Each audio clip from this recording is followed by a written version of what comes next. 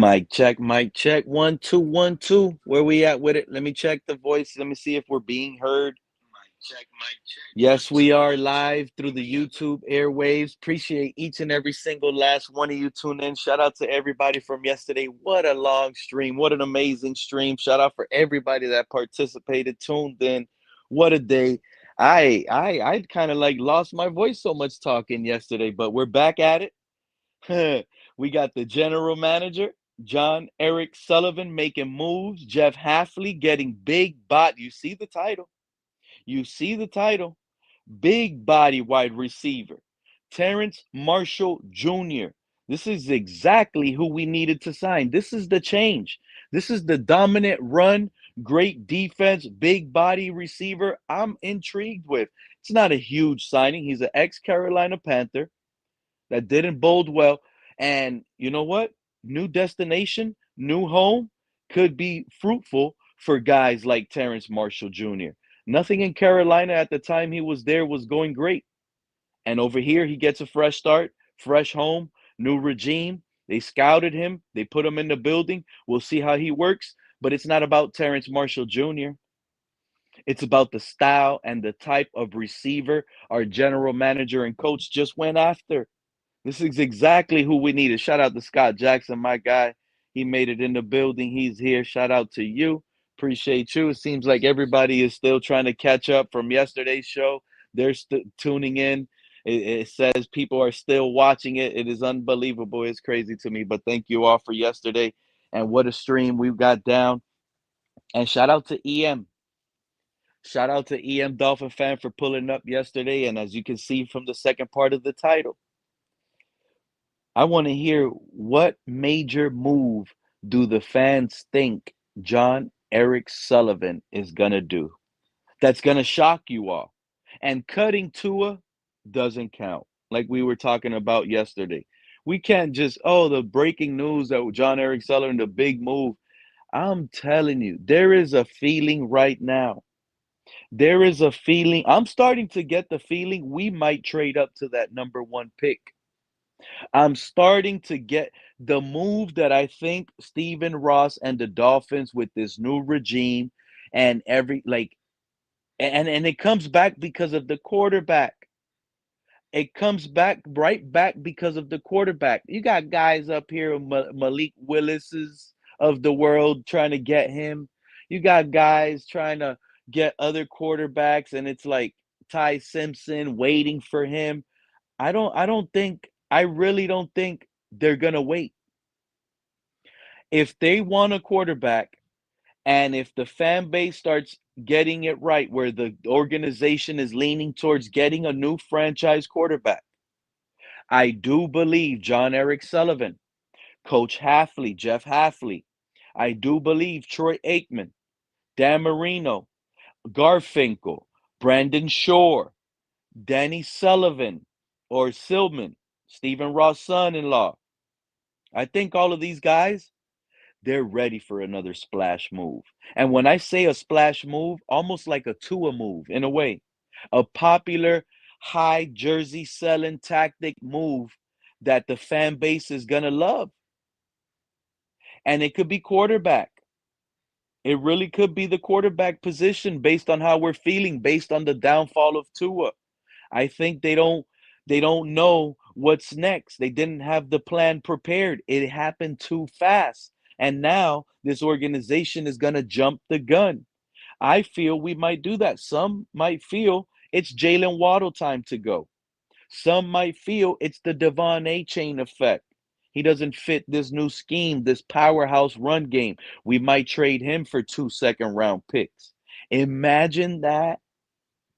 Imagine Jon Eric Sullivan pulls out a deal like that. You get a second and a third for Devon A chain. A second and a third in this draft. Now we're loaded. Now we got a first, 2 seconds, 4 thirds. I don't even think the GM and coach would stop there. I think they're packaging all of that up, doing a grandfather trade, and getting up to number one for Mendoza. The homegrown kid that grew in Miami, the jersey will be top seller. That's the quarterback competition I want to see in Miami, if you ask me.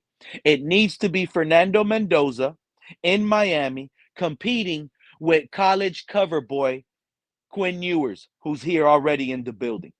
Let those two guys compete. One sounds like an AI robot, Fernando Mendoza. He's smart in the head, and the other one is a knucklehead with a gun, like Dan Marino. Let's do it. That is the quarterback competition. Here's another thing people don't want to realize. Tua ears. Tua doesn't have trade capital. He won't play for another team in this league. But you know who does have trade capital that it hurts to talk about? That's going to be my next title one of these days coming up. Will the Dolphins trade Quinn Ewers? His stock is higher than Shadur Sanders, if you ask me. That 3-game sample size, him knocking out the Buccaneers out of the playoffs from the division title, second career start, I'm sorry. He has trade value. He's better than some of these quarterbacks coming out of this draft class right now. We could probably get a third for Quinn. We could probably get a third for Quinn Ewers. Let's not forget that. He is a trade. He could be traded. Did you hear? What's up, California? I see you in the chat. Shout out to Ghost 100.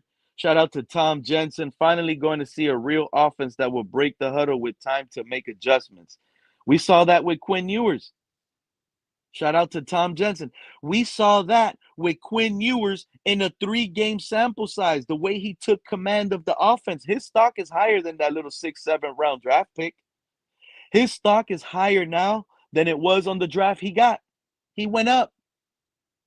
Quinn Ewers went up. At worst, you're getting a 5th-round pick for Quinn Ewers right now by another team. Looking to trade, looking for a new franchise quarterback. Quinn Ewers, the Jets will probably want Quinn Ewers. We could trade the Raiders, Quinn Ewers, if they want a boatload of picks and rebuild that over there. For the number 1 pick, we give you like 6 draft picks and Quinn Ewers. And here's Waddle with it too. We could get jiggy with it. You want Waddle, Raiders? Here's Waddle and Quinn Ewers. With all these draft picks, let us get that number 1 draft pick, Fernando Mendoza. 6'5", 230 pounds, mobile, can move. That's the move right there. Or is it Waddle to the Tennessee Titans? Or is it Waddle to the Titans for their 4th or 5th or 6th pick, wherever they're drafting at? And that gives us 2 picks in the top 11 picks. That's trade capital. That is trade capital. Hey, Raiders, we got the 5th pick from the Titans, and we also got the 11th pick to offer you. We got 2 first-round draft picks right here, plus a 2nd and 2 thirds. You know what that leaves us? With the number 1 overall pick and a 3rd-round pick still. And we got 4th, 5th, 6th, and 7th. That's all we need. And we got our franchise quarterback.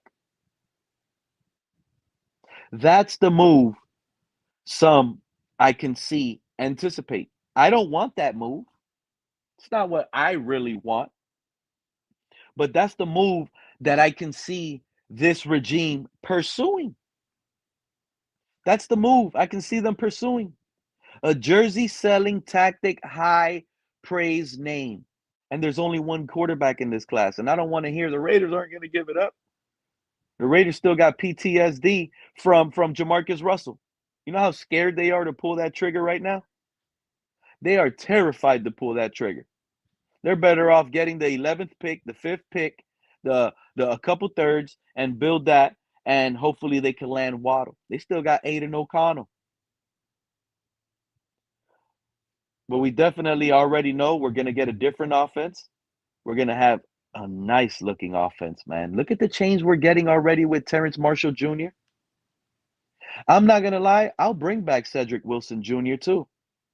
Terrence Marshall Jr., Cedric Wilson. I like Cedric Wilson more than I like Malik Washington, Taj Washington.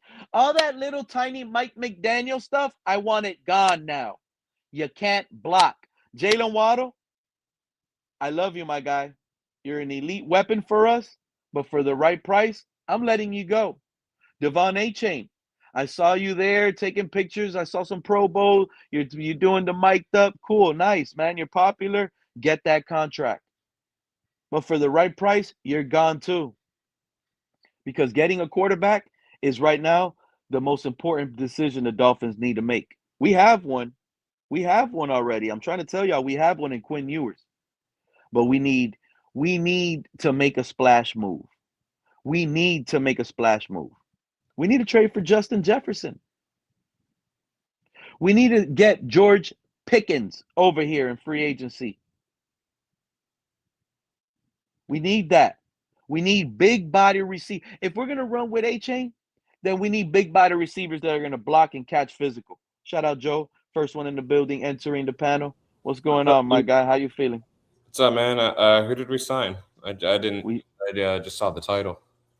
Big body receiver, ex-Carolina Panthers second-round draft pick, Terrence Marshall Jr. I remember him around.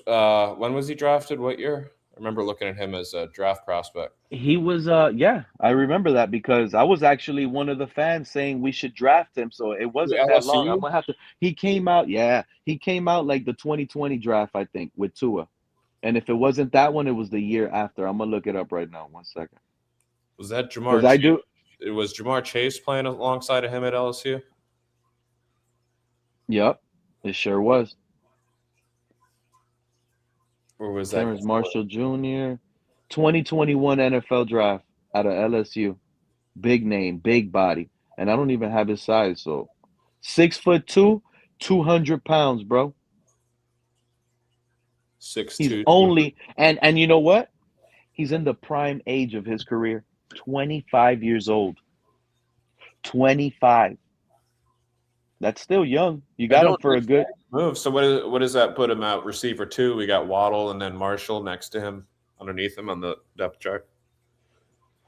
Well, right now, the way I'm looking at it, until further notice, it's Tyreek Hill, Waddle, and now Terrence Marshall Jr. Yeah, I know. You still think Tyreek's coming back.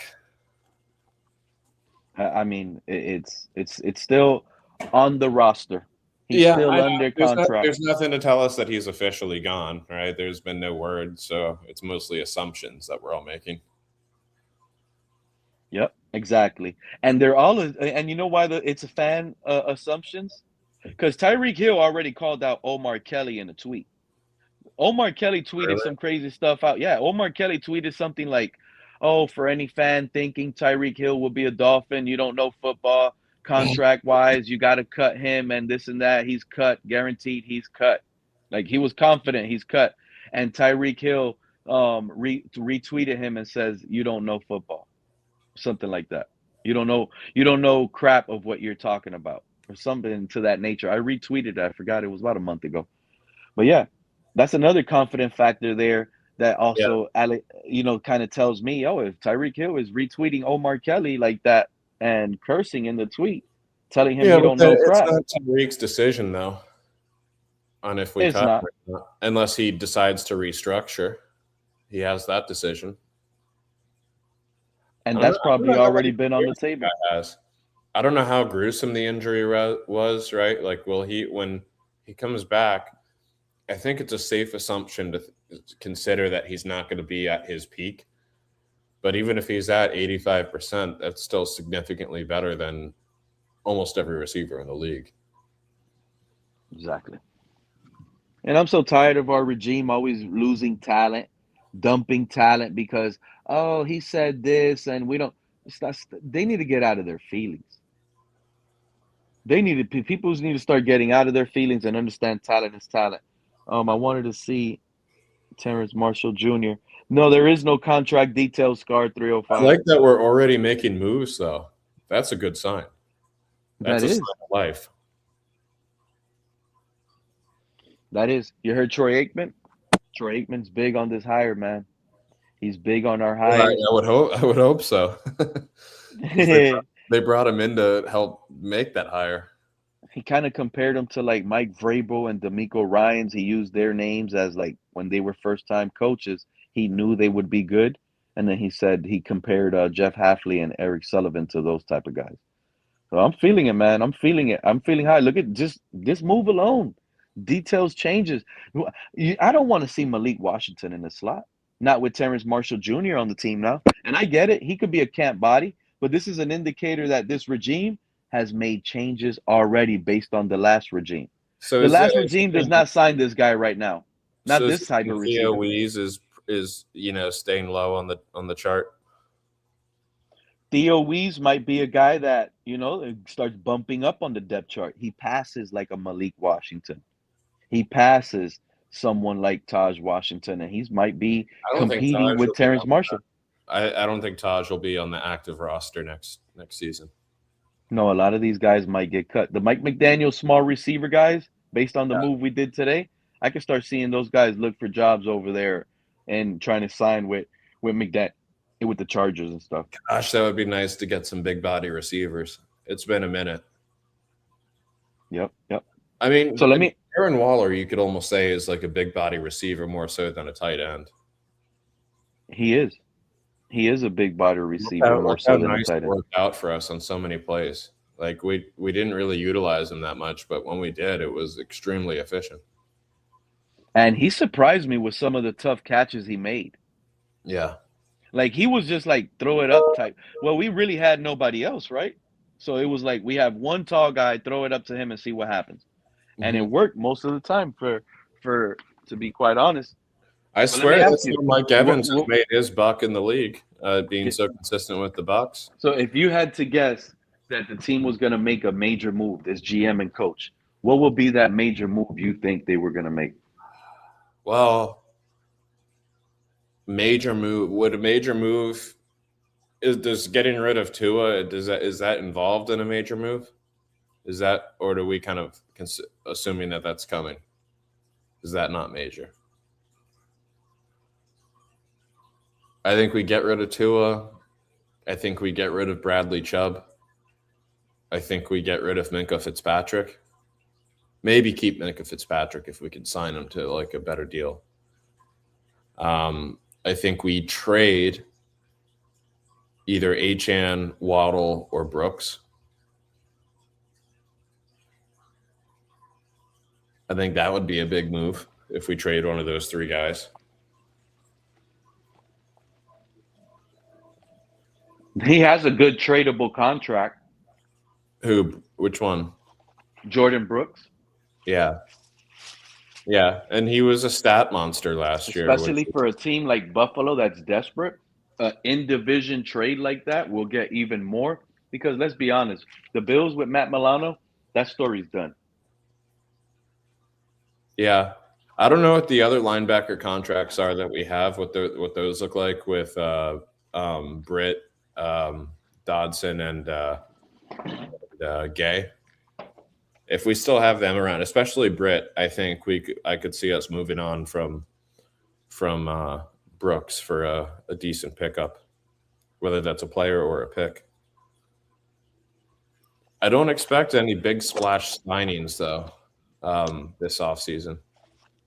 I think they got to get the books right. I think they got to draft correct and get the books right for a year.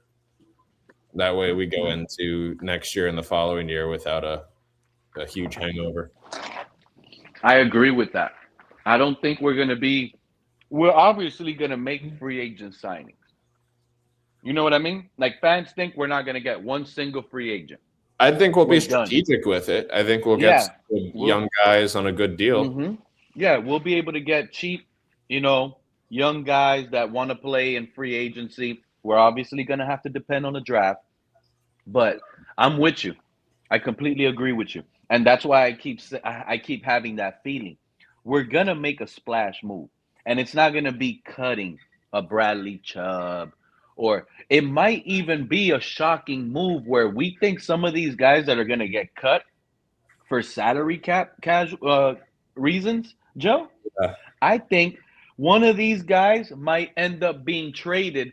And for us, it's like, since the fan base has been requesting Tyreek Hill to get cut for salary cap implications the entire time, we're going to be so shocked we netted a second-round draft pick from whatever team, from the Titans, let's say. Maybe the Titans trade for Tyreek Hill, and they're desperate enough to give us a second-rounder. That's when we're gonna be like, whoa, that's a breaking. Because I don't think we're gonna be able to sign a good free agent, but a move we make could be a trade we didn't see coming. That's the feeling I'm getting, Joe. I don't know about you. I don't know about the chat. I don't know about other. I just know EM Dolphin fan was up here and he said it, and I've been feeling like that's what's gonna happen. And I just want to know what fans feel because it's the obvious is cutting Chubb, cutting this guy. We might turn around and do something like there's an option where we Yeah. extend Minka Fitzpatrick for like a 3-year deal, let him end his career here. We give him a nice little sizable contract, and that alone helps our salary cap. Yeah, I think we have to do one of two things for that DB room. We either have to keep Fitzpatrick around, or we need to go and try to find a good deal on a CB1. Because we do have what's his name coming back, Kohu, I believe. And we have Jack Jones. Is Jack Jones still on contract? All of these guys were 1-year deals, bro. Oh, We don't even know if Cater's going to come back because he was on a second-round restricted 1-year deal pretty much. right. So we have to figure out that corner room in some regard, whether it's drafting with the first round or going and getting a guy. If we leave it completely unaddressed until 2027, when I think we're actually going to start trying to win games again, I don't think it's going to be a good thing. So I see them addressing the cornerback room this year at some capacity. If it's a first-round pick, so be it. But hopefully we can get, a plug-and-play guy out of one of those other pieces we have. Who's that one player that we drafted recently that we can potentially be in shock that we traded, like a Chop? like a Salva Chop? But we don't have the depth to trade Chop right now. But if they're changing the scheme defensively, maybe he'd be an option. I don't think they would move Patrick Paul. Achane,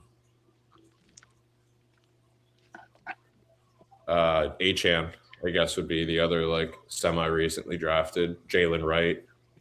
We do have a pretty young.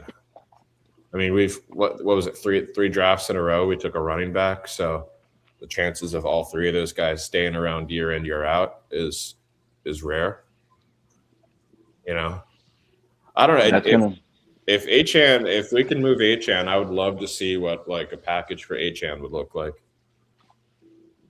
A second? They wanted a first. The Chiefs offered us a second rounder last year before the deadline. I think he could go for a first or 2 seconds. Whoo! I would prefer 2 seconds for Achane right now. Get him out of the building. Next year. Yep. Get him out of the building. We'll have 1 first, 2 seconds, 3 thirds, dude. Yeah, running backs, you can and especially with one like Achane, if we're not using the same exact offense this year, then Achane's perceived value is going to drop significantly after this coming year. So it'd be wiser to trade him now, coming off of that grand year that he had. Achane needs to go to an offense. He needs to get traded to the Chargers, bro, with Mike McDaniel and Herbert. He could, but they have remember they've got Najee Harris there along with Hampton. I think Harris was out for the year, but he's coming back. Marion Hampton. Yeah, Hampton and Harris. Najee Harris. Najee's not that old yet. No, he's not, but he got banged up in preseason and he was out for the year, poor guy. Yeah. But I'm with you. I think one of those offenses Achane go into. Interesting. Cap says, interesting. That's what we got to do. Some major move needs to happen. This regime, that's what they're going to have to do. They can't just stand pat and just rely on the cheap free agents or turn around and just sit around and wait for the draft and think this is the fan base wants something. Fine with a big move as long as it's not one of those win now, expensive, hurt you in the future kind of moves. We don't need to be making those moves.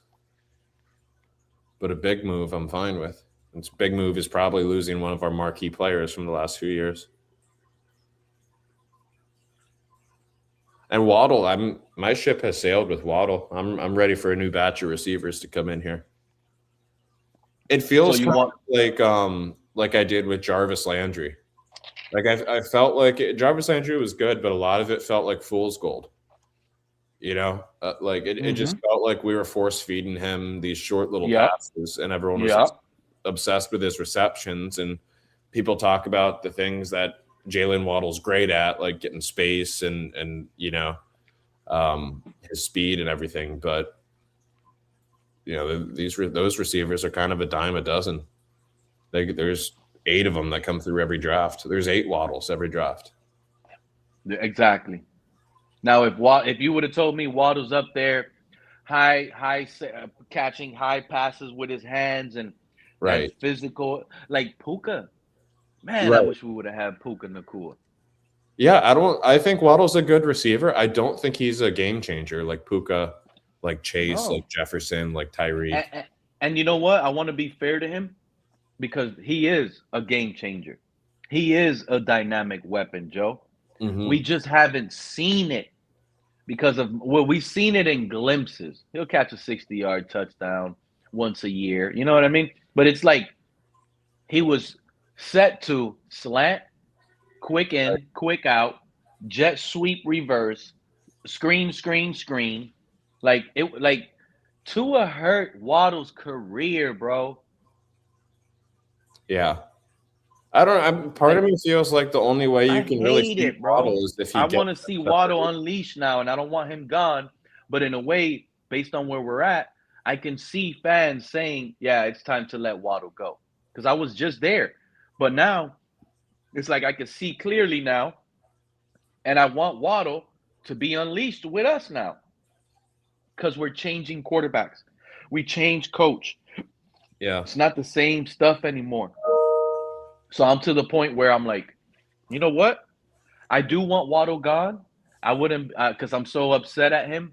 But at the same time, I want to give him another shot. It's like almost like a reset button, Joe.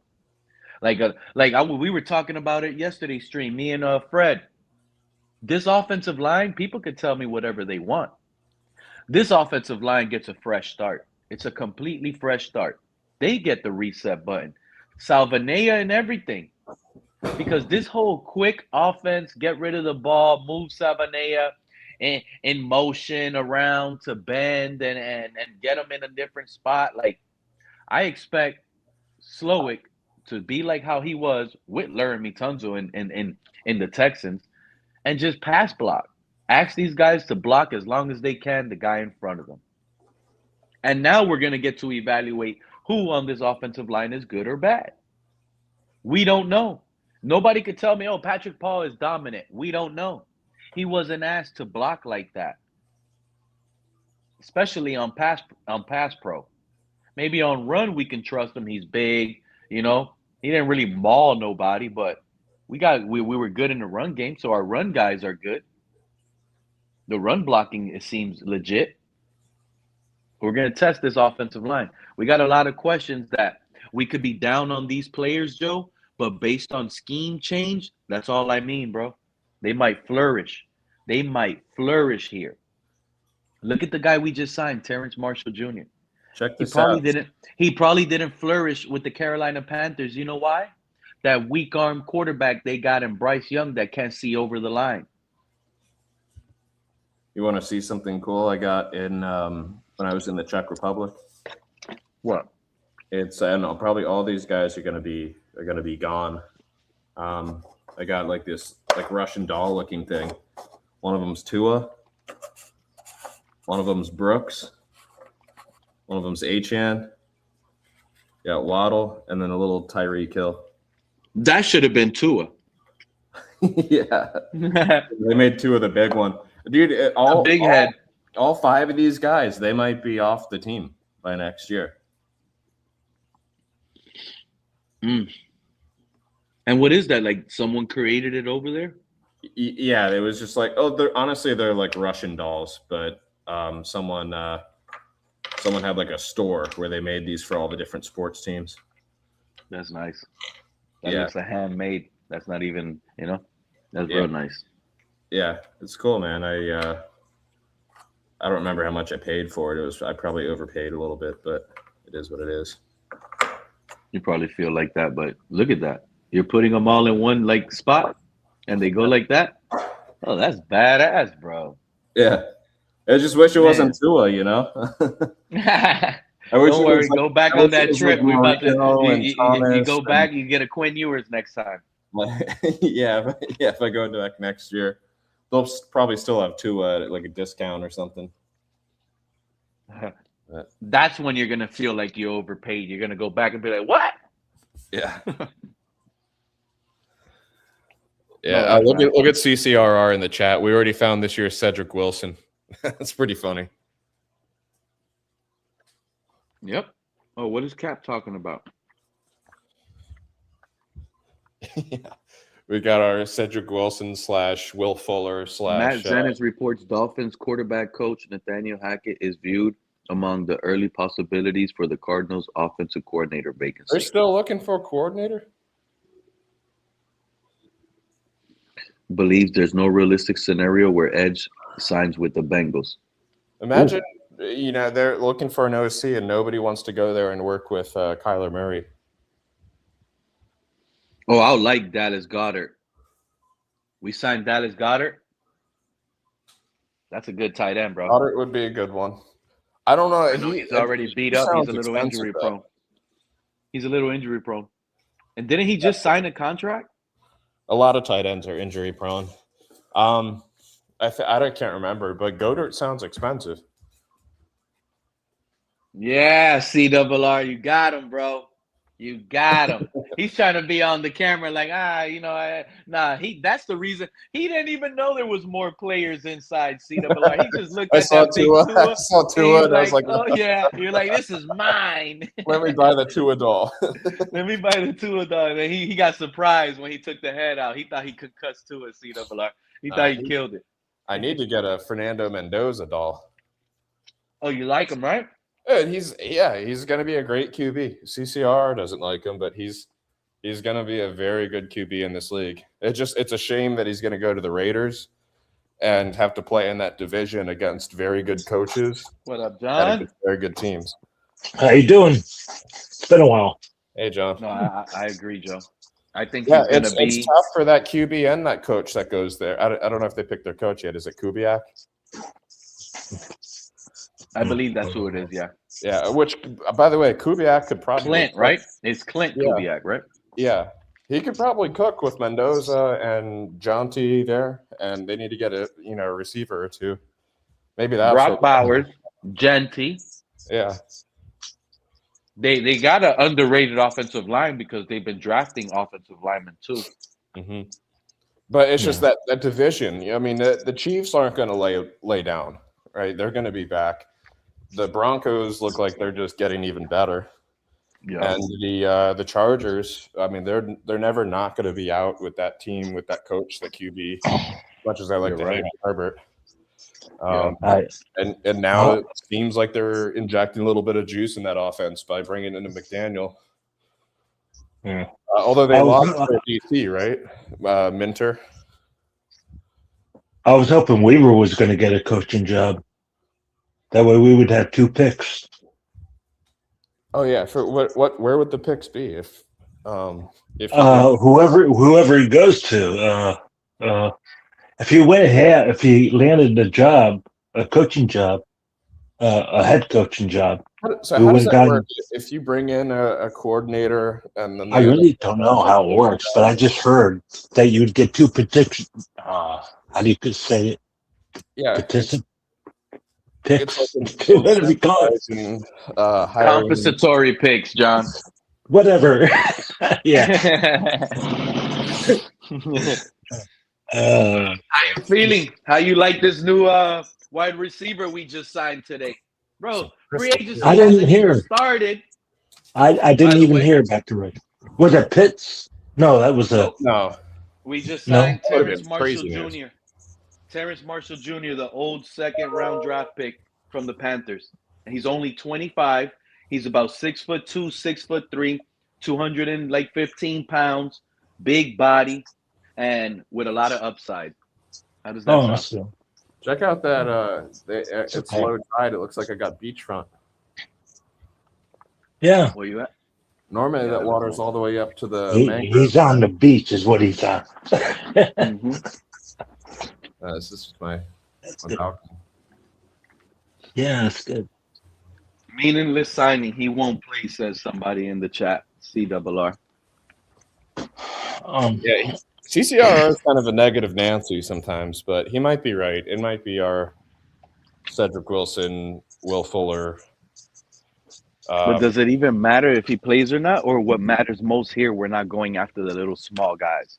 Because we literally could have we signed this guy, 5'8" receiver. Yeah. Yeah, I think Who knows? We could go into the draft and take Mekhi Lemon at 11. And that would debunk that entire narrative. But Bro, the man played with Bryce I Young. agree with you, Pete. I'm excited that he's a big body receiver, slightly big body. And I'm also excited that we're just making moves early instead of late, like we seem to be doing. Our offseason always felt like Greer. And this is a team, Joe. This is a team making moves early, like before even other teams. This is a team that signed a wide receiver right now that's worse in the league with salary cap. That's all you hear from the fans. Oh, we suck the salary cap, but look, we just got a wide receiver, a big body wide receiver, and not just any wide He's on his receiver. rookie deal still, A high. I consider that a high draft pick. I don't know about you, but a second round draft pick is a high draft pick. We got a high draft pick, second round wide receiver. Is he on his rookie contract still? I believe that already is done. So he's probably he's on a like a practice squad type Like contract. a veteran minimum. Prove it. Yeah, prove it type deal. Come play. And like I said, I'm intrigued by it. You know why? He's probably messed up his rookie contract, Joe.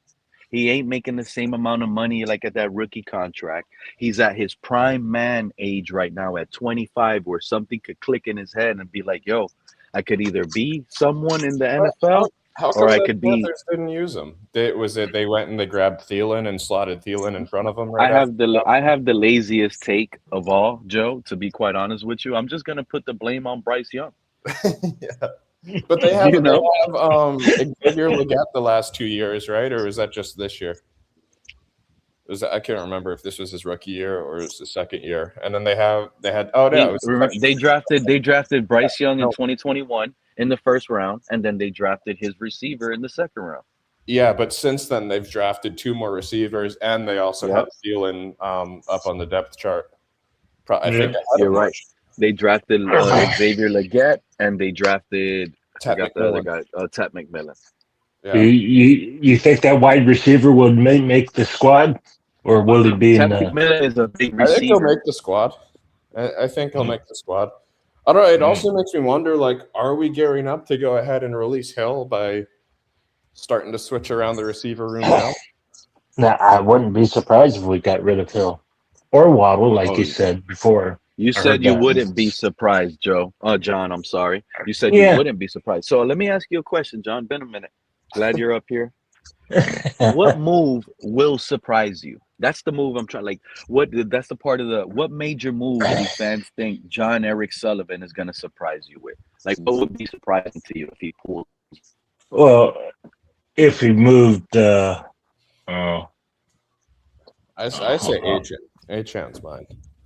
Yeah, if he moved Achan maybe, or for a bigger running back,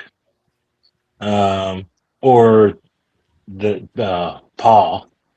If we got rid of Paul, I hope not. He's like the one person I want to keep. Yeah, that's why I said I would be surprised if we got rid of him. Yeah. Anybody else is, might be game.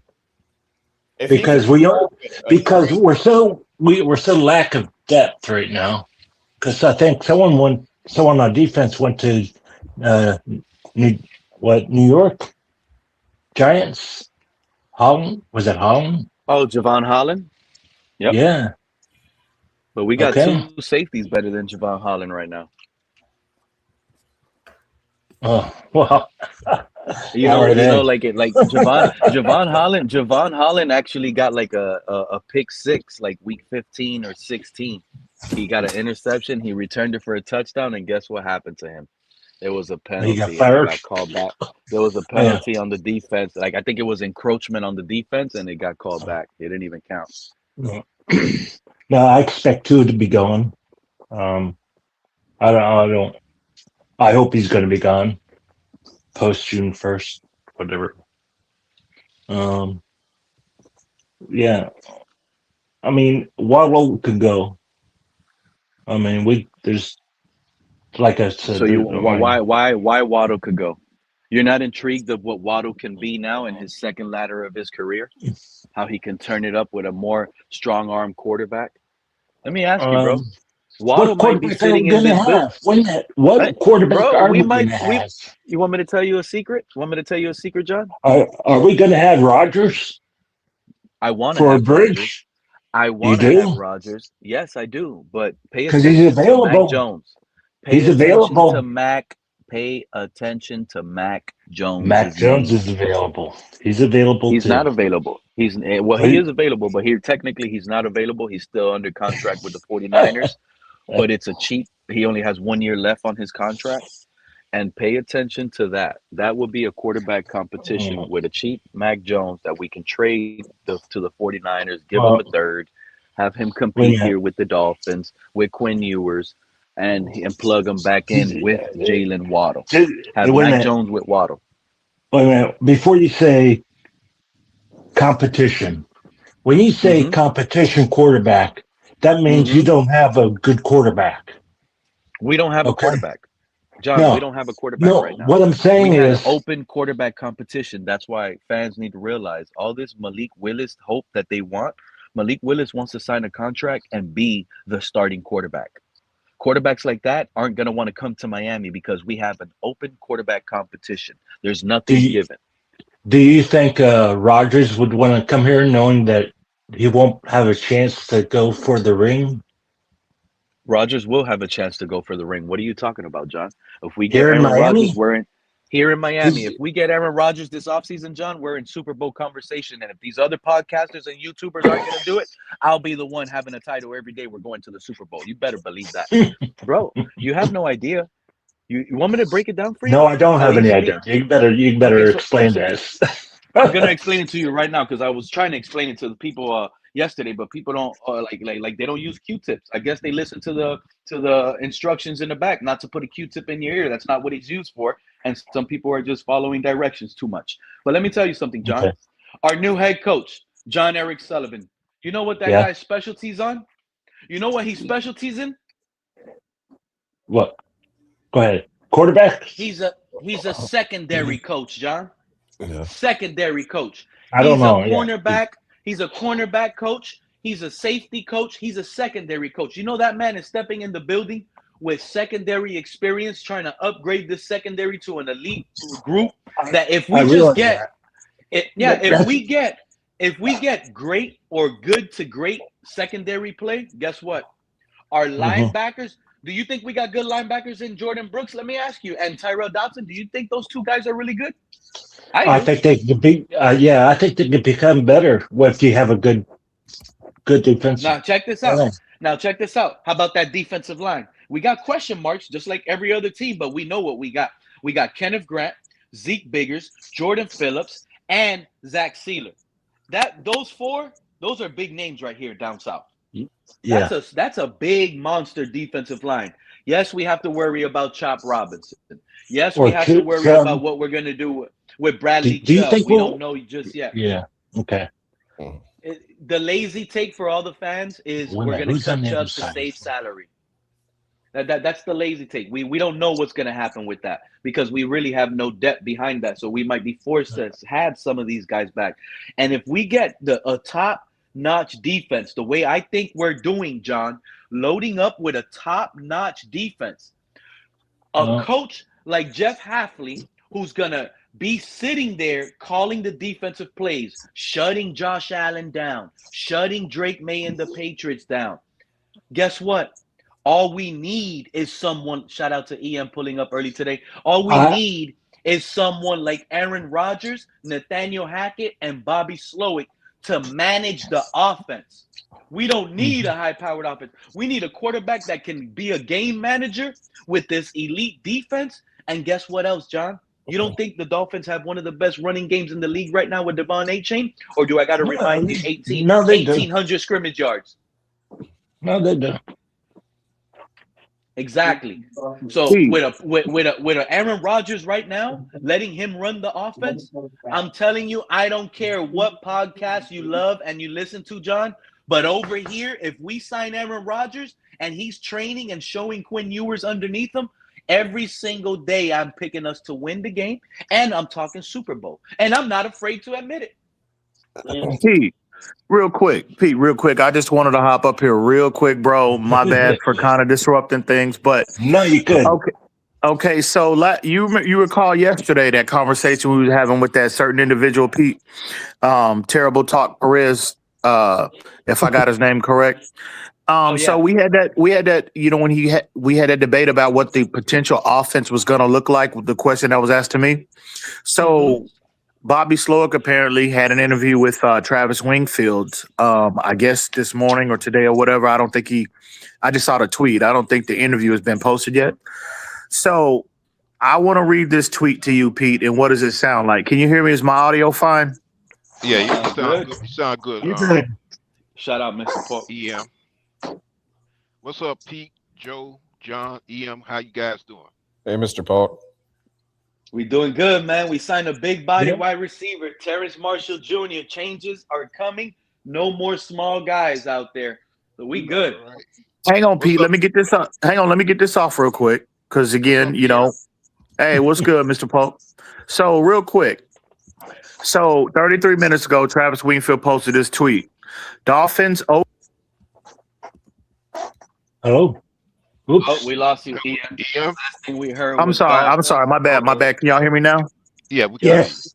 Okay, so basically, Travis Wingfield asked him in this interview what your offense is going to look like, and he said, "quote The roots are the same." Hang on, real quick. Let me double check. He said the bones are the same, the roots are the same. He said, "quote A lot that has to do with the players on the current roster, which I pointed out yesterday to this moron last night." Hey, I'm liking what I'm hearing right now. You know what that's telling me, right, Joe? You don't hear people say So I like Jalen that. so- going nowhere. The old school. So- going nowhere. So those two morons that was up here last night that was trying to debunk the position that I took in terms of what the offense could look like. Well, you got the man, Bobby Slowick, quoted, right? Basically validating everything that I said last night. So I hope they're listening. Those two individuals, that Terrible Talk Perez guy and that I don't know who that other guy was, but they were up here acting a fool and basically acting like complete buffoons last night, right? So I just want to put that out there, Pete, because it happened last time on your platform. So I want everybody. I'm sure they're listening, so I want them to know, and I'm sure the video will be dropping soon. And Pete, that's content for you, right? You can even follow up and have a show. Kind of briefly going over the offense or whatnot of basically what was discussed last night. So I just wanted to point that out, Pete. I saw that tweet. I said, you know what? Let me see if Pete is live.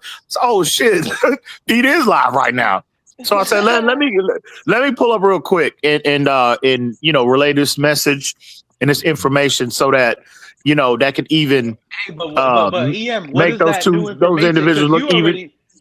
You killed Go him ahead. with kindness yesterday. You killed him with kindness. You broke it down in several languages, if you ask me.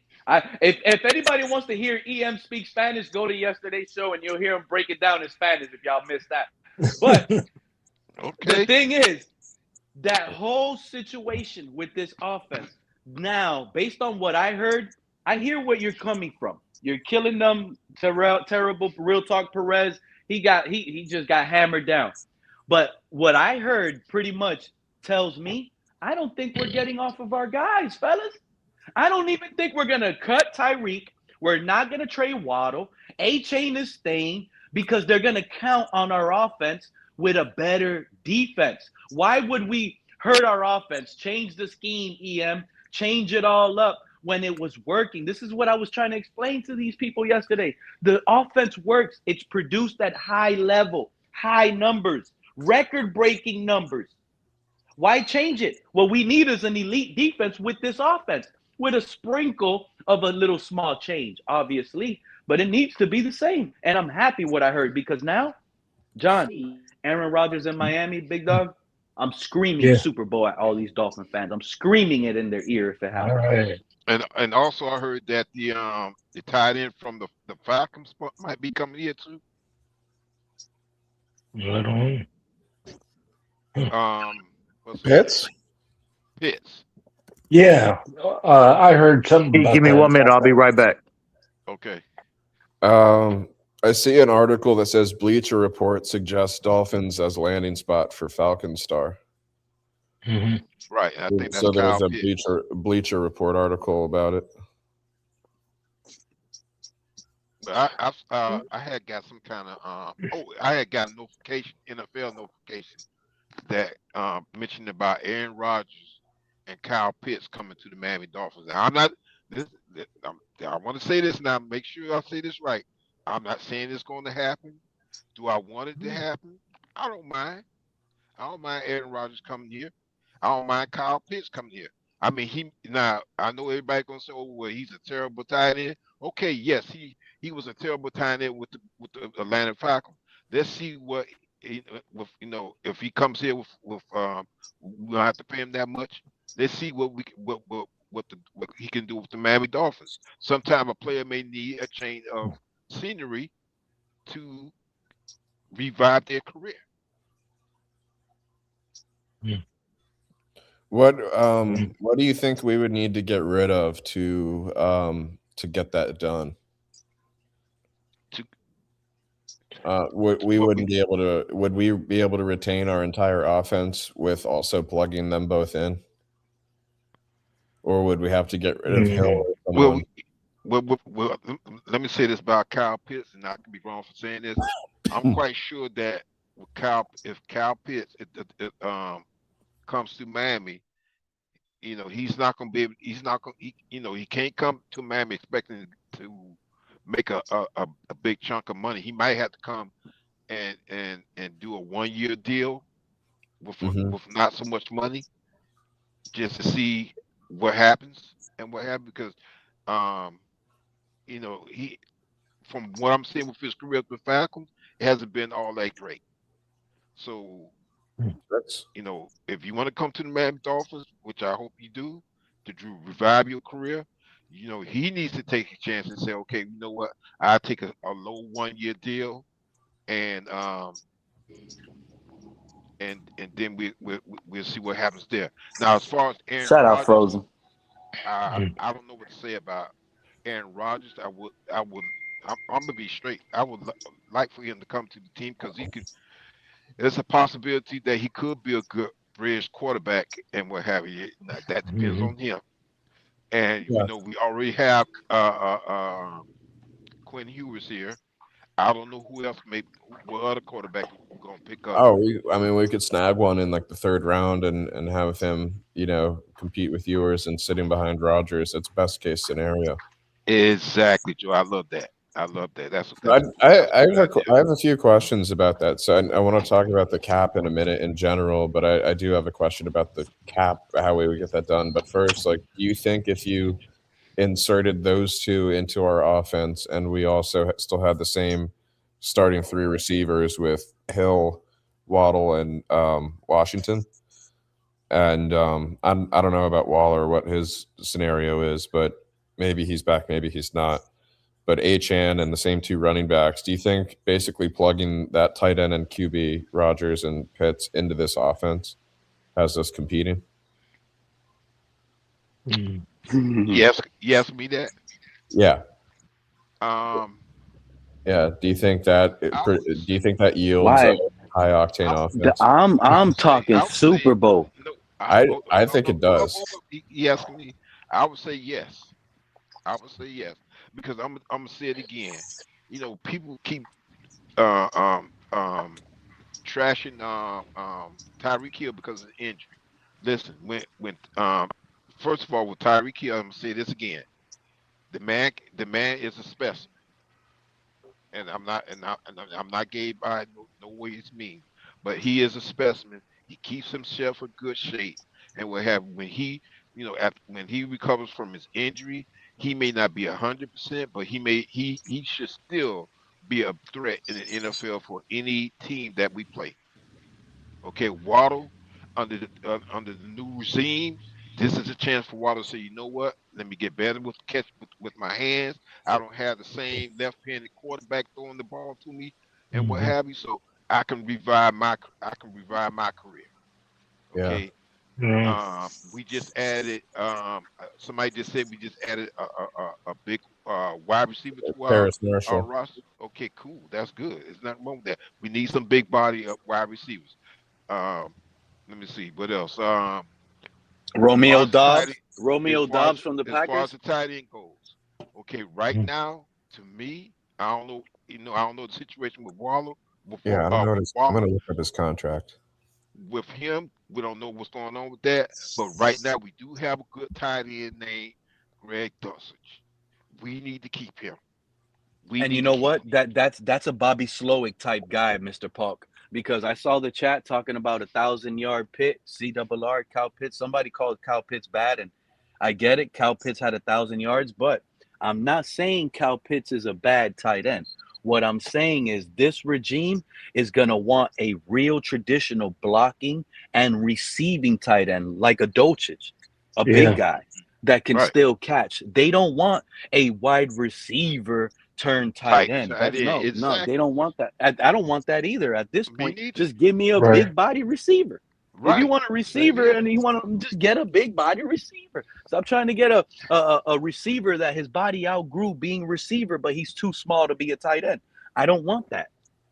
Right. So And then as I far as like running Kyle back, Pitts. I'll be all in on getting him here, but I don't mind it. I would prefer us to get a rookie receiver that's Hey, 6'3" coming out of the draft in the third round. Give him a wouldn't flyer mind that either. instead of And then signing Kyle Pitts. respond real quick with the running back room. Keep A Chain, keep Yep. Ollie Gordon. If they're not happy with Jalen Wright, then okay, let Jalen Wright go and bring in somebody else. Matter of Would fact, it be yo, would it be Jimmy, didn't Terrence Marshall break the LSU touchdown record, bro? Let me research that. If I'm not okay? I'm telling y'all, I was high on Terrence Marshall when he was coming out. Terrence Marshall Jr. LSU record. That's all I'm Okay, gonna type in. and Let me so see. Terrence Marshall Jr. played for LSU from 2018 from 2020. And 23 touchdowns in 32 games. He scored 23 touchdowns in 20 starts in college at LSU. He's tied fourth in the history of LSU in touchdowns. Fourth. mhm, Fourth. This is a mhm, touchdown machine, bro. This is yeah, a touchdown machine. yeah. We don't need him. We don't need him to have 12 catches, 140 yards, and we don't need all of that. We got Waddle for all of that. He's tied. He's tied for fifth. We need. I see it here, fourth. So ChatGPT or whoever AI Google. There's Dwayne Bowe, Brandon LaFell. Remember him? Oh, Brandon LaFell. Yeah, Justin Jefferson. Brian Thomas Jr. was after him. So at the time he was tied for fourth, but BTJ. So you know what? Yeah, so that's who I confuse him with Brian Thomas Jr. Jamar Chase for that fifth and sixth. I'm telling you, bro. Terrence Marshall Jr. More than Malik Neighbors. It might be a nothing burger, and I might be hired, but I know he has talent. I know what he's good for. We don't need him to have 1,300 receiving yards. I would like for him to have 7 touchdown grabs this year from the quarterback with 40, 50 catches as the number 3. Well, I'm gonna add something to that myself, and I know a lot of people not gonna like it, but I think if we're gonna keep going Eros, might as well keep Theo Weese also. Now, Theo Weese ain't going nowhere. Theo Weese is a Ewers guy. They're not going to get rid of him unless this regime gets receivers that are clearly better than him. And the receiver room, it really is open competition right now. If you don't get in, you don't get in. Is 6'2" a big receiver?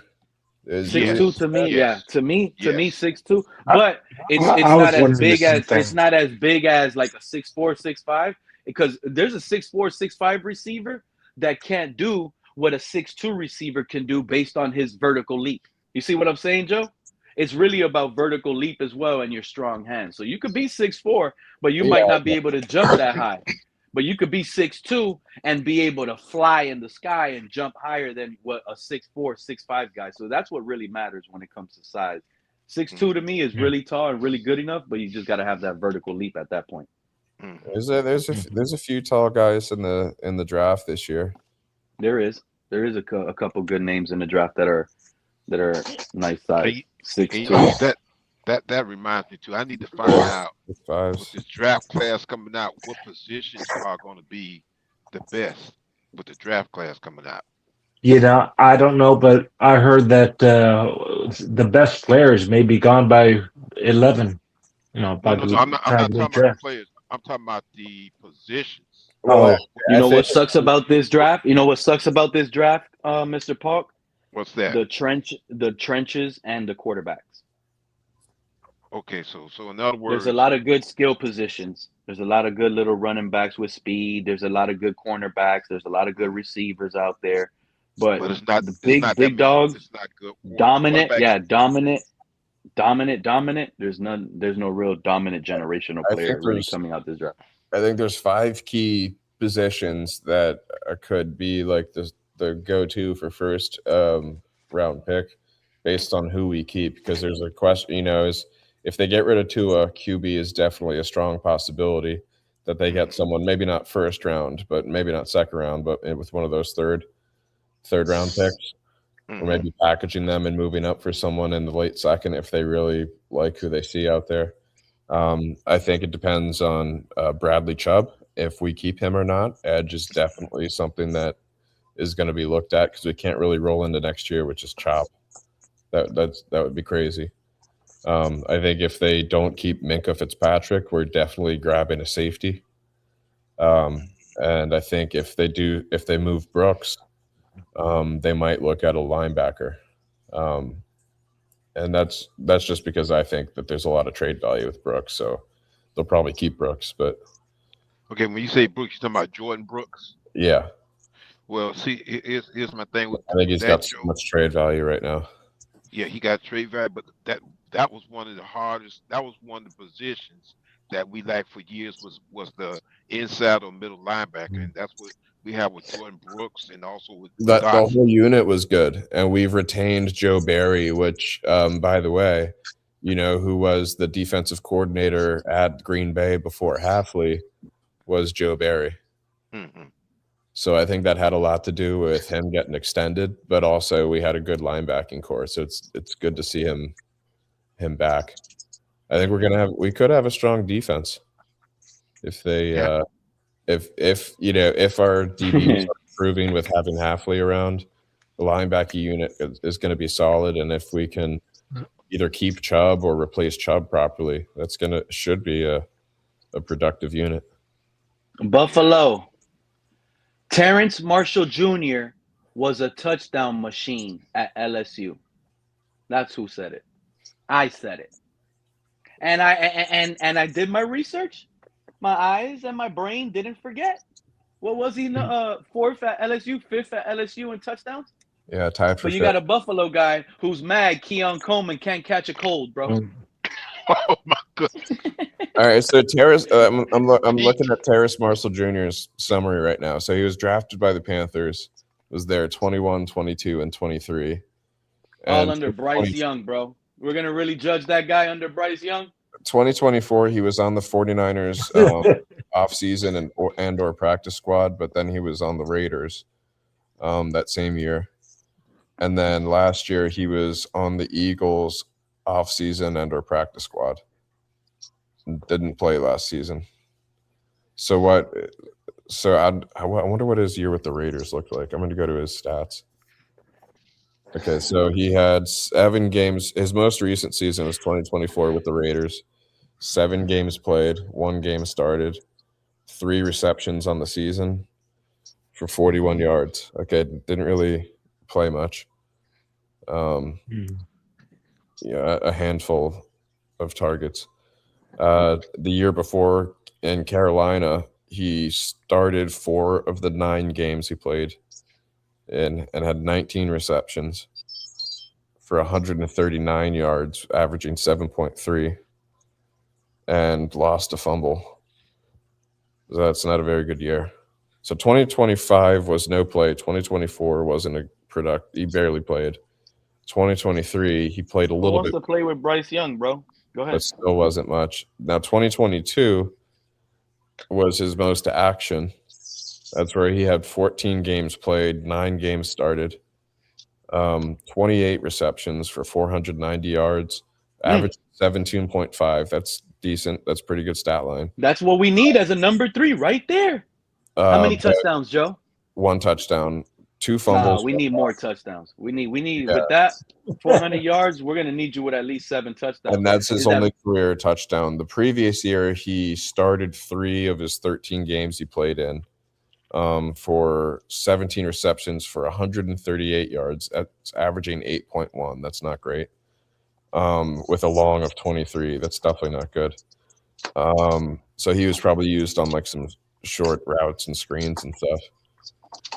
So his only good year in his 4-year career that existed in the last 5 years, because he didn't play last year, was 2022, and that was low on touchdowns. But you could argue that 28 for 490 is pretty good. Averaging. You know how many offensive coordinators you just pretty much reminded me of, and bad. That guy was under 2 coaching staffs in Carolina, Joe. Who was the QB in 2022? Was it Darnold or was it Bryce Young? Was it Bryce Young? Young got drafted in 2022 with C.J. Stroud. Wasn't there a year where Darnold stepped in and was like playing better than Bryce Young? 2020. It was 2021 with Baker Mayfield and Sam Darnold. I think like Bryce got benched for someone, right? Or am I? Bryce got benched for Andy Dalton. Dalton. That's who I'm thinking of. What year was that? That was 2 years ago. Early on in the season, he got benched, and then he won the job again supposedly, and he ended the season really hot.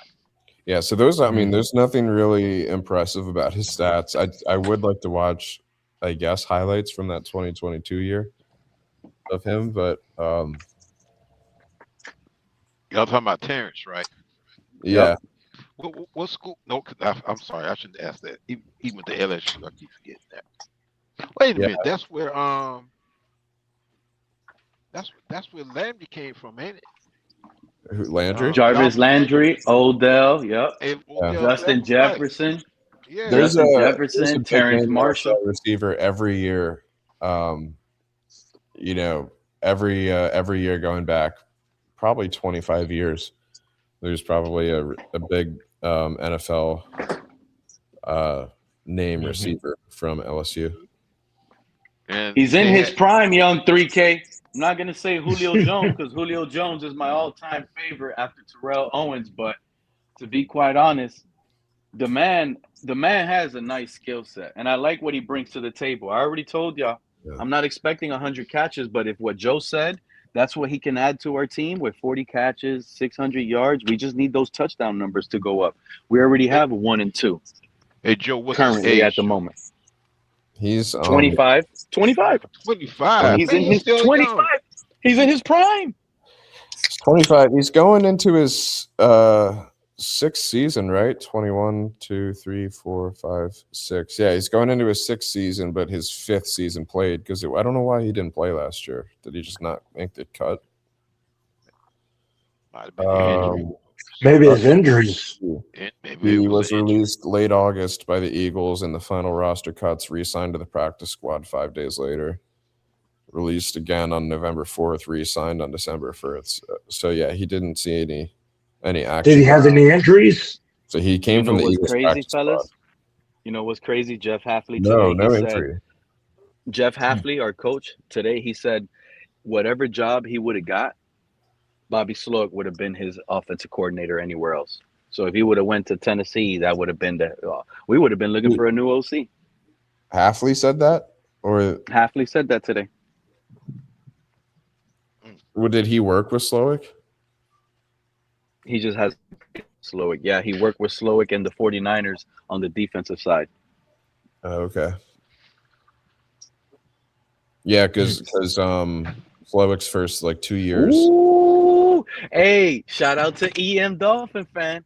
He was talking to Real Talk Perez yesterday, and Perez wasn't understanding. But now, today, 1 day later, we're getting information. Check this out. Bobby Slowick today said he's obviously part of the same coaching tree from Mike McDaniel, but trees do grow differently. Mhm. Okay. Okay. I told that's I'm telling y'all, hearing things like that, you know what it tells me? A-Chain ain't going nowhere. Waddle ain't going nowhere. Tyreek ain't going nowhere. Our offense ain't going nowhere. Now, what's scary is hearing things like that. I have to include the name as much as you guys don't want to believe it, but Tua might not go nowhere. That's just the truth. Because if they have a plan to go out and win right now with an upgraded defense, this coaching staff turns around and says the quarterback that gives us the best chance to win right now is Quinn Ewers and Tua Tagovailoa. They're gonna roll with that offensively, and they won't be lying. And you know why? Because Tua will be the backup in case Quinn Ewers gets hurt. We already have an offense in place, set up for Tua to roll 3-4 games. If we keep to it, there's another reason. It's just because we still have to pay the man. Okay. That's exactly what it is. Yeah, but I'm gonna say this though, and I'm gonna be straight. To me, it would be foolish to keep Tua because Tua is not even a backup quarterback. That's what he is now. He's not a backup quarterback. So if we go, that's why I say, we have to bring in another quarterback. Besides having Quinn Ewers, we have to bring in another quarterback. Okay, I can deal with Quinn Ewers being the quarterback. Then we bring in another quarterback that'd be second string, and then we got Tua as third string because Tua is not even a backup quarterback. You can say that, Mr. Park, but look, there's fans in the chat, bro. Tua is still the best quarterback on the roster. There's still Dolphin fans that really believe that. Okay, but that's what they can believe that. I'm going. And you don't think Bobby Slowick believes that? I'm not. We kept someone in house. The fans can talk about whatever we want to talk. Tua's cut. We can make fun of him all we want, but he's still on the team. He's still on the team. He ain't going nowhere. It's open quarterback competition for Tua right now and Quinn Ewers. What you said, Joe? I think he once was the best QB in the room, but he's in decline. Exactly. Yeah. He was in decline last year. Yeah. I believe that the GM that was hired, I believe, was hired on the premise that he's going to rip the Band-Aid off, but they're going to do it post June 1st, so it doesn't hurt as bad. Yeah. That's what I said at the beginning. Yeah. Because thank you, John, from sunny Sarasota. The man is in decline, and you can see it in the last couple of games he was playing. That's wrong, Matt. He has dropped off tremendously. Okay, he's dropped off tremendously. He's not what he was in 2023. I'm sorry, he's not. And to me, he's not even the backup quarterback. But we will keep him until, just like I said, until June. Have you guys looked at any of the receivers in the event that we don't retain, Hill and Waddle and Washington as our top three? That's a good question. That's why I really hope, Joe, and I really hope that we do keep him because I don't see it, man.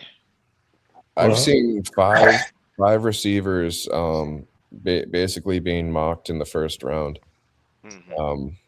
In this draft, and there's a few guys in the second round, even into the third round that I really like. There's obviously both receivers from Indiana, Surratt and Cooper Jr. Both those guys are very talented. I think I would be pissed if we got Mekhi Lemon and tried to run it back with Tua and Mekhi Lemon, but I don't think that's going to happen. They're not going to do the. Lemon is a receiver, right? Yeah, he's the short, quick guy. Lemon is space. Yeah. from USC. I'm gonna tell you Polynesian. right now. The Packers, they drafted Matthew Golden last year. The first time they drafted a wide receiver in the first round in ages or whatever, Yeah. but they didn't use that guy, and They don't he was need a to, small, little, short speedster.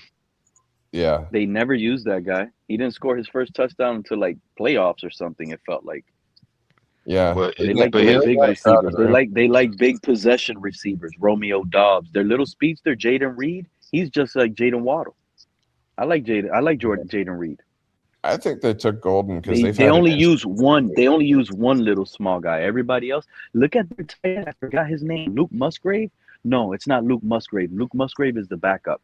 Who's the starting tight end over there in Green Bay that got hurt last year? Oh my God, I what don't was know. his name? There's so many Tucker. players. I'm thinking about college. Tucker Kraft, bro. Look at that guy. What's his size, Joe?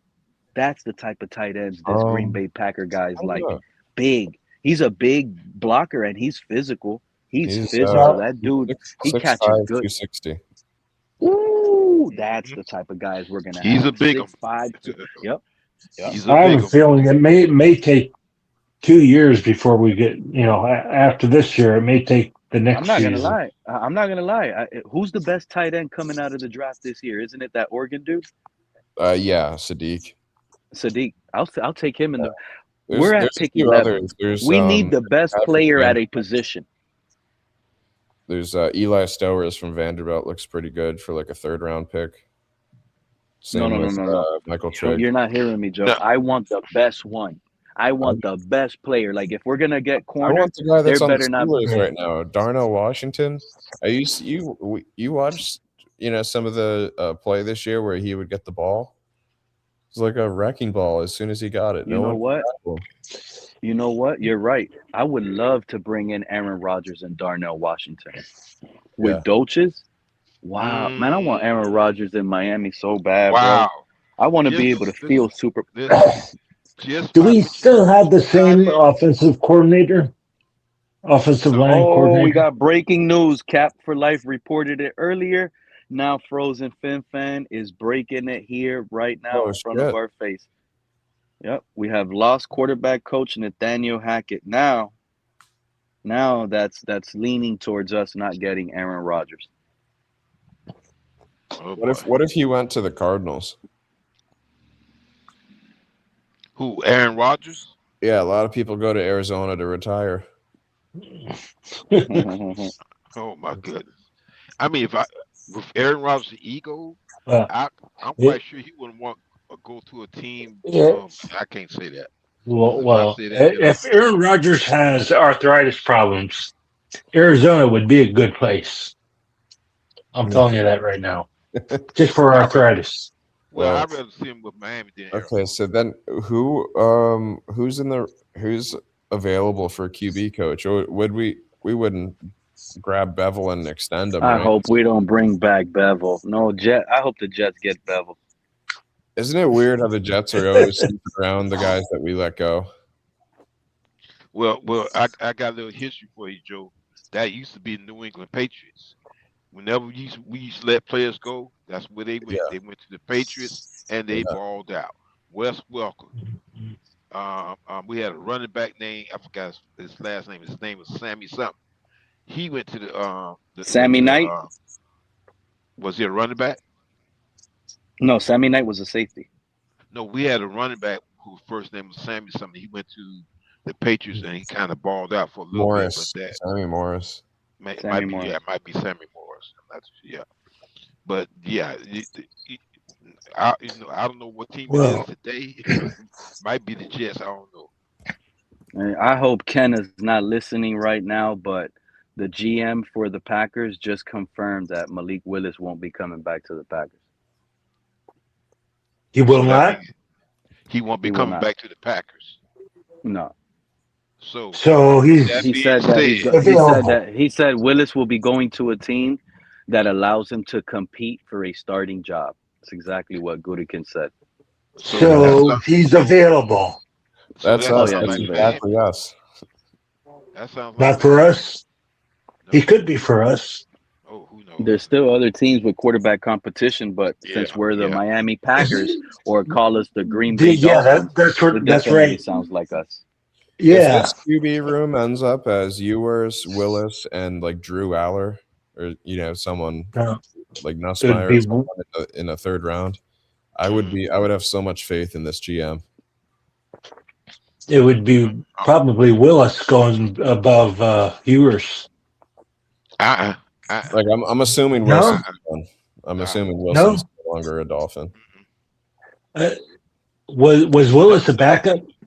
I guess he was. Yeah, John, he stepped in. He stepped in magnificently Wow. when Love went down. The reason why I'm saying that, John, I could be wrong because right now, I'm quite sure right now Quinn Ewers is listed as our #1 quarterback. Yeah. Yeah, but I think I don't. What was Zach Wilson? Was he on contract for another year, or was he just that? Well, that's a good question. In fact, is he still on our team? I hear somebody in the background. That's Bobby Slowick talking right now. I'm listening to him Oh, talk okay. about.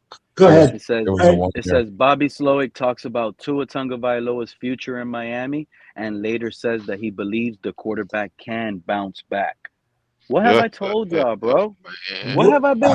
See, y'all ain't gonna want to watch that Bobby Slowick interview. Listen, Y'all ain't gonna want to watch that. I've been warning. No, I don't want to watch It go it. from sunshine and rainbows to cloudy, dark skies. I don't want to real watch that fast thing. over here. they could be saying that. You're killing me. They should, You're killing me, Smalls. When June come around, they could let him go finally. we should get Philip Rivers as a not gonna- QB coach. A coach not gonna come in here and say that we about to get rid of this player, straight out like that. No. We got rid of a coach and a GM, and we have a injured Tua, and a new coach and GM's going to come in and say, "We want Tua." You really think that's going to happen? What do you mean by Now, injured when you Tua? There might be a reason why John Harbaugh Tua's away. been injured his whole life. I mean, since college. You're saying Okay. injury prone Tua. Yes, injury prone Tua.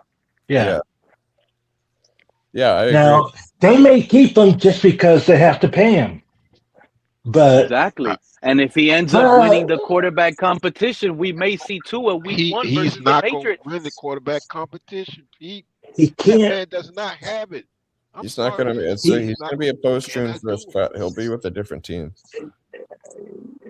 Yeah, not gonna do that. if not this year, next year he will be. Okay. He'll We still might not on get off another of Tua team. till next year, bro. We'll Some be of us paying got to him, but start he'll sign with understanding that. another team as well. He'll be like Exactly. Some of us got to. We might Just like we might did- need to come to grasp, bro. This is one more year of Tua, and that's it. Just he'll like go to like just like we Vegas did or Xavier something. Howard. And he'll go to This is Vegas. why we should have clean house, bro. This is why we should have clean house. Why we got Bobby Slowick as OC? Because he knows he could work with Tua. He knows that. No. Oh my goodness, Pete! Come on, Pete! Come on now, you got. The man just said. The Okay, man just said he believes the quarterback can bounce back. He's saying that Tua has injuries and we still have to pay him. What if Slowick is out here telling him, "Yo, Tua, you need to be big boy Tua again." Look, when you were fat boy Tua, you was throwing that rock. Big boy Tua left in 2023. Okay, you can. What if you got this coaching staff telling him to gain weight and get stronger? He's like Ben. Wait a minute. He's already done that once. And what happened? He's done that. Okay, he's done that. And when he did that, he played good. The man went and learned martial arts. But you don't see him on the Kung Fu movie, do you? You're not understanding, Mr. Park. If No, the I'm man gains the understanding. weight, the man has an opportunity for his job. The man is competing for the job. He's going against Malik Willis and Quinn Ewers now. He's going against Malik Willis and Quinn Ewers. That man's going to win that quarterback competition. He's going to be the third He's going to quarterback. win it. He's going to win be the third job. Quarterback. He This is going to stinks, be the bro. third quarterback. This stinks, Dude, bro. that I brought up on I don't know if it's your podcast or another podcast. That's what I said. brought up, It may I be brought a up year before I we brought up the situation. Hold before up, we John. even I get brought up better. the situation that Tua can probably go and play arena football. But guess what? People say he's not even physically able to do that. Hmm. So Can't believe this they can coach, say man. This they can man say what sitting they here want talking to. about Tua could bounce back. He sure could Mhm. if his quarterback competition room is over here looking like Malik Willis and Quinn Ewers. Tua might win that job, bro. We might be in June talking about, oh, Quinn Ewers won today's practice. Quinn Ewers is the starter. Next thing you know, you got Tua Nears bouncing back on Wednesday. Talk about, oh, Tua threw 3 today. It's his job to lose now. It's going to be another Tua offseason race, bro. Mhm. Mhm. Yeah. And the moon is made out of Swiss cheese. We're going to be looking to reach and scoop off that moon pretty soon because June is around the corner. And Yep. with coaches talking like this, Mr. Pug, you Yeah. think this is what I want to talk about? You think my brain wants to talk about this right now? This is what I heard right now while y'all were talking. I'm Okay. listening to And Bobby Slowick that's talk what you're about this hearing. And that's what you're hearing. from the coach's mouth, not from a fan on the panel, from the coach's mouth. Mm-hmm. Yeah. And coaches lie too. Coaches lie.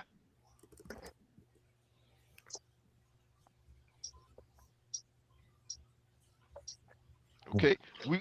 Here are the teams. Here are the Let's teams heading into next season. here we go. Here, Coach with Coach McDaniel. Okay, Coach McDaniel supposed to be coaching our team right now. Where's Coach McDaniels at? Where is he at? Where's Coach I don't know. McDaniels at? he's Guess coaching the what? quarterback we should have They drafted. said we were supposed to keep McDaniels for another year. Where's Coach McDaniels? These are the I mean, teams going into next year with the same head coach and offensive coordinator. So all you little fantasy guys that like fantasy, pay attention to these teams early on during fantasy. The Panthers got the same head coach and coordinator. Bengals still got the same coach and coordinator. Texans got the same coach and coordinator. Colts got the same, damn, the AFC South. Jaguars got the same coach and coordinator. Vikings, Patriots, Saints, Cowboys, Packers, and 49ers. hey, look who's down in the Oh, chat room. I haven't seen him in a good while. Sorry about that, Pete. who's that? GFC, come on up, my brother. I haven't seen you in a good while, man. Hit that link and come on up. Oh, JFC. Shout out to Jamaican Yeah, I Zion. haven't seen him in a while, man. That's a nice guy there. That's a nice dude. Tua, Come look, on up, my brother. CRR. Tua will never play another snap. Yeah, that's what fans are saying. That's what I say. Doesn't matter what we say. At the end of the day, I'm talking about what the coach just said. Well, that's the case, and that's career Well, suicide. If they put well, Tua that out may there be as a true. first Two string things quarterback, could be true, though. my goodness. Tua could be on the team, but he may not play a game, play down. Okay. Oh, is everybody here? I just Yep. Oh no, did we here. everybody lose me? I mean, he may not play down if he stays on the team because he's not going to be first string. Mm-mm, mm-mm, mm-mm. He's not going to be second string. If we get No, Snyder. he may be. Yeah, I don't know. I don't know. It all depends on who they bring in. If they bring in anybody for a quarterback. Now, Well, they the don't. coach They said saying that he's always going to draft a quarterback, right? Or the GM said that, right? either draft or you gotta get a free Yeah, agent. he's always Or you going to get a quarterback you got to get one every year. He said. you have to have 3 quarterbacks on your roster. It's not. Now, I mean, I don't think no, I it's mean, all. but in the draft, he's always going to try and draft a quarterback, no matter what. But he won't be starting. But if they just get one for a bridge, if they don't want Hewers, I don't know. Maybe they do want Hewers. I don't know. But if they want to bring in somebody for short time, 1 year, 2 years, whatever, then Tua won't be here. Tua won't be the starter. Okay, now I see. Okay, now that makes sense. Pros fan. Now that makes plenty of sense. What he's saying is that they boosting up Tua so that maybe they can somehow get him to Arizona. Look Yeah, at now look that at could what be true too. Oh, look at what Yeah, that could be possible. you know That's what? very that makes You possible. know plenty of what? sense. If this regime trades Tua, we got the best GM and head coach in the league right now. Yeah. If they Well, find a way to fleece a team and they trade Tua, imagine we get a second round draft pick for Tua.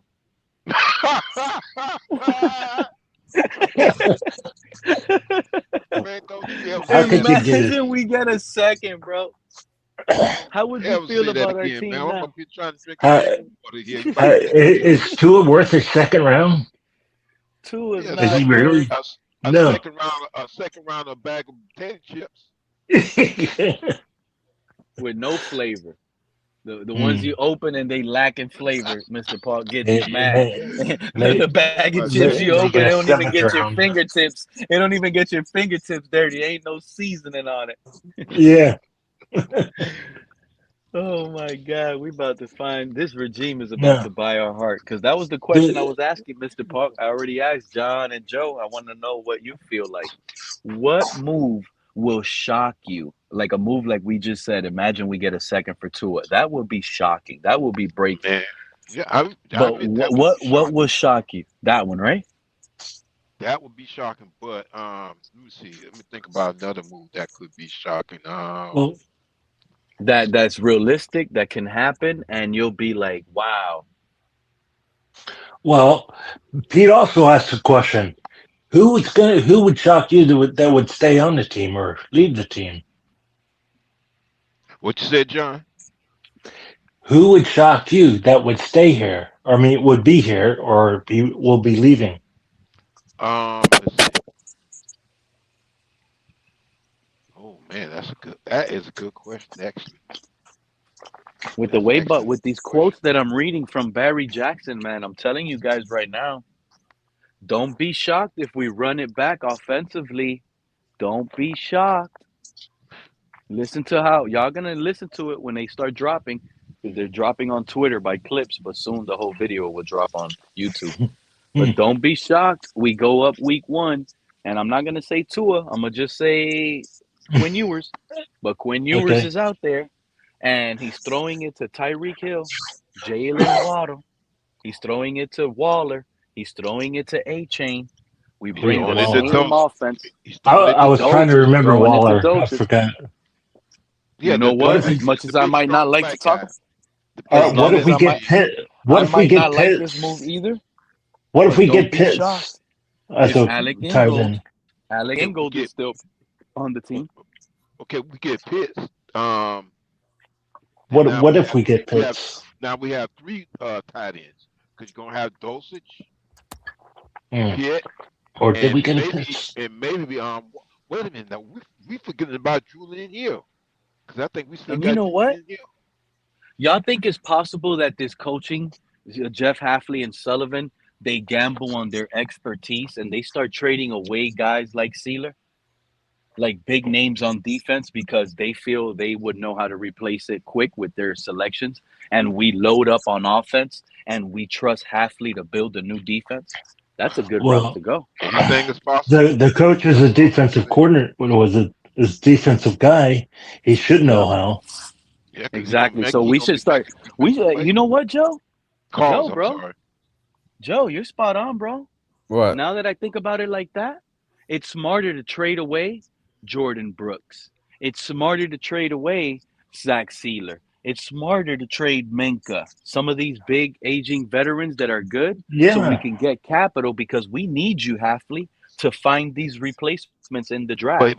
What we But can't afford is to start losing offensive pieces. We need to get better offensive pieces and I got rely on pushed Jeff. back. I got pushed back on why I wouldn't get rid of Just don't push me off the edge. Go ahead. No, I'm not. I would not get rid of Jordan Brooks, and I'm gonna tell you why. I'm gonna say it again. It's been years since we've had a good.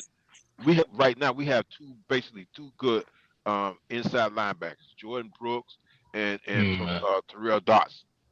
I would I try want to hit great. those two guys. I would, because it's been years since we had good players in that position. It's been years, and it's been hurting us. Well, So that's my only pushback is keep Jordan Brooks and Terrell Dotson unless you find a better replacement. well, what the Hurricanes defense? The rushers they had. Ruben Bain and the other dude. Yeah. Where are they supposed to go? They're gonna go high in the draft. Too Top high? 10 pick. Ruben Bain is a top 10 pick. Top 10? And I'm gonna Oh. be straight. I don't think with the GM with the new What? GM, Well, what if we? I don't think What that'd be if- a position of need right now inside linebacker. They gonna if anything on the defense they gonna be looking at is safety and maybe cornerback.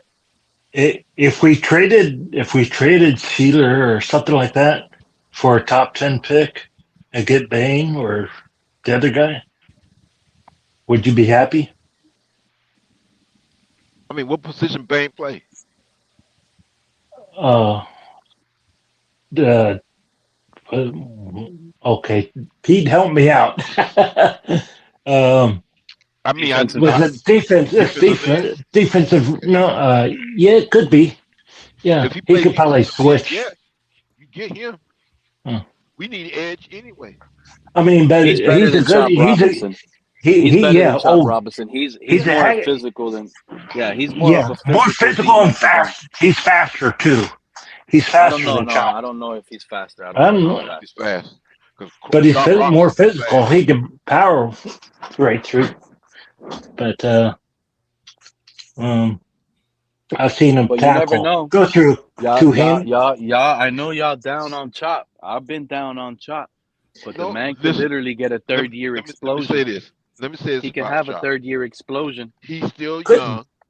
He's still young. Well, if you put him, if right now he's not under Weaver no more. He's under a new defensive coordinator. Who knows? He may, this new coordinator may be able to pull something out of him. So my thing is this: he's young, and I know people are saying he's trash, but let's see what happens with a new defense coordinator can do with. You never know. Gotta give him a chance. Never know. But meanwhile, I was just wondering if you have the opportunity to get Baines, that's not a bad idea. Yeah.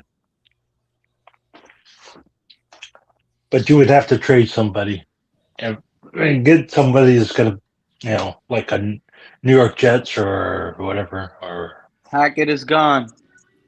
Hackett is gone, Ghost. He went to the Cardinals. You never know. We might be trading Tua to the Cardinals. Hackett was here, coming up with a plan on how to get Tua over there. Right, but that's what Frozen Fins was saying. He was saying that the reason why the coach is boosting up is doing a lot of good talk with Tua is they trying to see if they can get him to Arizona. That's what Frozen Fins fan just said a little ways back. And you know what's crazy about this offseason too, Mr. Polk?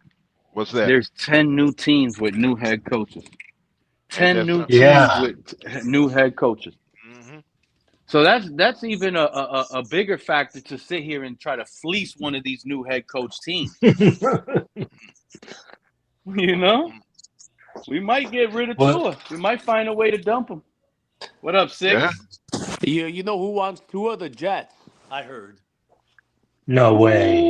What you said? What you said, Six? I'm not gonna lie. I'll be scared. I'll be scared to trade Tua to the Jets, man. I don't because they want to tank, so it makes sense. Wait a minute. I couldn't hear. I couldn't hear you, Six. What you were saying? No, I just heard that the Jets might want him. Well, actually, I would love to have Tua at the Jets. You know why? Because in the wintertime, he can't throw. Or you never know. He's going to be outside, right? Is that outside? The Jets stadium's outside, right? It's not an indoor. It's not an dome Yep, stadium. it's an outdoor. I don't know why Jets would want him, but if they think he'll do good in the winter. Good luck. I mean, he's only going to go downhill as the season goes on. That's interesting. Very interesting. Now, if they want to get him, if they want him, let him go. Okay, I don't care who takes him. Me neither. But if we can get something for it, I'm not going to. Well, yeah. Well, they may not have a quarterback. Yeah, they really. I don't know who they have as a quarterback to begin with, but they may need a quarterback. I thought they needed defensive help myself, but an offensive line. But if they want to, maybe they have a lot of picks. Who knows?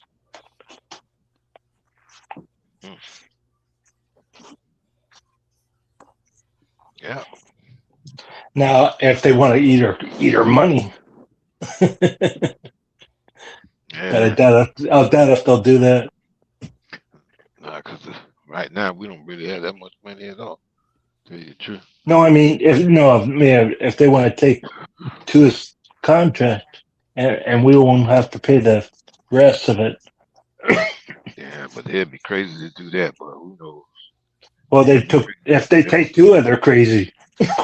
I'm serious. I mean, Tua may at the beginning he may look good. Okay, I'm just saying as the season goes on, he's going to go downhill.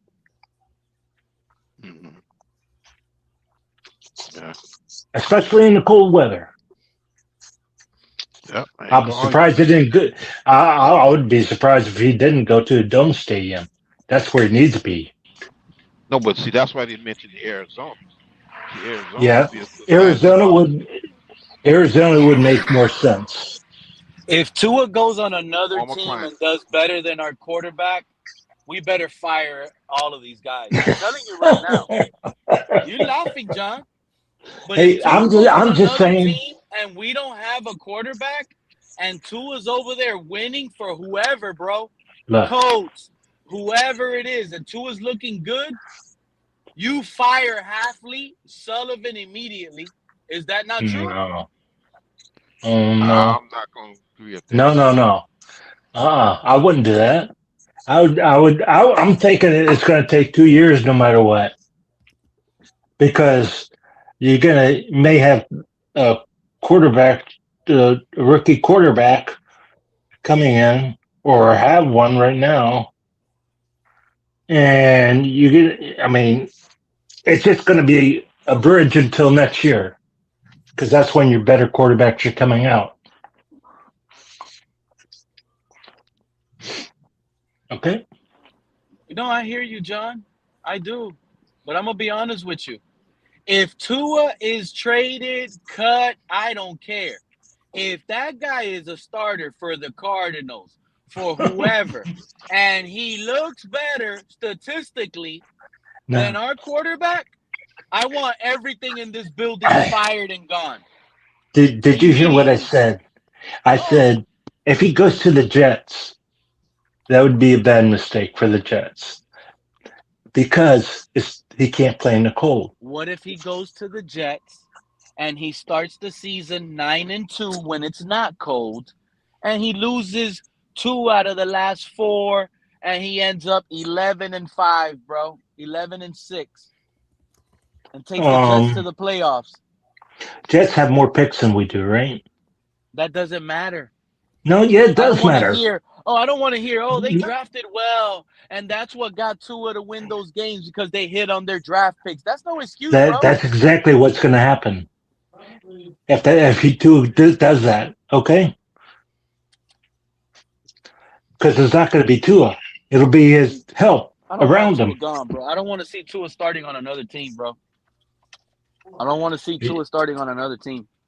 I don't mind. Cut him, Let him start. if we cut him and let it go. Well, then It's time to get rid of him. It's either that or he'll have to be a backup. If another He team can't wants be a him out, starter. then they can go ahead and commit career suicide because that's just what you're doing. Yeah. I think they're going So how would to try to replace him. No. So, but what do I how know? would that make y'all feel? How would that make y'all feel? Tua goes out there, has a Pro Bowl season, takes the new team to the playoffs. How are y'all feeling about that? And we're without a quarterback. And Tua's balling out like 2023 on another team. How y'all feeling Wait a about minute. Then Did- I would say that Tua has been playing possum for a long time, Hmm. and what have you. And but the thing is, I just don't see it. I don't see it because he every year, like he said, he's tried to gain weight, he's tried to lose weight, he's tried to gain muscle every off season, and he's tried jujitsu or kung fu or whatever, tried to fall down correctly, and for the next season, and what has it gotten us? What has it gotten us? It's not about It's what gotten- has it gotten us. Are you not afraid No. of a Drew Brees scenario? What if that guy goes to New Orleans? What if that guy goes to He's New going Orleans to do the same. It's good. and he beats out Tyler Shuck and he's the starter in New Orleans and he's in an easy division in the NFC South. He sweeps the Falcons, the Panthers, the Bucks. He wins the NFC South and he's there balling out in New Orleans and we're over here with a 2-win team looking crappy and we don't have a quarterback. What are y'all gonna feel like now? You were just talking about Arizona. Who does Arizona have? If that happens, if that scenario happens, the Tuaneers are back on the track. The Tuaneers are back on top. At Tuaneers least they are won't good. be. Well, at least they won't be over here. Okay, they'll be over there. I agree with you, Raphael. Good. What do you say? Raphael asked a question. Game muscle? This guy clearly didn't see Tua's boat photos. Goodness. I'm telling y'all right now, the worst thing we could do is cut Tua without having a proven quarterback. That's the If Tua goes out and looks better than our quarterback, I don't know what to do, bro. I don't know what to tell y'all. I know. That's I don't what. know. Like, That's why I I'm got a saying feeling that's you what can't. might end up happening, bro. It's going to take a year. It's going to take a year. Okay. Well, Pete, You gotta have some time. You gotta take 1 year grace. Okay, with the coaching staff. Rivers. We better have a Phillip Rivers. Quinn Ewers better be Phillip Rivers.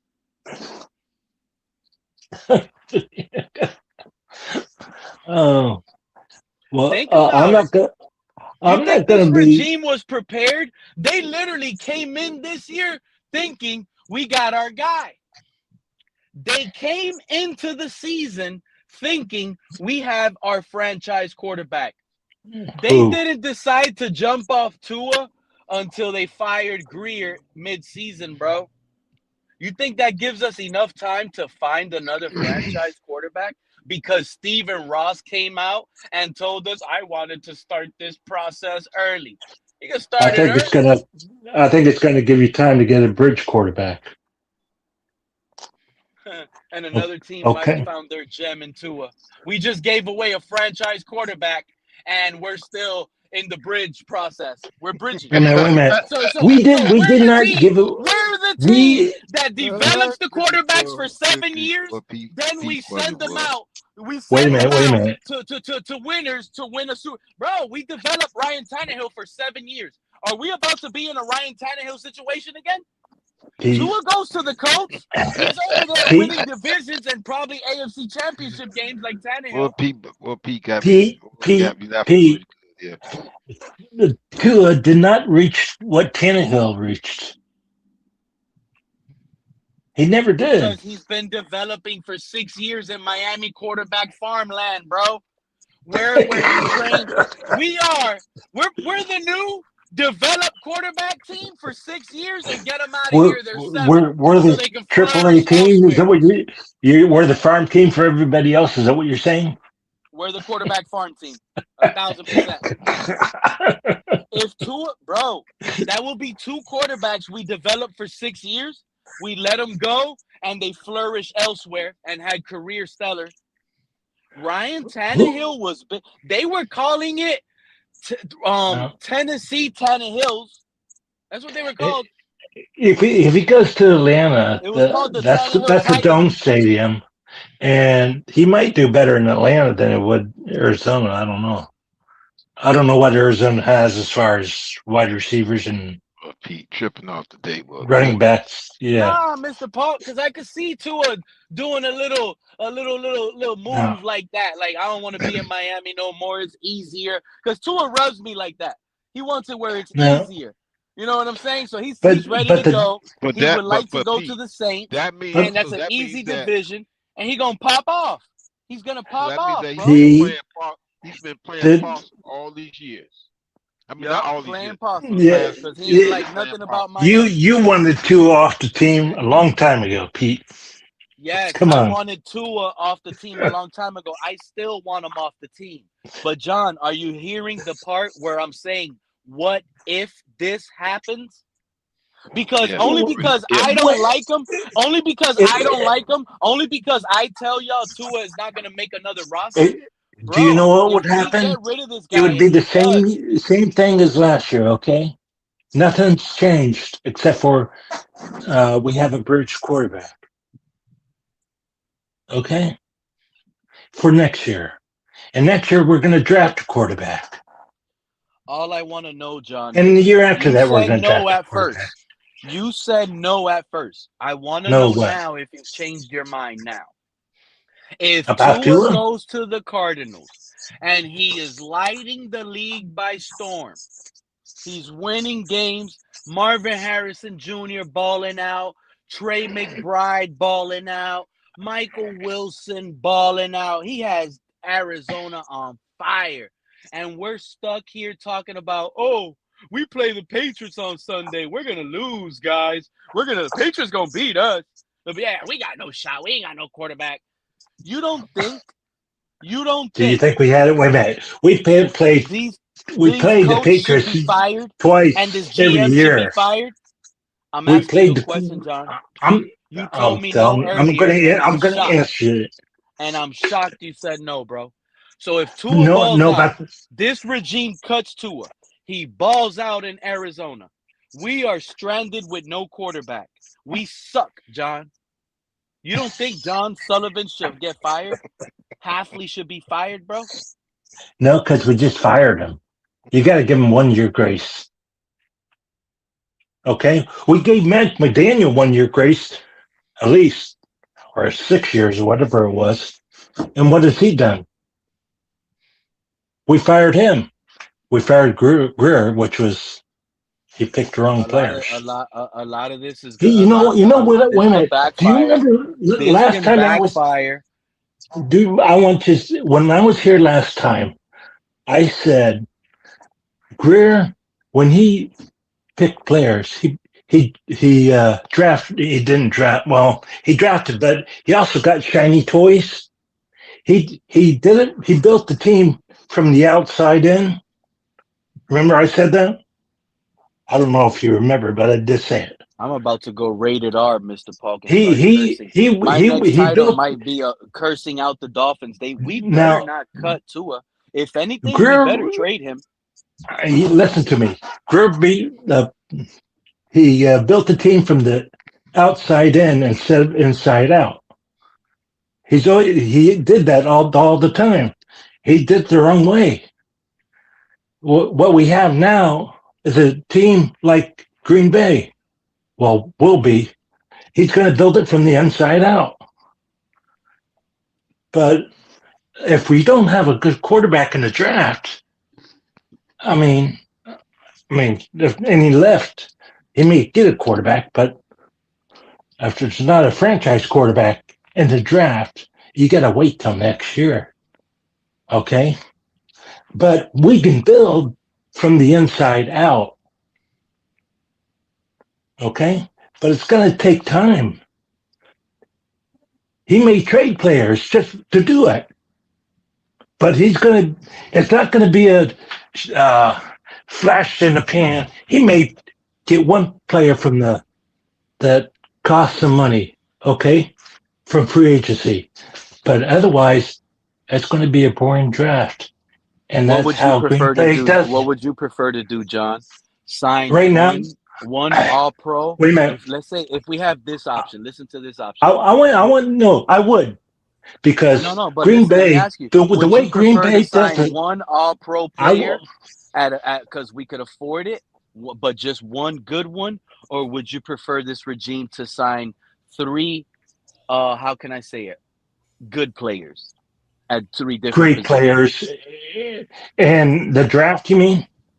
No, in free agency. Would you prefer one all pro player to come here, or instead of one all pro, three, good players that are not all pro, but they're still good, they're not bad?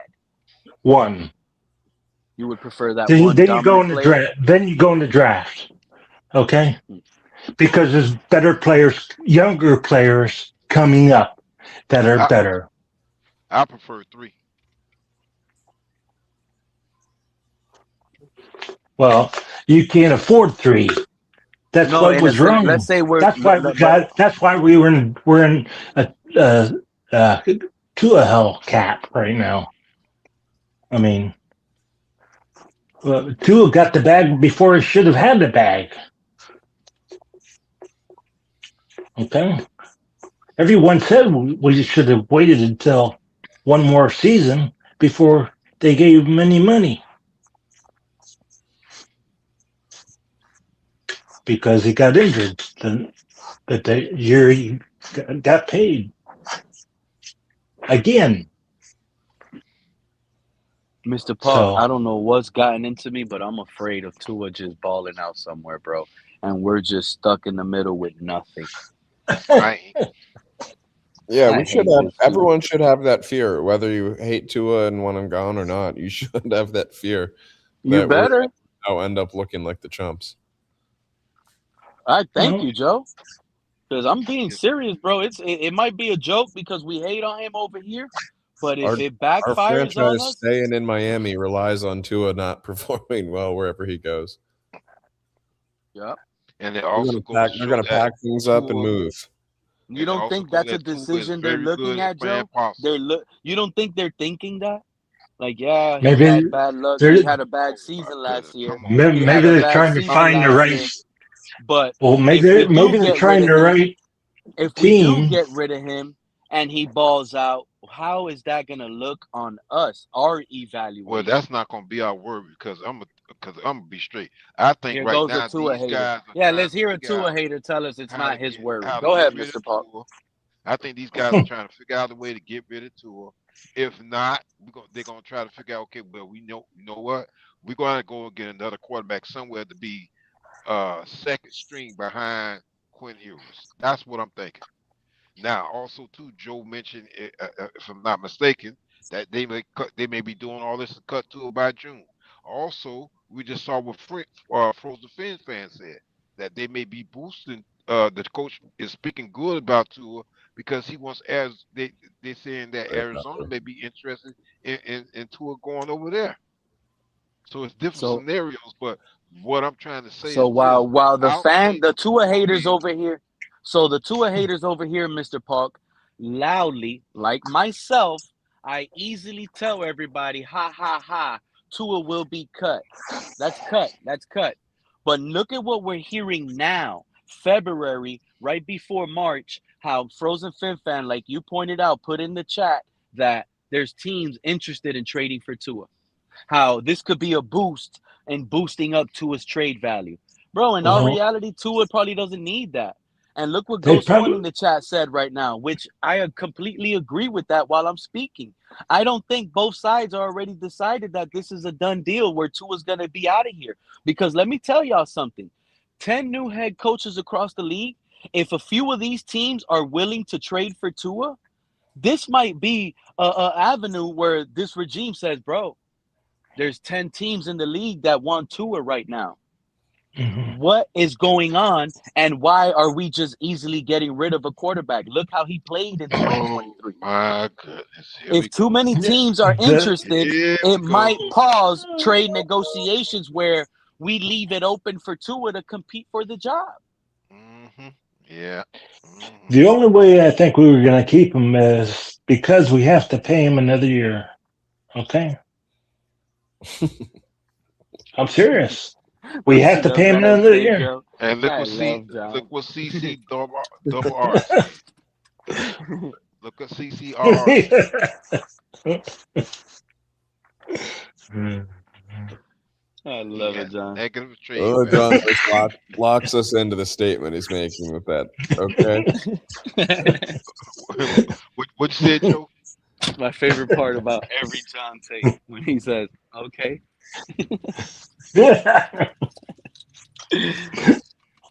Can't even lie. Making sure we're following him. Um, Hope I woke Anyway. this fan base up, Joe. Gave them something to think about. Curious about who's going to end up being our offense or our QB coach now. Are we going to pluck another person? Don't we have it? Don't we have a QB coach? No, We had one. We had Yeah. one, but he's gone. He got a better job. Hmm.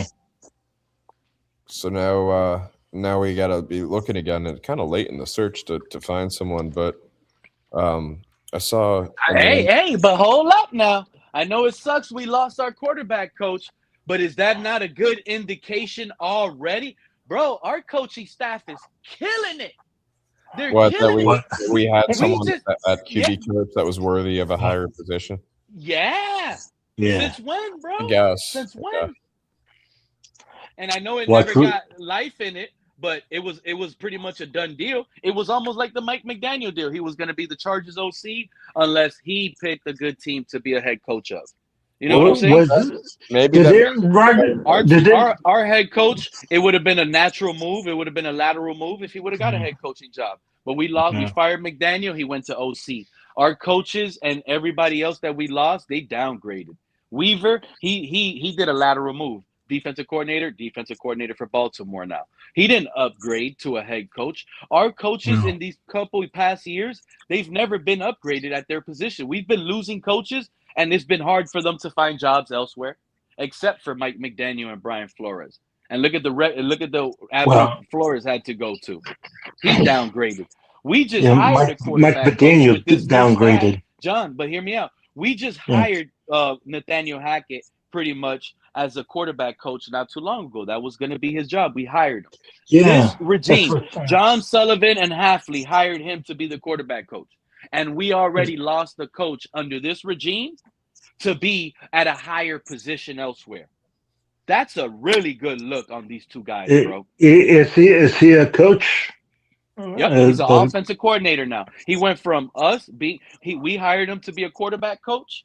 Now he just accepted a job with he's the an Cardinals offensive quarterback to be the offensive coordinator. So he upgraded.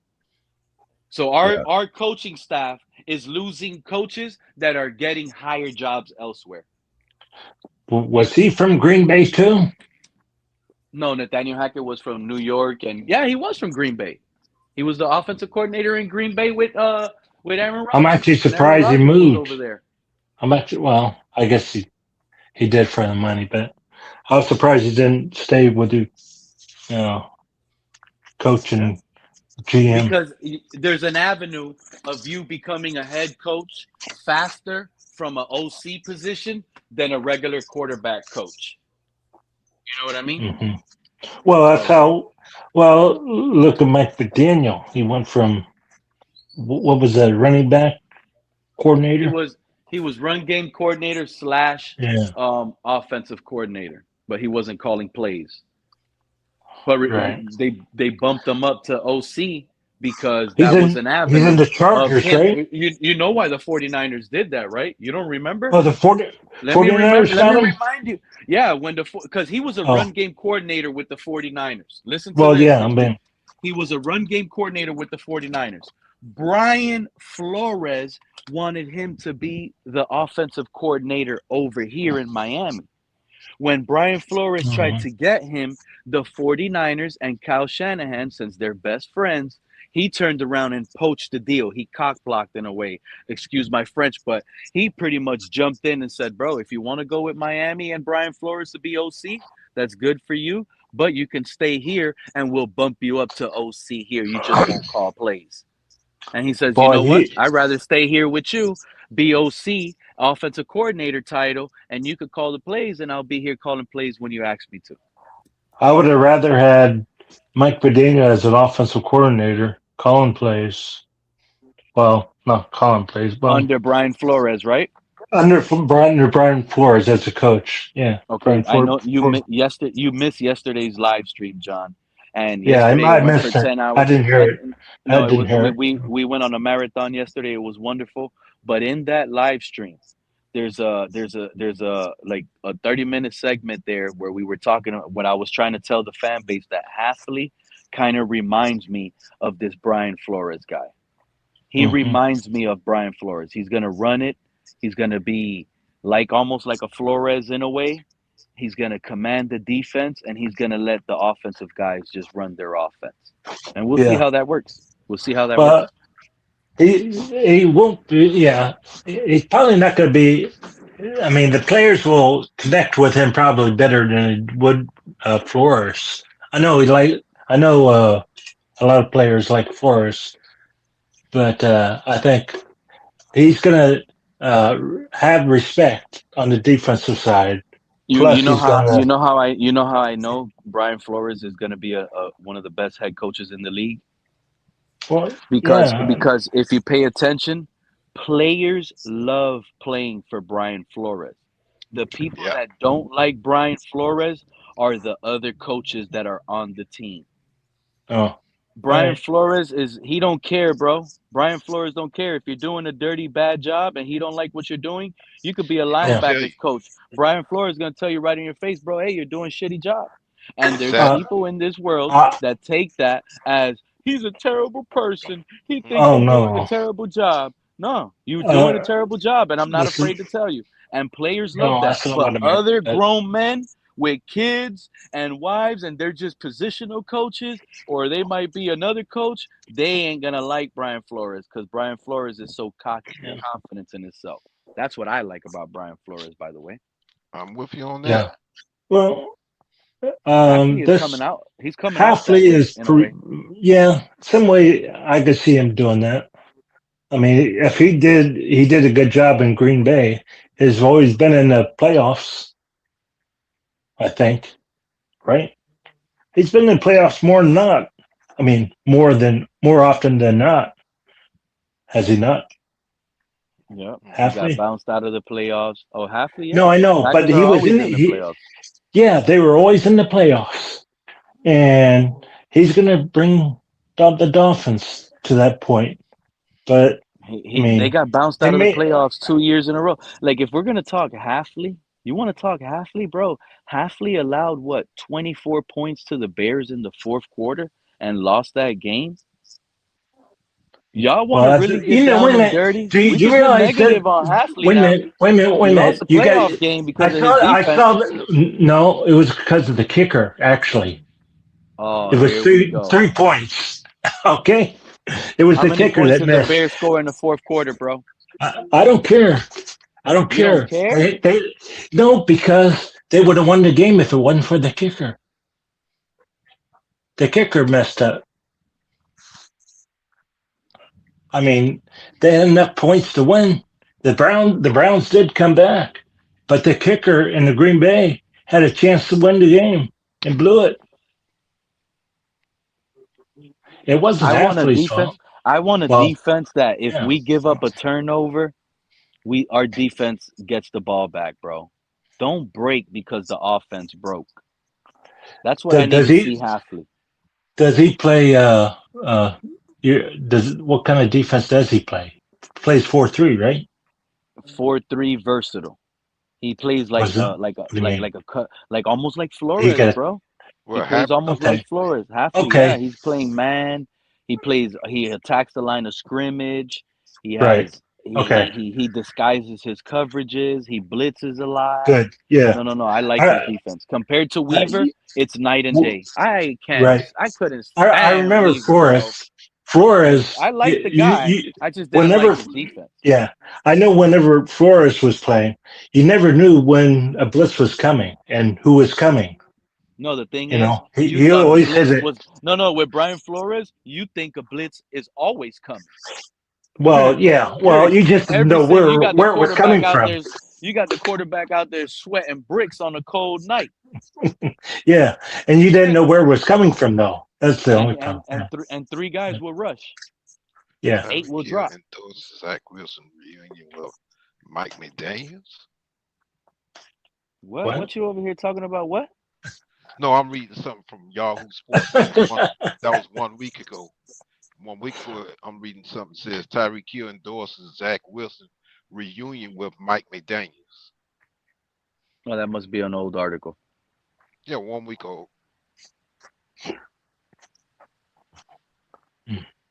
Yeah. Tyreek Hill is pretty much saying Zach Wilson is out of here. Tyreek Hill ain't going anywhere. I'm telling you right I now. hope he don't. I hope He ain't going anywhere. Drew Rosenhaus is going to have that guy take a team-friendly deal, bro. I wonder if he's going to be, how quick he's going to be. You know, if he's how much speed has he lost? I don't. I'm gonna be It ain't straight gonna with be you, much, John. bro. When he comes back, I don't think it's gonna be too much speed he loses. I still think he's gonna be a nightmare for any defensive coordinator that we have to play. Well, yeah, I hope so. Tyreek Hill is a $28 million cap hit if they cut him. Why would we cut that? If anything, we're trading him for a first or a second. Or we're restructuring, bro. Exactly. I'm tired of all these fans talk about cut Tyreek, cut Tyreek, cut Tyreek. Cut your head, bro. You got a bad hairdo. Talk about that. Good grief, Pete. They always doing the most, man. They talking about my team damaging. You hear that, Mr. Park? Oh yeah, cut Tyreek. We gonna save this amount of money. No, go get a haircut. Cut your top off. Okay. CCRR saying restructure coming. It's the only thing that makes the most sense. I like that too, CCR. CC double, my bad. You know what this offensive look? I'm ecstatic for this, bro.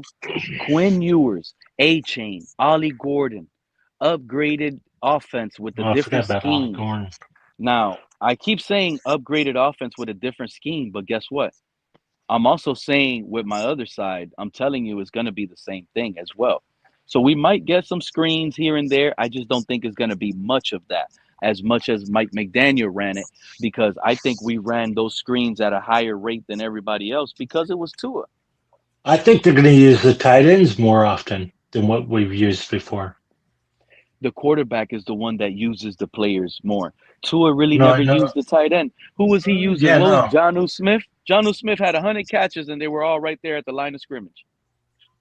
See the one that had the long hair? No, Jonnu Smith's the tight end. Yeah. You're talking about, John, with the long hair. That's Greg Dulcich. Yeah. Greg Dulcich, tight end. Dulcich. Yeah, you definitely got to keep him. Yeah. But, but if we get Pitts, that's another tight end. If we get it, or do we have him? I don't know. There was some questions. But John, Kyle Pitts doesn't fit the mold of this new regime. Jon Eric Sullivan wants thick, strong players. Kyle Pitts, he's more of a wide receiver than he is a tight end. And then we don't want that. I like it. I would like Pitts, but that's just not what we're going to run. We're going to get big guys. Dolchich. We're going to get a big tight end that can do it all. Run, block, and catch. And you know what else we're going to do? Wait a minute. That leaves Wallace out then. Wallace he can. Yeah, he can't block. He can't block. He's out of here. Under this regime, Waller has no job here, bro. And besides, he doesn't stay healthy long enough. Yeah, Waller's gone, and that's another thing. This regime, I hope they start getting players that don't get injured. That's another Yeah. avenue we're gonna Yeah, test. Yeah. I Because agree it with felt that. like Sure. Me too. Greer wanted to be a surgeon or something. He wanted to practice Mhm. on all these guys' knees or something. Frankenstein. He had to keep the doctors busy. Yep. Mm. Yeah. Yeah, that's another thing. He always got players This that regime, were injured. this regime, Yeah. like I told y'all, offensively, it's still 49ers umbrella, like they were talking about yesterday. It falls under that umbrella. But this is a one running back style offense. Remember the Texans, Joe Mixon, three down back. Green Bay, that was under Slowick. Now in Green Bay, LaFleur, Josh Jacobs, three down back. They want what I was been telling y'all, They what won we a big need to back. do. Remember what we were having this discussion, They Mr. won. Park? I want one running back that's a three down back for this offense to work. Remember what I was saying They during the won it. offseason before the They, season? This is what Slowick and this is what Green Bay really believes in. One Pete, running back system, three Pete, down back. You better be you were able to too run, you young. better be able to pass block, and you better be able to catch. Yeah, Pete, you were too young. But do you remember Larry Zonka? Well, you don't remember Larry Zonka unless you saw him in the uh, archives. Um, he was our running back for the Dolphins when No, I know who Larry's Larry when Zonka is. Super Bowl yeah. MVP. Number No, 39. he 39, ran. retired. He ran over you. Okay. And he could block. Hey, man, Uh, he probably, I don't know. I mean, he can't catch. I would probably wouldn't want to catch because he could run over. He was a runner, The and first running he back that I grew up watching that was like that was what's this guy's name? The Earl Bus. Campbell. No, No, the well, Bus. oh Jerome yeah, Bettis. yeah. Earl Campbell was the same age, Mhm. same era as Larry Zonka. Okay, yeah, the bus. I remember him. Damn, remember? Oh my God, remember that fumble by the Bus right there at the goal line in the Super Bowl? Holy crap! For who? That for the Steelers, he was about to score a touchdown at the 1 yard line, and they hit the ball, and it popped up in the air, and they ran it back for a score. I think the Cardinals, right? The Cardinals won that Super Bowl with Larry Oh, Fitzgerald. The Jerome Bettis oh. fumbled at the one. I could be off. Hey, do you remember Refrigerator Perry? Yeah, He was for I the sure did. remember. Bears. I remember He for was the on Bears, right? defense. Yeah, he played defense, right? But then they put him on offense as a running back or something like that. As a For fullback. one play, Hmm. fullback. Yeah, and he ran it in for a touchdown. No one could stop him. We did that with Christian Wilkins. Yeah. Uh, did it work? Yeah, I think he caught a touchdown too. Oh, okay. We might be able to bring Christian Wilkins back this upcoming season. Whatever Oh, happened to him, his situation should be where is over he? with. Is he in Raiders? No, the Raiders cut him. There's a He's a scenario free where agent. He's a free something agent. happened. He touched another man in a weird way, and who knows what happened. Well, I don't Oh, know what happened. okay. Now he's a free agent right now. Huh. Huh. Yeah. Well, You think we're gonna be getting some guys from Green Bay over here? I think so. If we don't have none over here now, we should see some. well, yeah. Well, where's Green Bay picking No, in no, the he's talking draft? about he's talking about I players know, from Green Bay. Oh, okay. I know, but We if they might pick before we us, might bring if back Green, Chris Brooks. I'm saying if Green Bay picks before us in the draft, then they'll let go of people. Maybe Yep, if But they let go of exactly, Ralph. people, they may come over here. Who knows? I from would what I'm prefer hearing, Chris Brooks over Jalen Wright. I'm not even gonna lie. no, I agree with that. And Oh yeah. here's another thing too, Pete. I heard that the pack with the coach and the GM anyway that they prefer to have big running backs on their roster. So I wouldn't be surprised if they bring Chris Brooks in. Then you still got A Chain, you still got Ollie Gordon. You can't have 4 running backs. That's a lot of running backs. Jalen Wright is because they going more You than always likely they're want gonna three move run. off You always Jalen want Wright. 4 running backs, John. 3 on the team and 1 on the practice squad. Oh, Yep. okay. So they'll probably put Jalen Wright on the practice squad, and somebody might grab Okay. him anyway. And then Ain't nobody also, picking up Jay. Ain't nobody poaching Jalen right away no, from us. That guy fumbles I more than said he scored might touchdowns. pick him up. I ain't say they're gonna get him. I said somebody might pick him up. I ain't say I heard you. I said might. But anyway, we may turn around and get a running back somewhere in the late rounds with the draft. Who knows? It depends on what the running back class look like with the draft coming up. All depends on what we have on defense and what we're gonna need on defense too, Yeah, or offense. yeah, and then also too, we still got what's his name, Alexander Mattison. He's still You out. know He's still what? Dante Trader started getting a lot of playing time late last season, right?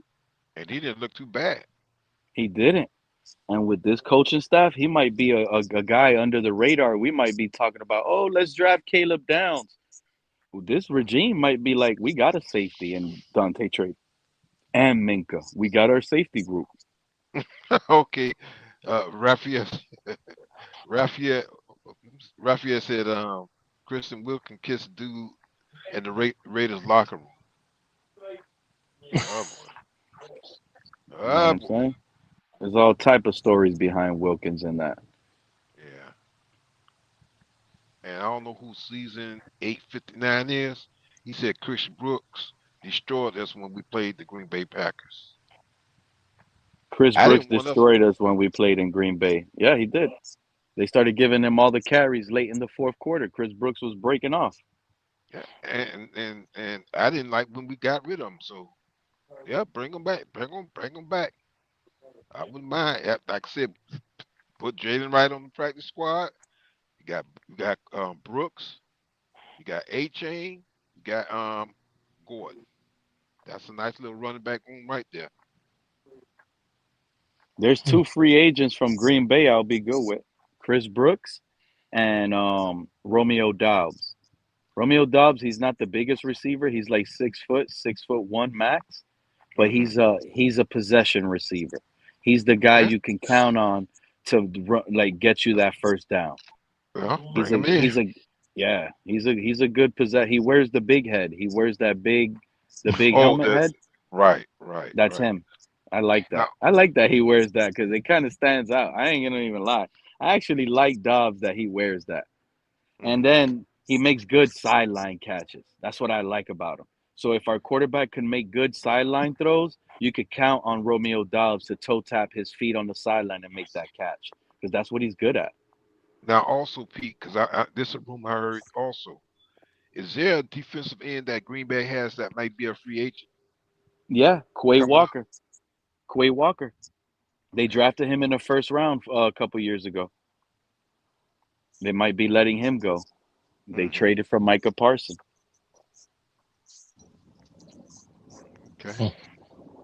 So that's another name I was mentioning yesterday on the stream that we might have a chance of getting Quay Walker. And to be honest with you, Chop Robinson on one side, Quay Walker on the other side, Mhm. and we lost Bradley Chubb. I feel good with that. Oh, okay. You know, obviously I'm still down on Chubb, but it's a reset button. We got a better scheme. Hopefully we see Chop with his hands on the dirt, trying to rush, or we move him around the way Halfley was moving Parsons around. Parsons was never lining up in the same spot in Green Bay. He Hmm. was moved around everywhere, left, middle, right. I Hmm. mean, he was coming from everywhere, and Halfley was putting him in positions to have the one-on-ones. So Halfley is going to put Chop Robinson, in In my that opinion, position. in that same Micah Parson position. Chop was going to rush from the left, from the right, from the middle. He's going to move them everywhere as a pass rush specialist. Your That job might. is to put pressure on the Hmm. quarterback, and we're going to That might. send you from everywhere. Hey, that could work out good. Who knows? No, I think that's what he's. But this is why Weaver's an idiot. This is why McDaniel has nothing to stand up on. He walks around that building with his chin down, bro. Mhm. This is what should have been happening since day one. Move him everywhere. He's not a run stuffer. He can't control the edge. So just put Mm-mm. him where he can rush the passer. Move him everywhere. There you go. But Mike McDaniel, the genius, he's too worried about the damn offense. He puts too many hours on the offense. He went east and west instead of north and There's south 24 too many hours in a times. day. Too many There's times. 24 hours in a day, and 22 of them will go offense for Tua. Every single play, he had to practice it in his head multiple times to make sure there was Yeah. not a slip up where Tua can get hurt. Like a chess player, they prevent doing that move like 10 times in their head to see if that piece could get eaten. Yeah, he's a slow chess player. He was worried if he calls that play, Tua might get hit from this guy or he get hit from that guy. No, I can't call that play. Tua might get hit. I want you to remember what you're saying now, Okay, so Green Bay wide receiver group are injury prone. because you were saying that you want to now. Okay. All right. So what you're saying? Well, in a way, Ralph is right. Christian Watson has been dealing with injuries. Jaden Reed missed some times with injuries. Dobbs wears that big helmet now because he got a nasty concussion, by the way. So ever since he got concussed, he wears the big helmet. Who's the Tucker Kraft blew out his knee last year. That's a tight end, but he got banged up.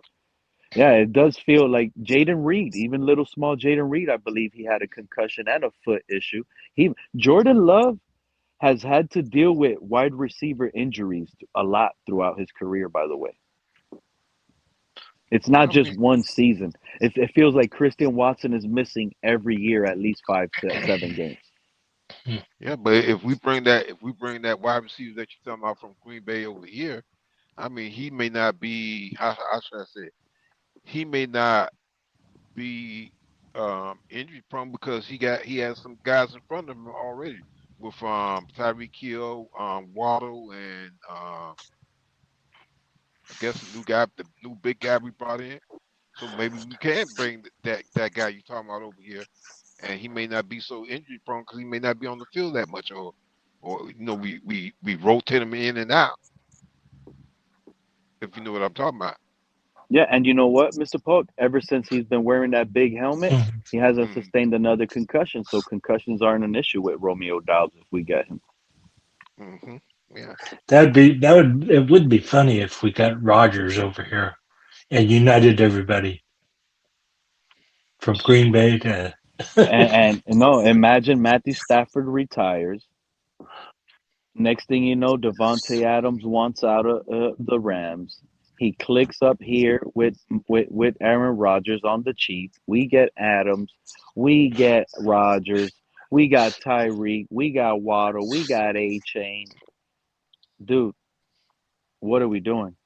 Are we talking Super Bowl or what? Maybe.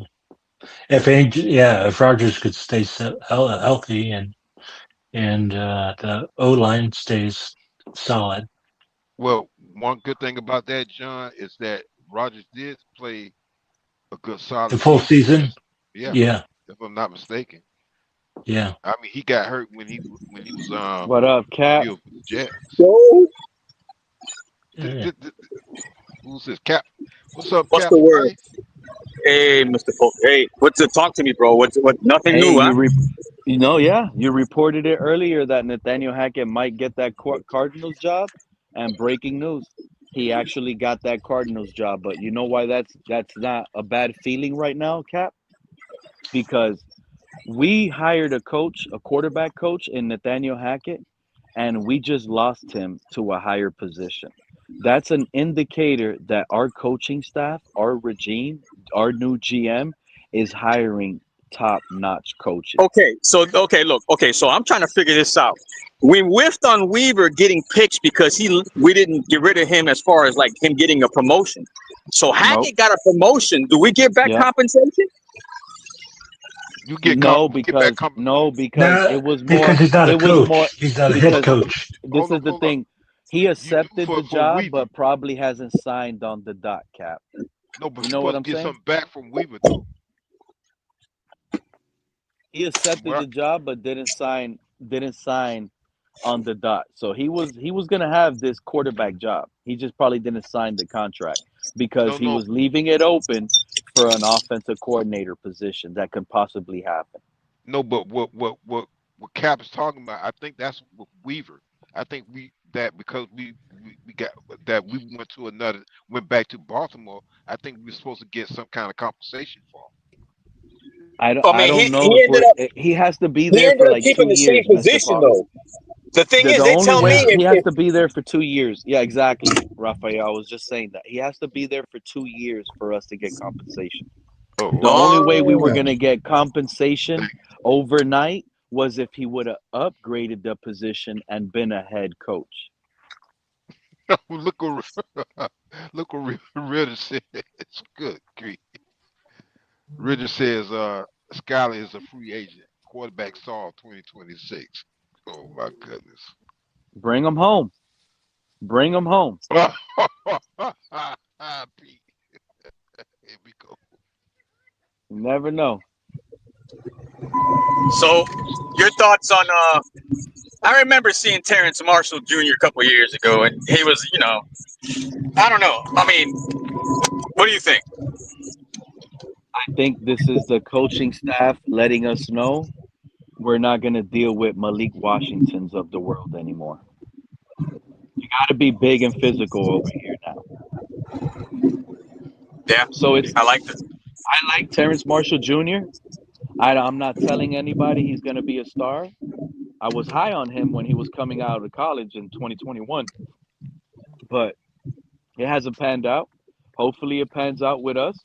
But what I like about it is our regime ain't playing no games. They're already signing players, big body receiver. They're letting it be known we're going big and physical. We're going to be run, and when we get receivers, they're going to be a problem to you little small cornerbacks. I like that. Because I've been saying it, Cap. I don't think Tyreek Hill and Jalen Water are going anywhere. That's our 1-2 punch. Did you see the A-Chain? link I sent earlier from the Eagles? I mean, do you think they're going to unload guys? Who? Wait a minute. Say what? Philly? Say that again, Cap. They were talking about Dallas Goedert and A.J. Brown might not be coming back to the Eagles. Yeah, but Well, I those know guys are A.J. under Brown. contract. That's big Jalen contract, Phillips. right? Both of those guys. Y'all want to bring Jalen Phillips back? No, but He's a free here's the agent. thing. No, but here's the thing with A.J. Brown. A.J. Brown, last time I seen A.J. Brown, he was up in the coach's face. So Yeah. for that to happen and the way he was upset and everything, I don't know.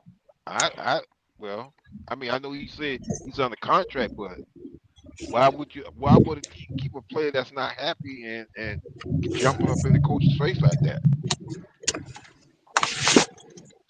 That's going to be interesting. Wide receivers are divas, Mr. Park. They tend to No, be I know like that. because we have one.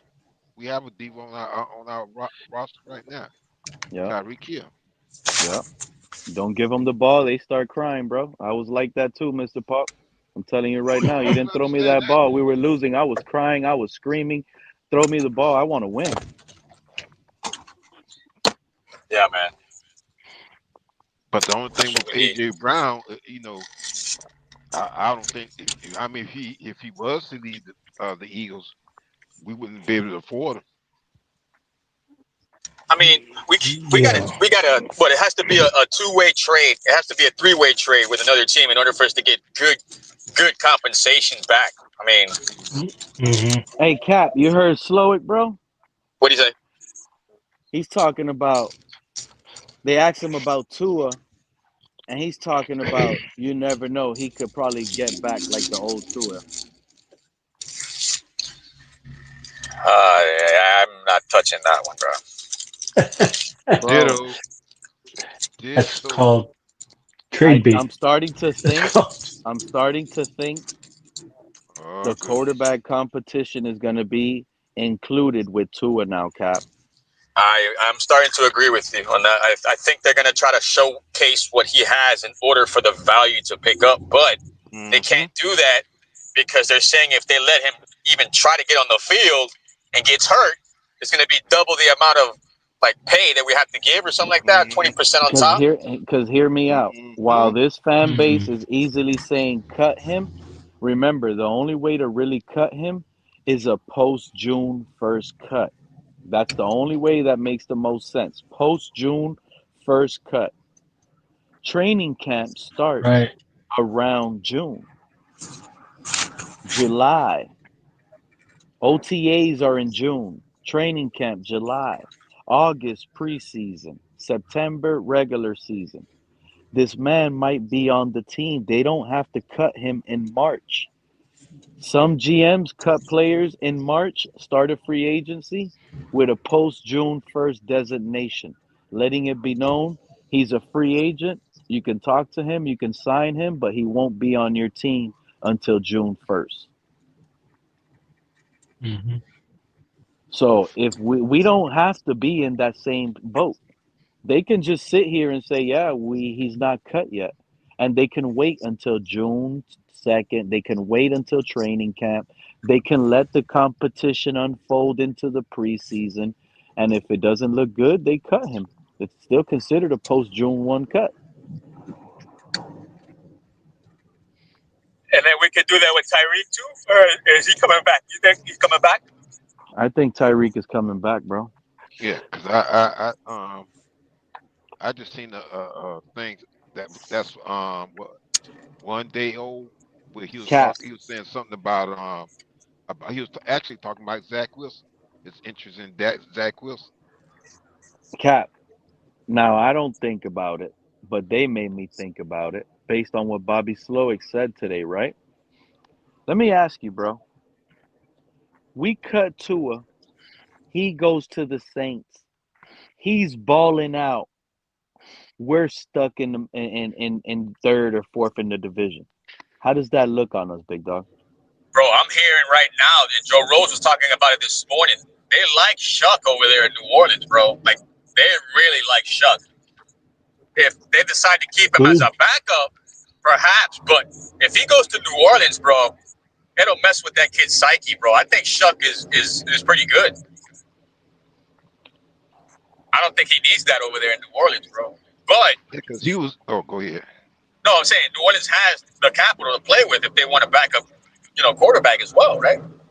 They're not going to stick with what's this guy's name, the guy they had from South Carolina, right? Spencer Rattler. Yeah, you think they're going to keep Rattler as a backup? Mm-hmm. He's on a rookie contract, right? I think he should go to another place. Because he won the job outright and then just lost it out throughout the season. So he was better than Shuck. He started. He beat out Shuck. They had a good game with him. And I think it was against Dallas. And Spencer Or was it Rattler the was what? Eagles? Spencer Rattler was like a third or a fourth round draft pick. Shuck was Yeah, a something second. like that. It was open quarterback competition, and Rattler beat him out.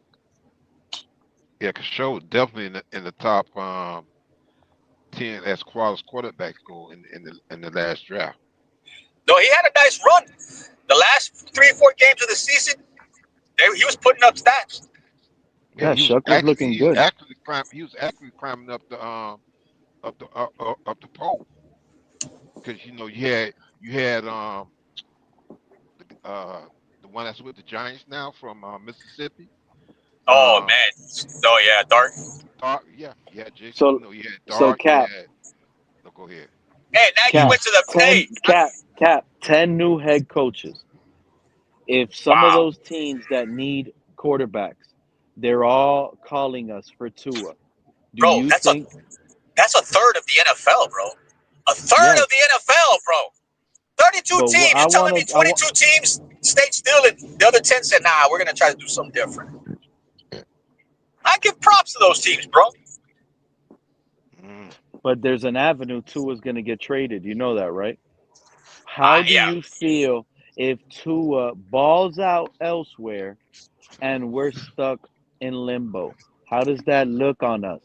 Bro, I think, look, for the most part, we all know we're Dolphin fans. Correct. We're diehard Dolphin fans. We all know that everybody that leaves from here ends up doing better. So for me, that's not going to be an issue. If anything, we're doing him a favor. Yeah, that's what I think. That's just me. Because if he goes somewhere and shine, bro, let him shine, bro. He went through a lot of shit down here, bro. But for him to stay here, he's going to go through the same crap. I'm telling you right now. Yeah.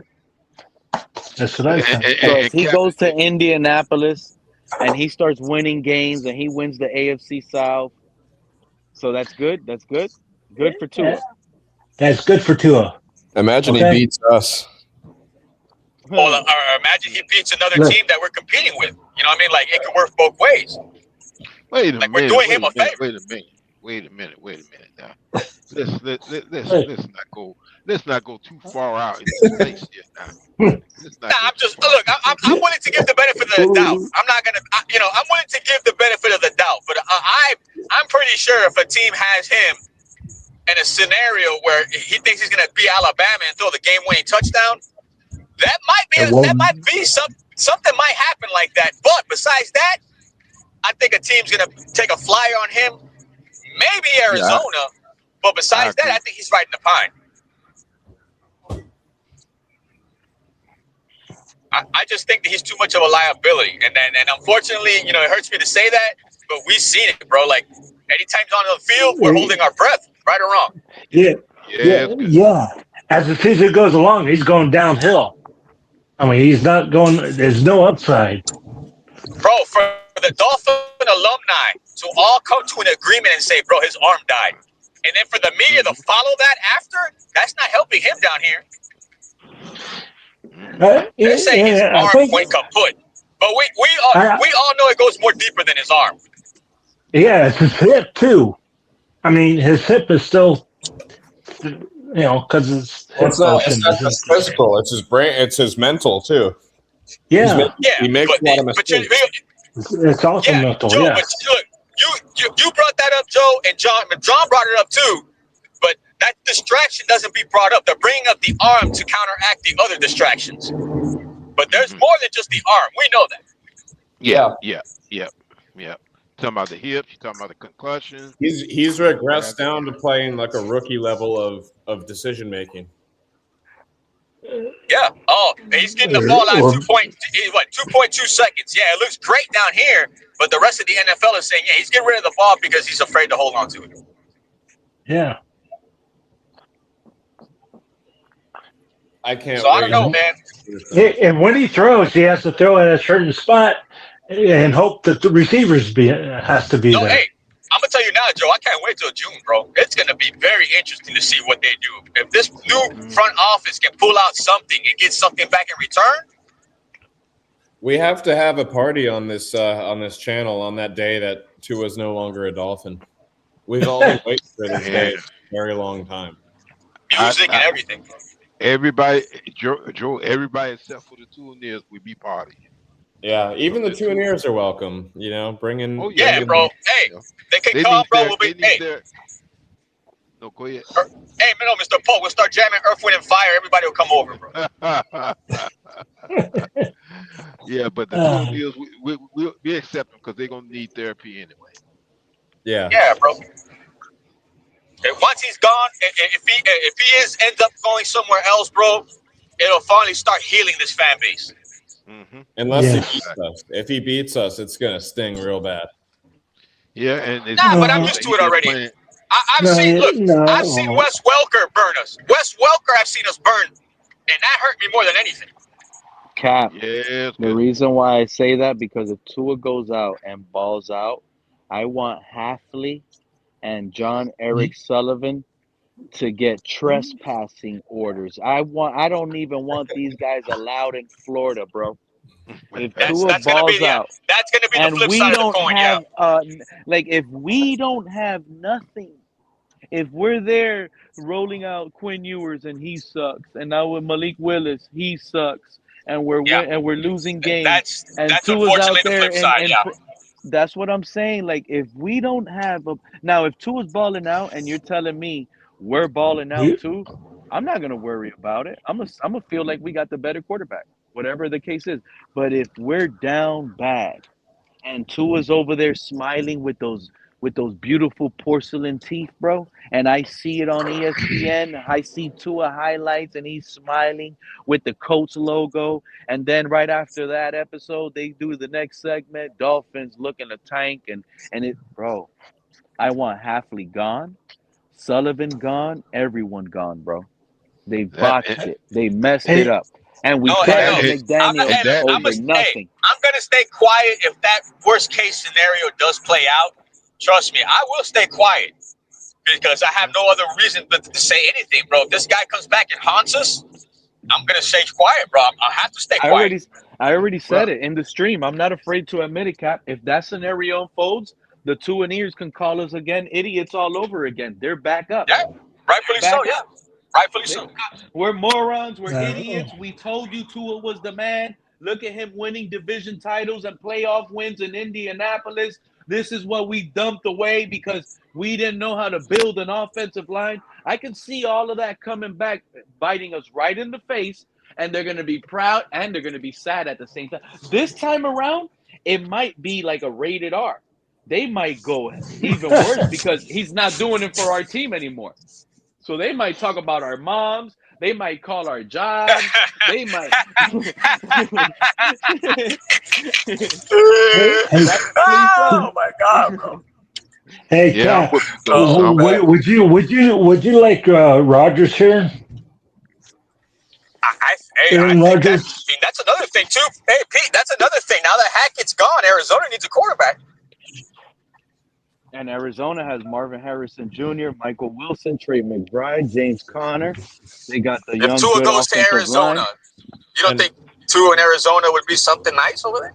That's an insanely difficult division right now. It is. Hey, yeah, hell, that's the number one division right now. Yep. It is. No, but would you want Aaron Rodgers here in Miami? What does Arizona have that we need? I don't know. I don't know what they have. We need Trey McBride. We need Marvin Harrison Jr. Hey, Joe, I'll trade Jalen Waddle for Marvin Harrison Jr. What was the receiver you picked up in the waivers? What's his name that was balling? Michael Wilson. Brissett kept finding Michael Wilson all season too, bro. Michael Wilson since last season has been putting up production. Yeah, Michael Wilson. Yeah, it's because Harrison. So, so Wilson became the number one. No, you really want to know what the answer is? Yeah. You want to know the real answer? Jacoby Brissett took over at quarterback. Oh, Brissett had a nice season, bro. They were not winning, but he was putting up numbers. Mm-hmm. He was one of the best fantasy quarterbacks during the time when he was starting. Yeah. Okay. And like Joe said, he was in that division, you know? Mm-hmm. What about Marcus Mariota? I don't want to hear about no Mariota. Yeah, I don't know about it. I mean, I don't know. I'm gonna be honest, y'all might not like it, but I would be interested in Geno Smith. We get Geno. I'll like Geno. As a backup? As competition for the quarterback competition. Yeah. He's a good floor. He's from home. Right. He's from home. If Quinn Ewers beats out Geno, then I know we have a legitimate chance at a franchise quarterback. If Geno beats out Quinn, that's an indicator for me like, yo, Quinn needs more time. Yeah. But Geno's good. Yeah, exactly. So we're using pretty much Geno to set a bar. A bar, yes. A bar. Gotcha. But Geno's good enough to set that bar. Geno's better than Malik Willis. I'm telling you right now, Geno's better than Malik Willis. He's better than all these other quarterbacks these guys want. I remember the way he balled in West Virginia, bro. I know he can do it, bro, but it's just, like, where is he right now? Raiders. He was with the Raiders, man, but the Raiders were the Raiders. You know what I'm saying? But when he was with Seattle, he did pretty damn good. Yes, he did. So, I mean, if he has the protection, I don't see him getting mollywopped, bro. I think if he has the protection, he can do something. But just remember, he was with the Jets. Didn't he grow And up in he's got an Miramar? He arm went to too. Miramar High. Geno Smith is Yeah, he's from. I think he's from Miramar. He played some of the worst football I've ever seen this year. It was Raiders were bad, bro. Remember, then they got rid of Yeah. Carroll too. They got rid of everybody. I think they were tanking. It looked like they were losing on purpose. Yeah, that's another thing. We don't know if that was really him. We don't know if they were telling him, "Yo, just come along for the ride and here, cha-ching." You never know. Right, just make questionable throws left and right. Basically doing what we should have did. He was turning the ball over like crazy. Yeah. He was the only one keeping up with Tua with interceptions. And So who would be cheaper? Yeah, you're right, Joe. Hey, Tom told him, I hey, forgot about that. Tom Brady told him, trust me, this is what we need to do. Wow. Yeah, Brady. They're going to be talking about Mendoza and like Brady having a connection as soon as he goes to the Raiders. I can see the stories now. Yeah. We get to play against Mendoza too in his first season. That's you assuming the Raiders are going to take him, Joe. There you go. You're media driven. Look at the QB situation in this draft and look where the Raiders sit. It's going to be a king's ransom to get him.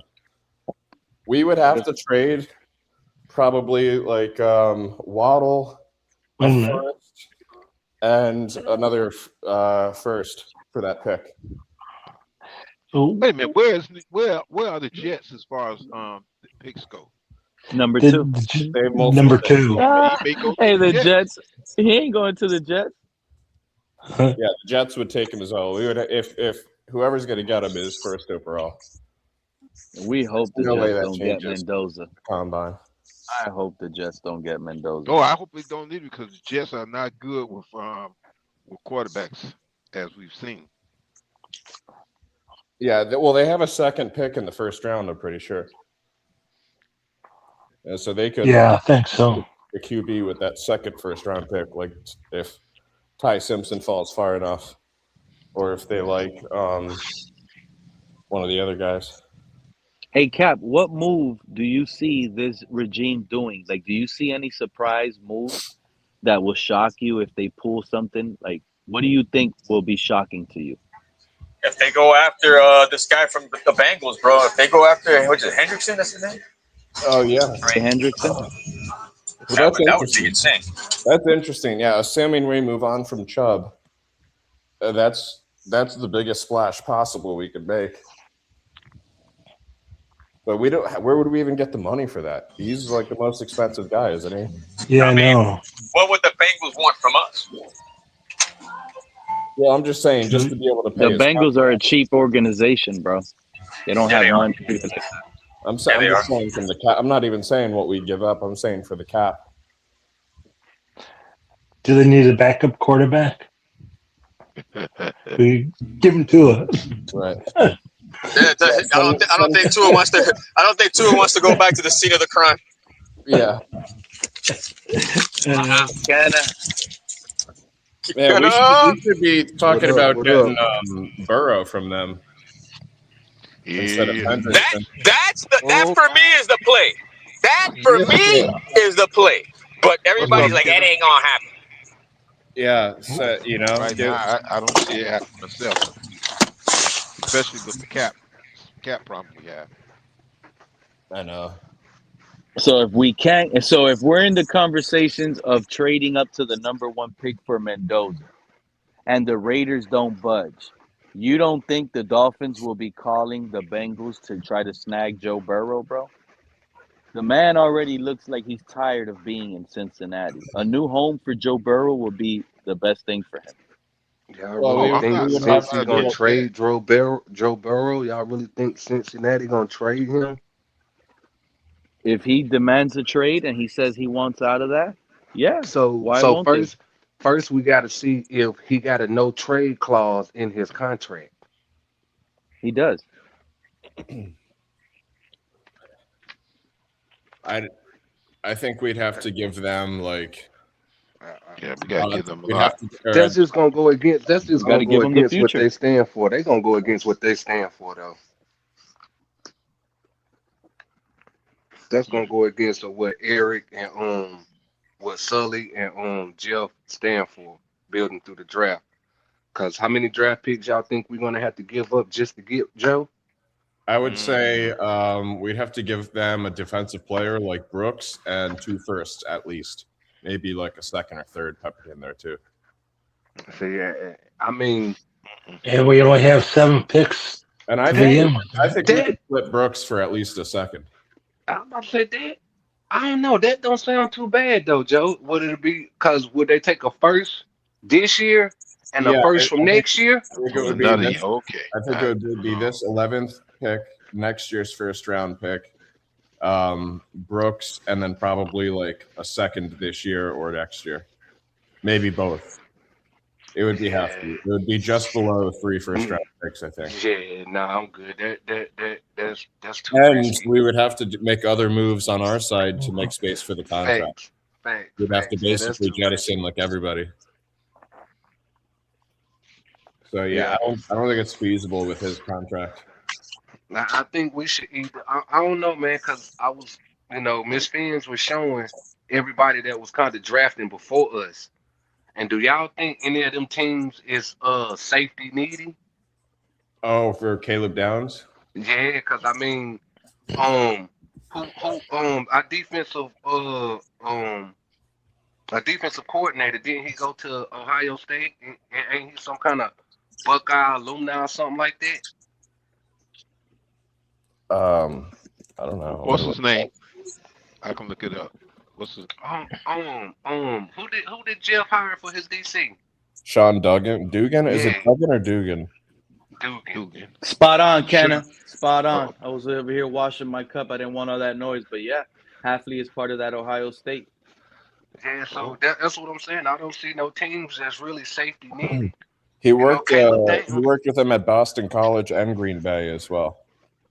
No, I'm talking about the Dugan with the Sean Duggins, the Yeah, defensive Sean coordinator. Duggins. Halfley and Dugan. It says they worked together at Ohio State, Boston College, and Green Bay. Yep. Right, Joe. But Dugan, didn't he coach or do something at Ohio State, the Buckeyes? Yeah, that's what I'm saying. But Okay. when he was there, Halfley was there as well. So that makes it even more intriguing to be looking at Caleb Downs. It makes sense that this is the hire for our DC. Looking into it more, like the amount of experience they have together. Yeah, I mean, I don't know, that's what I'm thinking, yo. Like, if we, depending on how much they like Caleb Downs, I don't know, man. I'm just looking at the connection, and the connection seemed good. But if they don't go that route, trading down should be the next best option. I agree completely with you. If Caleb Downs is there, take him. If not, trade down. And if we can take Caleb Downs, that doesn't put the pressure on us to try and keep Minkah Fitzpatrick. Facts. And I don't know. I've been throwing this out there, but I can even see Tavon Diggs coming over here. Yeah, my other point was going to be like, let's bring over a free agent corner or another DB to balance out that room a little bit. You know what I'm saying? And I think Diggs would be a good addition, being that he already know the system. Yeah, because I don't know a lot about. Where would he play? Who, Diggs? Yeah. What you think about this Terrence Marshall Jr. signing already, Kenna? I don't remember who's back for next year on our Terrence Marshall Jr. I haven't seen that. Is he a DB? He's a wide receiver. He's a wide receiver. He got drafted in the second round from LSU. I mean, if he a big body, I'm not against it. Slightly. What are we talking about? 6'1", 6'2"? 6'2" to 20. I think that's perfect. I think that's perfect, to be honest. Was it 220 kind of or the was big it? body side. He played with Joe Burrow. Ooh. He was at LSU with Joe Burrow. Well, I mean, Yeah, you're hyping him Chase. up. He's had Are we There you go, talking? Are Joe. we? Said the word. we just went over his stats not that long ago, Pete. Yeah, but did we go over his stats in college with Joe Burrow? We were just No, talking about I trading didn't do Burrow. that. We might be bringing in Burrow. But see, that's what I'm saying. Like, I don't see nothing wrong with kicking the tires on some of these 2-3 year players. You know what I'm saying? Yep. But if he went to college with Joe, that means he's been in the league for a good 5-6 years. Yeah, there was a game where the LSU played the Texas, and Jamar Chase, Justin Jefferson, and Marshall all had over 100 receiving yards. I'll have to leave. I'll see you guys. Okay. So with I'll those, listen all in the right, have a background. good one, Joe. Have a good one. All right, But John. John, Take care. my fault. But so what was his average with them with Jamar Chase and Justin Jefferson? What was his average? How many receptions did he average? Um, I'm not looking at the stats like that. I think Joe is. Yeah, I'll pull it up. I thought you was already looking at it. My bad. I just had like a clip. It didn't have the college stats though. But because I mean, okay, there it is. Because we would be looking at him to step up in big moments that he probably is not even really accustomed to feeling. You get what I'm saying? Yeah. You too, John. So he played 3 years in college, all at LSU, freshman, sophomore, junior, and his junior year, his final year, was his best year statistically, and he only played 7 games because when he opted into I guess that was 2020, so I don't remember what the schedule was like, but he sat out the rest of the season waiting for the draft. But he went 7 games. He had 48 receptions, 731 yards, and 10 touchdowns, averaging 104 a game. Yeah, in 2020, I don't know. I think both Chase and Jefferson were still there. Yeah, I mean, it's good to kick the tires on him, but I wouldn't be looking at him to be no number one guy.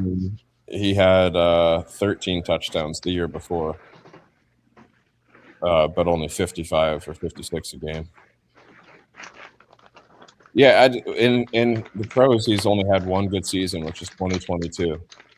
Was his second year with the Panthers. He had 3 years with the Panthers, and then he had a year with the Raiders, and then last year he didn't make a team. And Pete, I heard you with that bullshit too, boy. Talk to me. Talking about fucking Geno Smith better than Malik Willis. Oh, goodness. I'm glad Kenna was listening, Mr. Parker. The hell wrong with you with that? That's crazy. Hey, how you feel about what Slowick said today, though, Kenna? What did he say? I ain't hear it. I ain't get to see the interview yet. I'm just Slowick getting off said work. he believes Tagovailoa could bounce back after a down season, and he can't pinpoint his struggles of late last season. Wait, shit. That's just say what? The Slowick on our team, he said that's what he said about Tua. Today, yeah, that's why I've been crying the whole time. That's why this whole conversation started. Like, what if we cut Tua and Tua balls out elsewhere? That's where all this kind of left from, based on what Slowick said, that he can still bounce back. I hope it's not meaning that they're gonna be giving him a shot at starting. Nah, I really think that's I think that's some trade bait. Hopefully. There you go for Arizona. Yep. Hopefully. Look, it says Tagovailoa suggested he would be open to a fresh start elsewhere, and first-year general manager Jon Sullivan said the team will decide on its next quarterback over the course of this off-season. Wait, did someone ask Tua a question about that or something? Why did he bring it up? That came up because Slowick was asked about Tua and what were the plans. And he said Tua would like a fresh start? No, he Nah, never said Tua that. said That he was would a like a quote fresh from like start. Yeah, when I'm this is saying when did Tua say that? Or like what uh prompted him to say that? whenever they asked him, "Oh, would you be like to be traded like a month ago or something like that?" Oh, okay. Yeah, But yeah, yeah. here it I says mean, I think that was Slowick was just asked about the quarterback plan, specifically involving Tagovailoa. Slowick said the Dolphins were way too early in the process. Listen to this. This is what Bobby Slowick said today. He says, "We are way too early in the process of player evaluation, but we're going to look to add competition at every position. We're trying to push competition at every single spot. What I can say about Tua, just from being with him last year, I know last year was a difficult year for him without a doubt, for a lot of different reasons. And I think what jumped out from me about Tua was the grace how he handled everything last year, the way he went about his daily routine through last season, even at the end of the year, the kind of person he was to everybody and to his teammates. I mean, you can't say enough about Tua and how good of a person he is and how he handled the benching situation. That's what Slowick Wow. said, bro. I feel like That that sound was Slowick that said sound he like a believes. Slowick said he believes Tagovailoa could bounce back after a down season, but he couldn't pinpoint where Tua was struggling late last season. right. I And He that mean, I says that it's feel like sound never that as was a that simple as sounds like one thing. I bait think for that what was that a means to uniform answer. I think that was a uniform answer because he didn't commit to anything and he continued to emphasize that there would be competition Mhm. and he kept an open communication between him and Tua by saying, I think he can make a bounce back.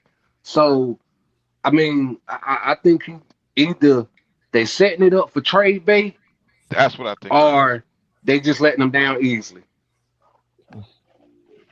Yeah, there you go. I mean, that's what that sound like to me. You know, I could be wrong. Same here. How much do we have to pay him if we cut him after June 1st? Like 99, ain't it? In this year though, like against our cap. Yeah, I think it's like 99, something like that, y'all. I think Am I that's what it correct? is across the next 2 years. So it's probably like 60, 30. Yeah. Oh, yeah, yeah. It's 60 because the next year, if we do cut them, the next year would be only like 30 something mil. Yeah, I So think this it's like year, if we do cut 66 them, or it'd be 60 33. something mil. Yeah. So he could be making 66 million this year just for not even being on our team and go take a backup job for another Yep. 6 million or whatever, 6, 7 million. No, Uh, he'll do the Russell Wilson, sign $1 million as long as it guarantees him stardom job elsewhere. I don't think he'll want to start though. I think he'll just like take like a backup role and treat it like a bonus while he's still earning from the Dolphins. Yeah. Because, I Yeah, mean, we 'cause I think discussed this yesterday, though. You know what I'm saying? If we was to keep Tua and he was to get out there on that field in practice, even in practice, and get hurt, that means we gotta pay him more. You know, and that's going against what they stand on in trying to rebuild this organization. So, like I said, I just feel like that was just a uniform answer for him. Yeah, no, I mean, Tua. I think Tua's already become Marcus Mariota. I think that's where he is in his NFL like Yeah. expectation. And Mr. Pope, So Kenna, even though there's a small, tiny percentage this happens, but let's say it happens. Tua goes on another team. We cut him. He balls out. He's over there in Pro Bowl, MVP, winning division conversations. And we're stuck in the middle with nothing. What do we do, bro? I mean, we just give our hats off to Tua and understand that we was a part of his process and him growing because at this point he does need to get out of Miami so he can grow.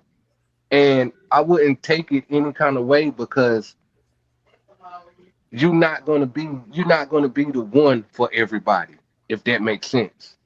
You gotta find the one for you, if that makes sense to y'all. So I mean, I got you. so shit, hey, keep searching. Should we fire Sullivan and Halfley? If that happens, we don't have a quarterback. No, you can't fire them because how can you fire them when they never attached themselves to him? They never really got to evaluate him, and the moves that they made was for the team and the cap situation. You get what I'm saying? All I'm I saying don't is think it's poor that's a evaluation. fire. It would be I poor just don't think. evaluation. You cut I don't think Tua, that you would be ate the though. dead cap, and you didn't have a quarterback plan that was better than that. They And do now got a he's over quarterback there. plan. They just got to go through. They don't have no quarterback plan. I'm Their quarterback telling plan you, they right now do. is open competition.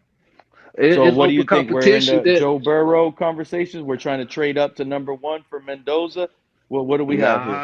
nah. I'm telling you who it is. I've been screaming it for the last 2 days now. You know what I'm saying? Somebody that already know the West Coast offense, like Jeff Won't. Malik been running it Tua. the whole time over there. You know what I'm saying? Um, you know what I'm saying? Like the tough grittiness, that's Malik. You know what I'm saying? The being able to have yourself available at all game, every game. You know what I'm saying? Malik ain't had no injuries that we know of. You know what I'm saying? I mean, I hear you with that Geno, but Geno's too damn old to be even thinking about bringing over here. You know what I'm saying? Geno ain't do nothing for us to have a quarterback sit behind him. You know what I'm saying? He's still trying to Hey, prove that he's a capable starter. remember last night's stream with the Tampa guy that popped up, and we were trying to tell him about Bobby Slowick's offense? Bobby Yeah, I Slowick remember. came out today. EM popped up earlier on in the stream, and he was going off on that Tampa guy today again. He pulled up early. He was like, "Remember everything I was saying yesterday?" Well, Bobby Slowick opened up his mouth today, and Bobby Slowick pretty much said everything EM was saying and what we were saying yesterday on the show too. It's going to be the same style offense with a sprinkle of whatever Slowick changes Slowick makes, and that's what he said. He said, "This is still, I'm still from the tree of Mike McDaniel, but I'm going to run a different version of it, pretty much. It's still So Mike McDaniel." He said, so Mike McDaniel. basically so basically it seemed like what the offense is gonna look like Yeah. instead of a horizontal offense, we having a vertical offense. Well, obviously, he's not going to give us that, but I could see that being changed, of course, Yeah. Like because we that's the were only only wrinkle they get. horizontal because it was Tua. Yeah. You know, Will H will this is H have where more A or Chain can less? really shine if he's really that capable, which he has shown that he is capable. I'm not taking anything away from him, but You think he'll have a better this year than last vertical year, Kiddo? offense that we have to run, that we might be running, it's gonna cause him to have to hit that hole. You know what I'm saying, and not choose. And Cause Slowick already said A Chain will be able to handle this offense, no matter like this is A yeah, Chain's job. well, you know what I'm saying. So, hey, I But it Cap, to it just answer seems. your question, I can see A Chain probably getting more rushing yards and less catches under this new Slowick offense. Yeah, I That's what I'm see saying. that You too. think he'll have better numbers than last year? More running the ball, less. He might get 1,500 rushing yards and 250, 300 receiving yards. Is it possible that he'll want to get paid more? Possible, yes. Ain't no possible. He already done came out and said the market is the market for running backs. Oh, No, he he copied ain't say Tua? he for real. He Yeah, said that too. he done came out and said it Oh, already. The market is the market. Spending too much time with Tua. wow. Yeah, I mean, I said something about it. I can't remember which platform I was on. You know, I was like, is we gonna hold the same energy for A Chain that we had for Tua saying that? Yeah, we have to, especially at his position. I mean, we have to be honest about the running back position. It You know, ages quickly, and you can replace it fairly quickly with youth. facts, facts. As soon So as we I pay think him, I he think got he his liability. and Brooks, we have to go ahead and trade those guys while they have value. Waddle as well. Those are like some of the top like 5-6 players that are against our cap. Yeah, bro. I heard you guys talking about Waddle So earlier. what you thinking we gonna do with Bradley Chubb then, Joe? I think we get rid of him too. He's the number 3. It's Tua, Hill, and Chubb would solve like 50, Waddle and Chubb. 50% of our problems. Waddle and a few others like Austin Jackson and Brooks are like the remaining chunk of it. And then that's why I brought up HN, because he's going to be kind of expensive pretty soon too. He might be expensive this year. Yeah. Cause ain't this his last year? He's gonna be looking for a contract this year. I think so. Yeah, I don't know what his contract is, but I would imagine after the year he had, he's going to demand more. Yeah. Yeah. So I mean, wait, was Slowick the defensive coordinator when Tua was picked off 4 times in the fourth quarter? No, he wasn't defensive at that point. Oh, you got to remember some. Pete, there's 2 Slowicks on the Dolphins. But the second time we played, Halfley. I'm sorry. Yeah, the second time we played Green Bay, Halfley was the defensive coordinator. So when we played in that cold ass weather game, a year or 2 ago. Yeah. Well, when did we play in that cold weather game in Miami, Green Bay? That was what, 3 years ago or 2 years ago? Well, it was like 40 degrees or 30 degrees down here. Then Green Bay came down here. That's the game. So if it was 3 years ago, it was the Christmas night game. Yeah, hold on, because I ain't get to hear Cap. But Halfley's been there 2 years, right? Or he's been with Green Bay longer. No, he was in Boston College 3 years ago. 3 years ago, he was in Boston College. Okay, so 2 years ago, he's only been with Green Bay 2 years. But we played Green Bay how many times in 3 years? Oh, but you know who was the defensive coordinator that year? Joe Barry. And he's our linebackers coach. Okay, so then all right. Yeah, so they got the evaluation on Tua then. Oh, yeah. Yeah, pretty much. Joe Barry is while I want us to move on from Brooks this year because we could save some money, we can get some value for him. And with Joe Barry, and as long as we keep the guys like Britt around, we're going to be fine. And Dodson, we're going to be fine at that position. Yeah, I mean, Brooks' value is not going to ever be higher than it is right now. We need a legit Mike, Brent. Why aren't these coaches talking about Quinn Ewers, bro? These people still want to talk about Tua, bro. They don't want to ask the man about Tyreek Hill. It's always about Tua. Bro, get over it. I want to hear these other names now. Yeah, but Tua got the bulk of the money. So you got 4 months of this, Pete. At least 3 months. Yep. No, I was just saying there's an example, Cap. Everybody keeps saying we're gonna cut Tua. Yeah, we might cut Tua. You guys might be right. But it might be all the way till June 2nd. We might drag this on through quarterback OTAs, through training camp. This coaching staff might have to evaluate Tua himself during OTAs and training camp and preseason before cutting him. Because you don't have to cut Tua until you got to slim your roster down to 53, Cap. If you're going to put him to if you're going to cut him post-June, why do it in March?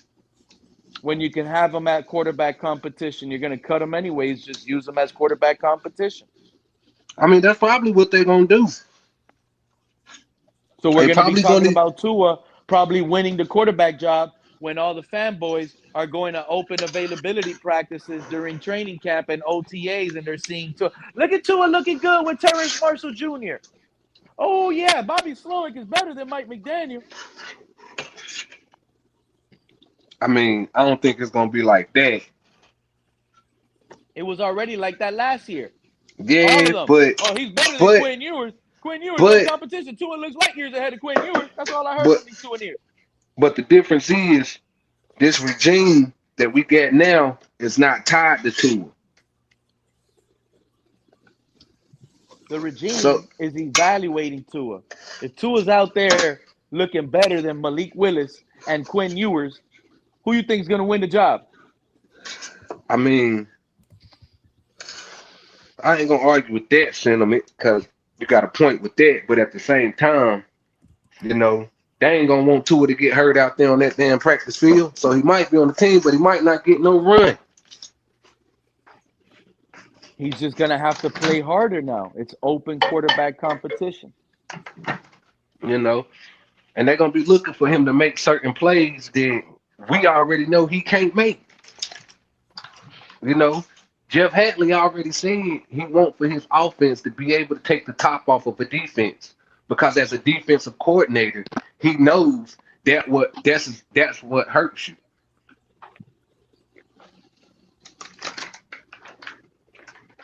We need to hurry up and cut this guy, trade him or something, bro. I can't have this lingering.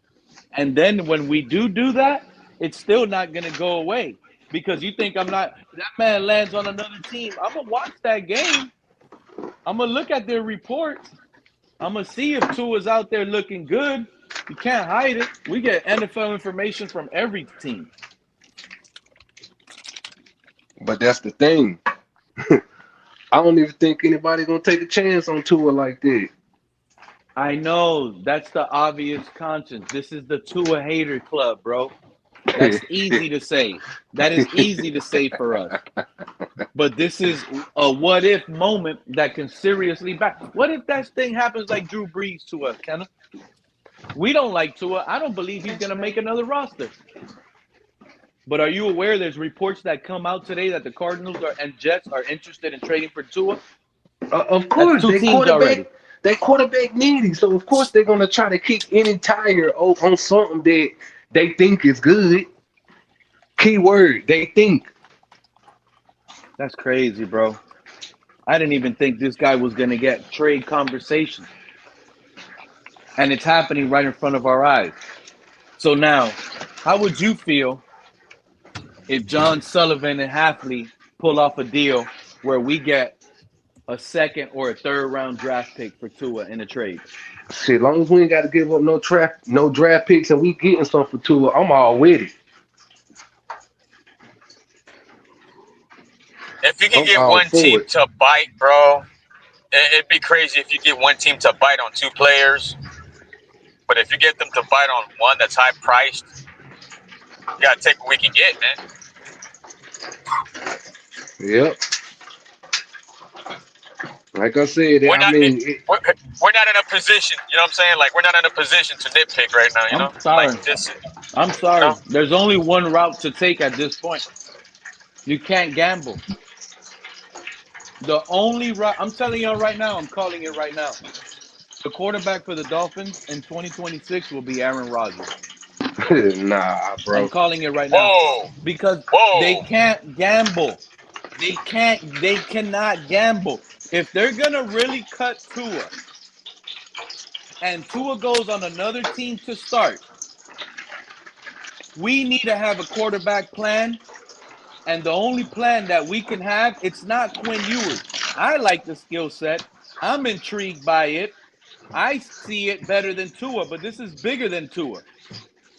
Tua goes on another team and balls out, and we don't have a quarterback plan, that is going to fall back even worse. It didn't fall hard on the Chargers when they lost Drew Brees. You know why?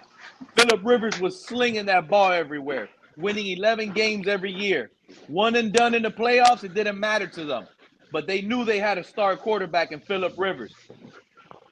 If it falls where we don't have a quarterback, we're still in lingo, and Tua's out there slinging that rock for another team, that's what's bothering me right now. Now, does Pete believe Tua's going to ball out and win division titles for another team? Now, I'm going to tell you honestly, no.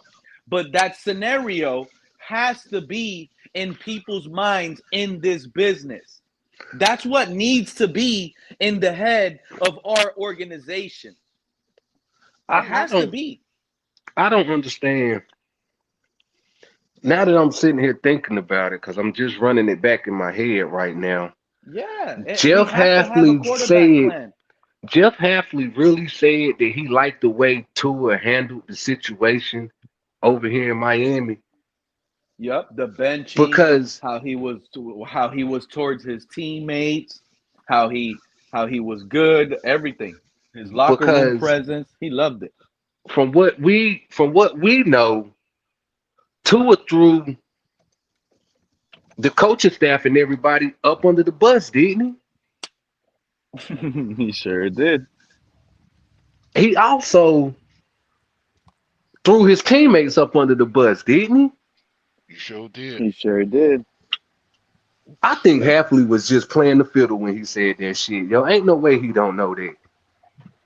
Ain't no way he looking at that as he like the way he just playing the fiddle right now. Now that right there could be something that we can knock on Jeff Hafley right there about tough conversations that he's always harping on. That was a tough conversation right now, and it seemed like he played the fiddle.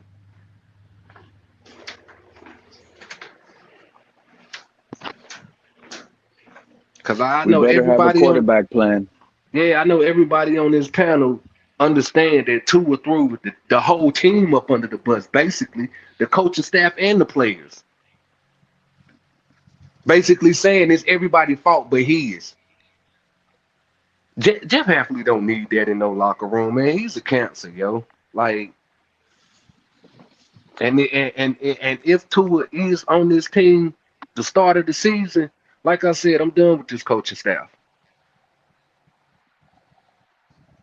Because he is the exact opposite of what the kind of players that they want. He's the exact opposite. He don't hold himself accountable for nothing. He hasn't did it in the 6 years he been here. You know, taking the top off of defense. Well, everybody see how his arm die out at the end of the year.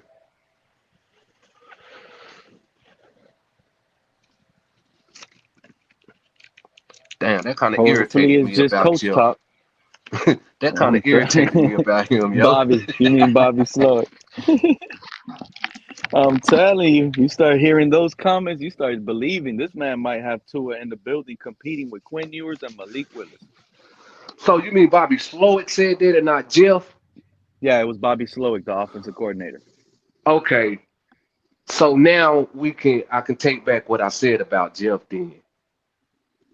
I just thought the Slowick, whole time he just had the wrong name, but you know who we were talking about.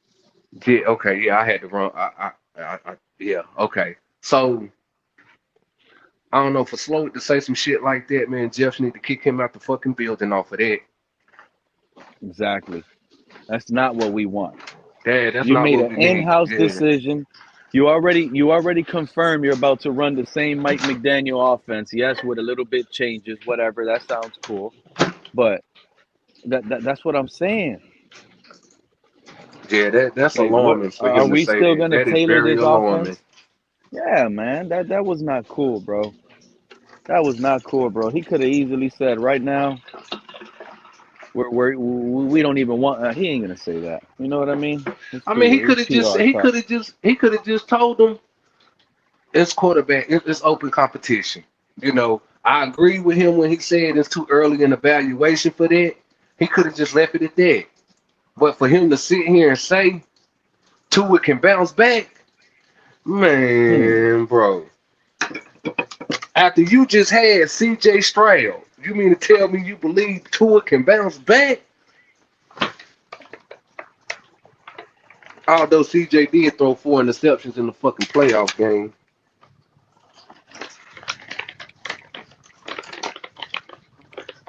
So reports on Terrence Marshall Jr. His issue is he doesn't grasp the playbooks in time.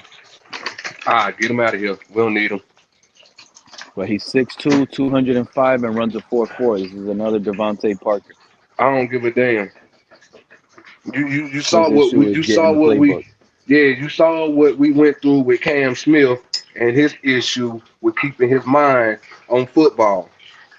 Yeah, but I was helping my daughter out the other day doing some math work, and I'm teaching her this other route. She's like, "Why don't my teacher teach me this way?" I'm like, "I don't know. This is the way my teacher taught me, so I don't know how they're teaching you this way. This is the way I know about how to figure this out." And she learned the way I was taught, and the teachers ain't teaching her that way. And I thought that was the way to be taught. You see what I'm saying? Every teacher teaches their way. Yeah, every teacher is We different. probably had some Everybody do dumb learn teachers. different. We probably had some dumb teachers. Let's be honest. I don't know now. You know what I'm saying? Hey, I don't know. A bunch of Mike Yeah, McDaniel.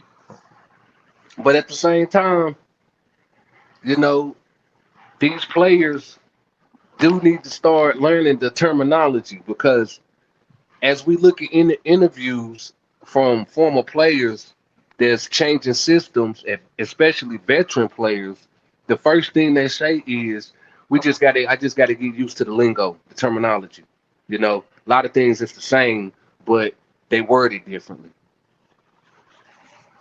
Troy Aikman is already talking about Bobby Slowick getting promoted possibly after the season. I'm telling you, bro, Troy Aikman probably knows something. They're high. These guys are riding with their chin up. I got a feeling they know Aaron Rodgers is coming to the building. I got a feeling I was spot on when I was telling What are you everybody Aaron talking about Rodgers was going to be promoted? a Dolphin last What would he get promoted to? Head coach?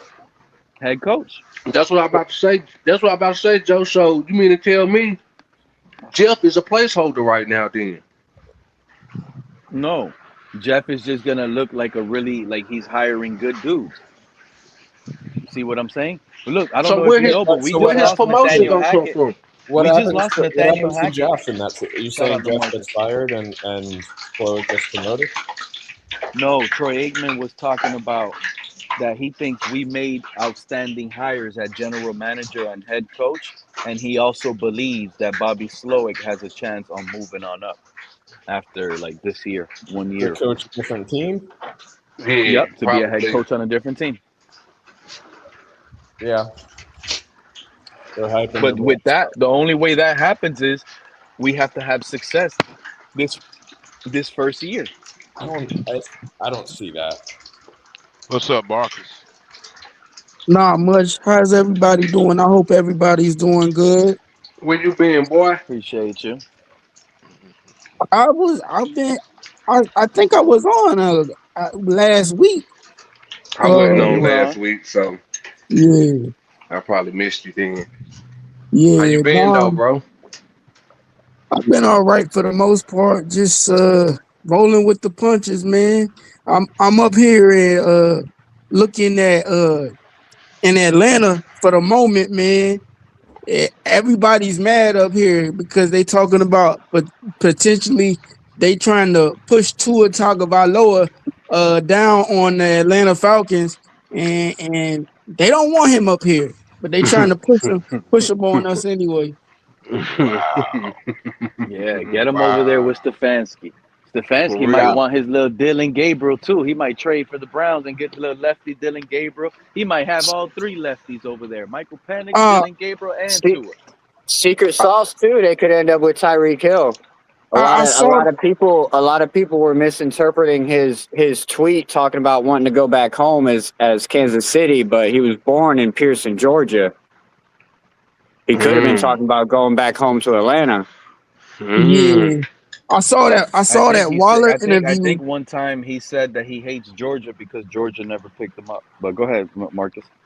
I saw that Waller interview, man. It puts a lot of things into perspective about Hold on, which one? Tua. uh I forget the podcast he was on, but he was saying it's crazy because Tua throws a lot of dots in practice. But Mm. I think that's because he has that red jersey on so nobody could touch him. And Mm-hmm. he Mm. knows that. But now Mm-hmm. in the game, everybody can touch you. So now he's thinking about all them hits he took And and I them mean, injuries. Yeah, no pressure. There's no Wow, Darren Waller said that. yeah. Yeah, That he was Yeah. said that. that Yeah. same interview where he Wow. said that he was in the So room when when me Mike and Fred, McDaniel got fired. be up here talking about Tua, look like he had happy feet, he's playing scared, and people in the chat saying you don't know what you're talking about. Now when a player says it, now No, does it but make more sense? the thing is Darren Waller talking like he not on the team no more, bro. He is. Marcus, He He really ain't hey on is. the team Marcus, no that more.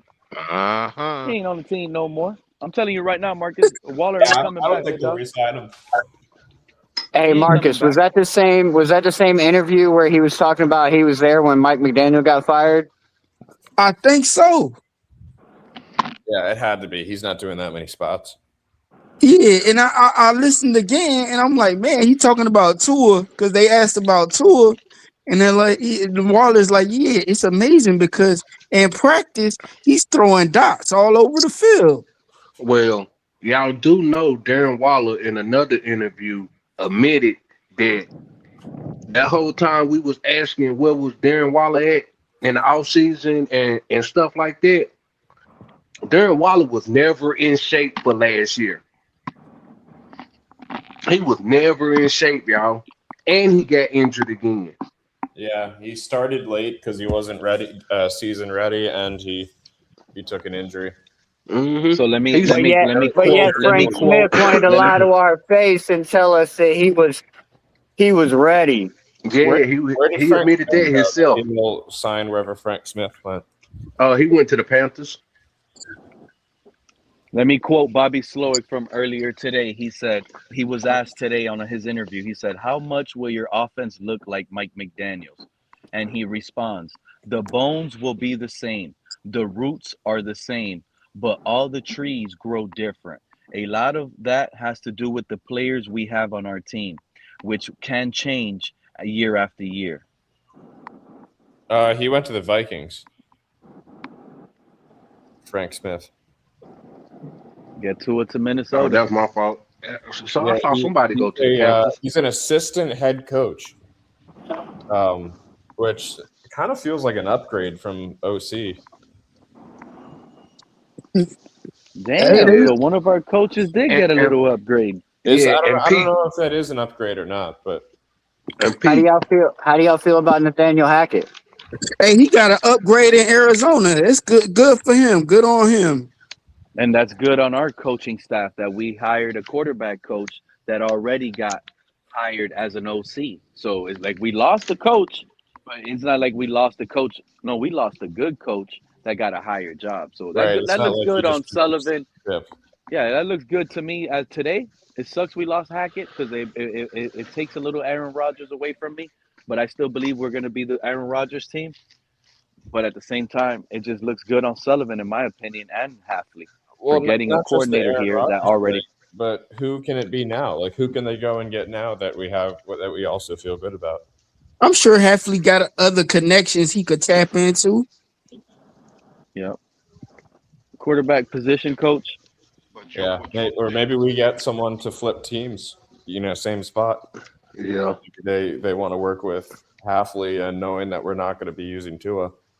So. And they're gonna get rid of Tua. He's gonna be a post June 1st. I looked at his contract. Yeah, if he's on this roster in March, he gets an extra $3 million. They're not even gonna pay that.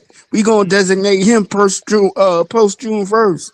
I think all three of them. I think Hill, Tua, and Chubb are all going to be post June 1st. So Pete, going back to what you was talking about with the system and how it changes from year to year depending on the players. If y'all can remember when we was on Hard Knocks, Mike McDaniel said the utilization of the tight end spot in this system is the next stage in this offense. And he said that, and we went. He did, because he said that the same year, I believe. He said that the same offseason, I think we got Jonnu Smith. Yeah, and Jonnu Smith ran a bunch of screens. Yeah, and Jonnu Smith ran a bunch of screens, right? Yeah, a very minimal route tree. Yeah, very tight end like that. That's what I'm saying. That's what he was talking about, and that's what not Frank Smith, but Bobby Slowick was alluding to when he said it. We grow different. It's under the same roots, but we grow different. Depending on the quarterback. The quarterback determines how the offense goes. And Tua never graduated in Mike McDaniel offense. Tua was a one read. Tua. Shoot, man. I don't even know why this thought is in my head. Oh, Tua gonna get cut. He gonna ball out another team. Why is that hitting my head? No, After knowing what I know about Tua and that injury, he got a psychological injury. He always seeing the hits that already happened. It's very difficult to overcome that. Somebody, I think it was, who was it yesterday on the panel that brought it up? I think it was Fred Tyreek Hill hating ass, but I think he was like, "Oh, Tyreek Hill ain't gonna be the same because he's gonna be thinking about that knee." He's spot on. Players, they think about that. You know what I mean? They don't leave once he knows how he broke his knee like that. He's gonna Yeah, get scared to get a hit around that knee area.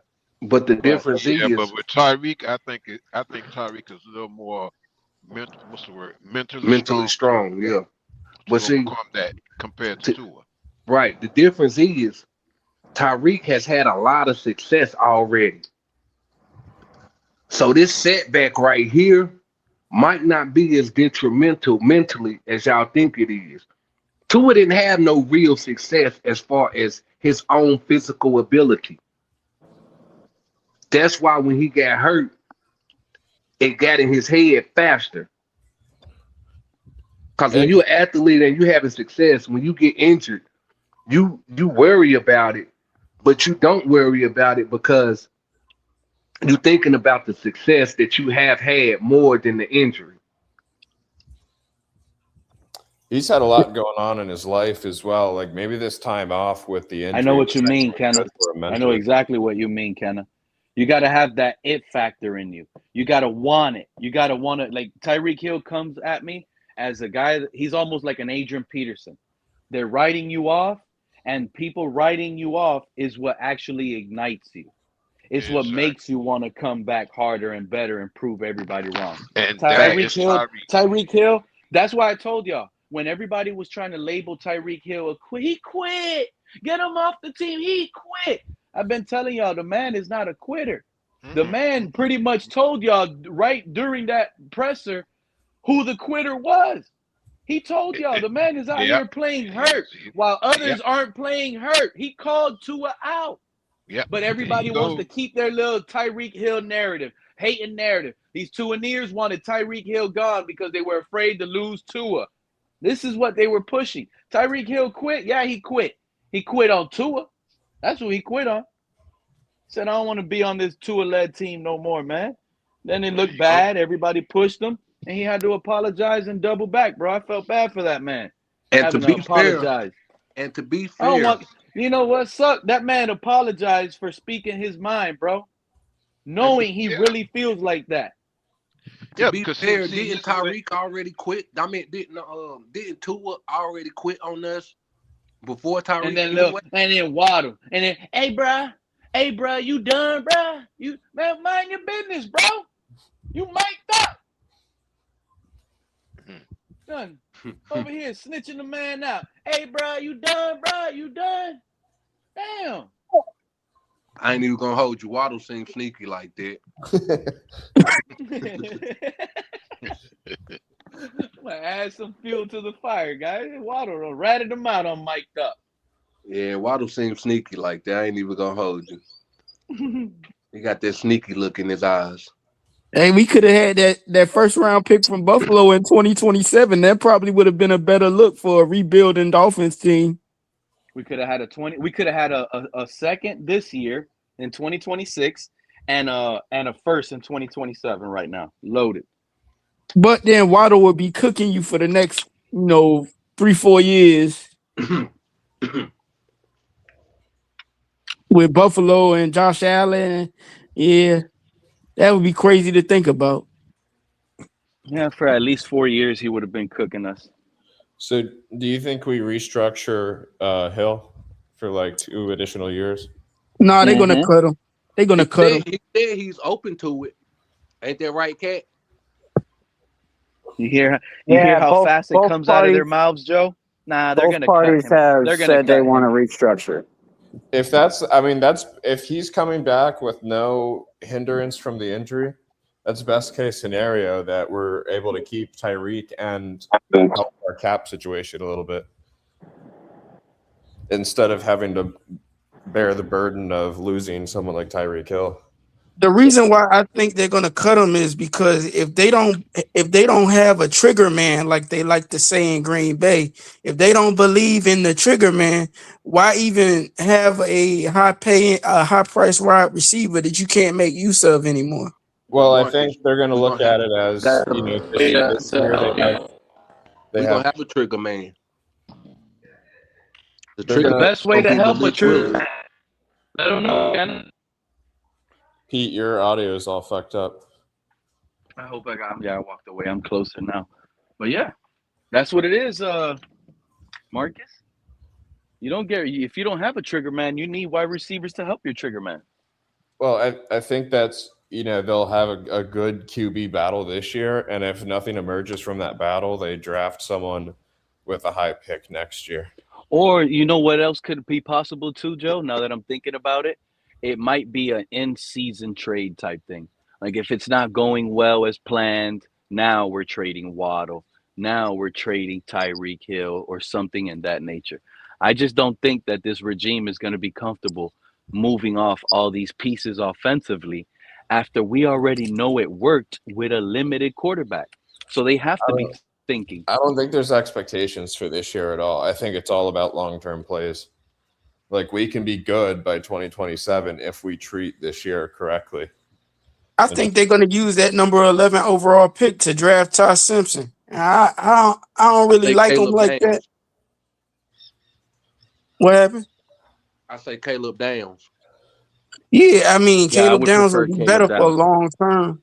He You would think be they can better for roll long. the dice though on Simpson? Just get a new, you know, day one starter in there.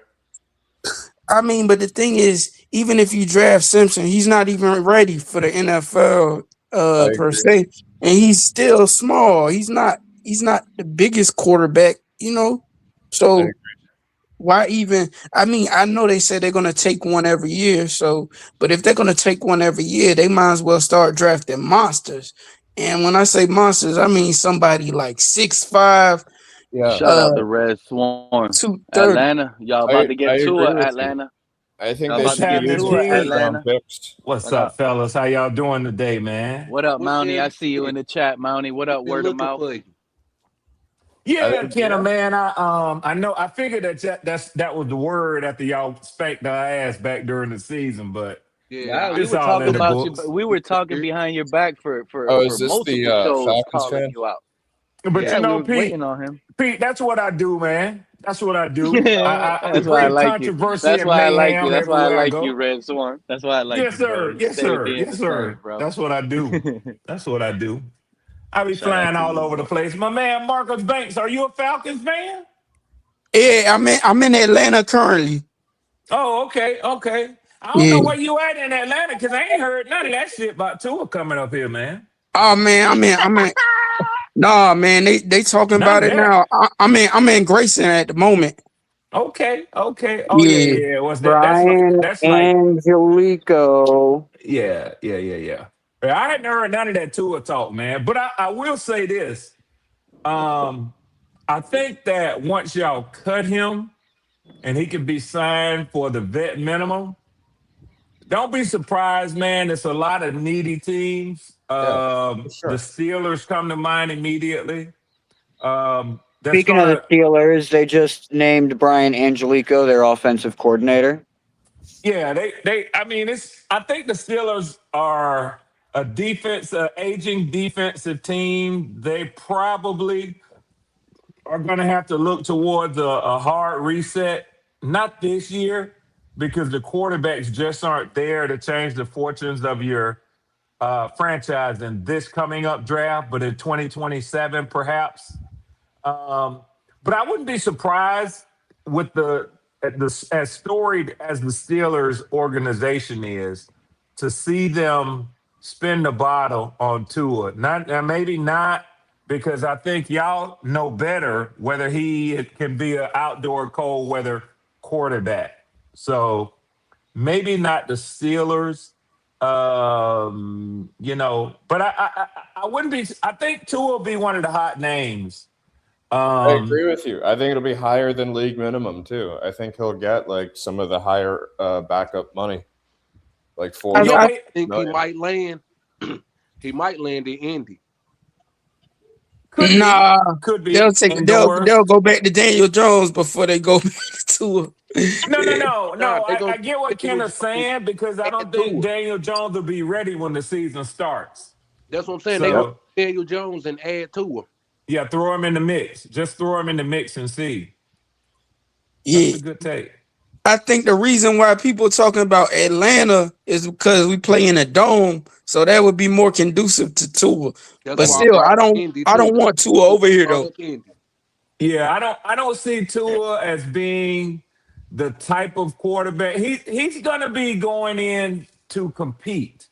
That's why I said it. I could see him in Indy because depending upon what Daniel Jones is coming off of the injury, they may want to put some competition in there for him. I mean, that's what he was supposed to be with Anthony Richardson upon first going to Indy. I think that he put all of those discussions to bed with the play that he had prior to his injury.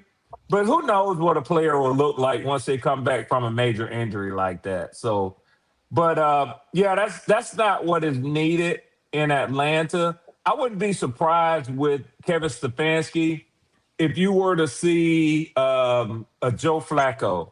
Just that we don't have the draft capital to swing a trade. So yeah, it's not totally crazy to think that Tua could come here, but they're not gonna. As soon as Penix is ready to take the field again, and he may be ready week 1 from the reports that I've seen, but as soon as he's ready to take the field again, they're gonna see what they have in him. This is his season to prove himself. If he doesn't do it, then Stefanski is gonna take a quarterback in the first round because we don't have a first round this year. He'll take a quarterback. Yeah, he'll take a quarterback in that crop coming out in 2027. But yeah, they just want somebody. They just want somebody to bring in here, play 4 or 5 weeks tops. If Penix isn't ready to go, let him get ready, and who's going to be okay with sitting on the bench. And honestly, that could be Kirk Cousins again, depending upon if they could strike a deal with him once the new league year starts. Yeah, because Kirk wants some more money, so. Yeah. Don't But you guys it'll have be in the him? 10. Huh? Don't you guys have him through this year? No. No more He guarantees. was here. He was here on a 4-year deal with 2 years guaranteed. So, like my man was just saying, the guaranteed money is already gone after 2025. So, what now he's on it, and actually, they for his dead money, they worked out a restructured deal with him so that I think probably the same thing y'all are doing with Tua, so that he could be cut once the new league year starts March 3rd, but it'll be set up as a post June 1st designation, right? So if he's on our contract, I heard somebody say this earlier about Tua. If he's still on our roster, I think March 3rd, then with this new structured deal, we had to pay him $70 million. Extra money. Yeah, for 2026. So they're not going to do that under that old contract. They'll cut him. You'll see him cut first. And then if he re-signs with us for 10 or 15 million, I could see them doing that because he's played for Stefanski in the past, man. So I wouldn't be surprised if Kirk is back. But he'll be back with the understanding that they're going to see what they have with Penix so they can determine whether they have a long-range plan at quarterback or whether they need to get one in 2027. Yeah, they're definitely gonna have to get one because with Tua, if he's on the roster March 3rd, the Dolphins got to give him an extra $3 million, and they're not gonna do that. I got breaking news. I got breaking news, guys. I got breaking news. Believe what you want, but I just got a text from my source, and he says the Dolphins are looking into quarterback Jared Curtis. Who? What was that? I was hoping one of y'all knew. Jared Curtis. But anyway, since y'all are Falcon fans, let me ask y'all this: who do you guys like better, Kirk Cousins or Michael Penix? Like, who do you think gives you guys a better chance to win? A better have to chance go to with win right now? I don't know, because Michael Penix is in his tour arc at the moment. Yeah, Michael Penix did not look like he has a nice pass. Like his passes look good, but it's something weird with Michael Penix. Like he doesn't look good. Right. So this is So what. Yeah. So this. Go ahead, Red go Swarm, and ahead. then No, go I'll ahead, my man. Go ahead. I'll So finish it up. this is basically where my thoughts were at, like up to yesterday until now, until you told me that his deal isn't through next year. I was thinking that Kirk Cousins would be a crutch for Kevin Stefanski this year to come in, use Kirk Cousins through his first year on the team, kind of make it look good, allow Michael Penix to fully heal and develop a full year behind Kirk Cousins. And then, like, Stefanski can make his job look really good if Kirk Cousins works out. Because, like, in my opinion, my I feel God. like Kirk Cousins is the better quarterback. Yeah, Yo, Jared Curtis's comp is Josh Allen, guys. This guy's 6'4". Look at this guy. How many years is he already in the NFL? No, he's just eligible to started get college. drafted. Who did he? He's just I've heard started? the name. Who did he play with last year? It says he's Georgia. Nah, Jared he played Curtis with is a Georgia. quarterback for the Vanderbilt Commodores in No, 2024. He yeah, do initially not grab committed him. to That's a Georgia. fraud. That's a Hold Flipped fraud. to Vanderbilt. No, Becoming the no. school's highest rated recruit ever in 2024. Yeah, he Curtis flipped was his- named no, Gatorade. That's the same school. No, I know that name. I know that kid is coming out of high school. Yeah, He's not going to the NFL. He flipped his commitment No? from Georgia to Vanderbilt. He's coming out of high school. He's just entering college. Yeah. Wow. It's 3 years before you could be talking about him. Miami looking at him. He just played in the state championship.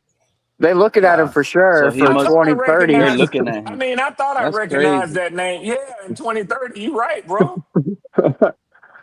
But not Vanderbilt. That's where Eli Stowers is coming out of. We're Eli definitely Stowers not had a getting monster a year quarterback over there. with this So text. I wonder if he's going to start. But yeah, so let me hear your thoughts on that, Red Swarm. Yeah, so here's the deal. The team definitely, both last year and this year, played better when Kirk Cousins was in there, as you might suspect. I mean, 14-year veteran who's done well in the NFL. I mean, he's not scratched being considered elite, but Kirk has been one of the better players in the NFL. So You can consider him like a Ryan Fitzpatrick. he's better than Fitzpatrick, but what I'll say is that he and also when I think of Fitzpatrick, I think of a well-traveled quarterback. That's not been Kirk Cousins. He's been with 3 teams. I consider him more Tom Brady than Ryan Fitzpatrick because his agent is the elite agent in the NFL. He don't miss. If he signs Kirk to a deal, Kirk has made more money than anybody. That's a side joke, just to say his money has far exceeded his play in the NFL. But with that being said, that's exactly what Kirk was brought here for. He was supposed to be a placeholder until they got the young kid ready and up to par to play. So what I'll tell you is Zach Robinson is a horrible offensive coordinator. He came to Atlanta with Raheem Morris, also along with Jimmy Lake as his defensive coordinator. Jimmy Lake was most asked defensive coordinator in the NFL in 2024. That's why he was let go. And we brought in Jeff Ulbrich. So we should have let Zach Robinson go the same year and had a different offensive coordinator this past year. But they didn't do that. And as a result, you could actually see that nobody worked with Michael Penix on his mechanics. Pete is exactly right. There are things that are obviously missing in his game. The short to intermediate throws, he hasn't developed the touch on it. He can sling the ball as far with as much velocity as anybody in the NFL with his wrist. just like a pitcher in baseball, when they're left-handed, they have a natural curve. If you ever go bowling with somebody who's left-handed, the ball just curves down the alley. Same thing with Penix when he throws the football. He spins the fuck out of it. Y'all know because y'all have watched Tua. When Tua's on and he's dealing, that shit looks pretty coming out of his hand. But Penix hasn't had anybody to develop him, so he looks really bad at times. He'll get that with Alex Van Pelt. No question about it. I am so impressed with the staff that Stefanski is putting together. So you asked me who I'd rather have. If I can have my druthers, I'd rather have both of them again. But I don't think Kirk Cousins is going to want to stay here under the knowledge that, hey, I'm just here to play until the kid is ready so they can see if he's the quarterback of the future. I don't think Kirk will stay. So, but he might because his wife is from Atlanta. Her whole family is 2 or 3 generations, UGA graduates, University of Georgia graduates. He may want to retire in Atlanta. But football is a business. So, and Kirk and his agent are businessmen. I don't think he'll stay in Atlanta. So that's why I think we'll get somebody like Joe Flacco, who has been cool everywhere he's gone, to play 4 or 5 games and then sit on the bench. Kirk Cousins may go to the Jets. Yeah, I think wherever Kirk goes, it's going to be about the money. Yeah. Yeah. I don't think he cares too much about the fit. It's going to be about the money, man. So if the Jets pony up and pay him, he'll go there. Hey, they going to give him another $100 million. They'll be crazy as hell.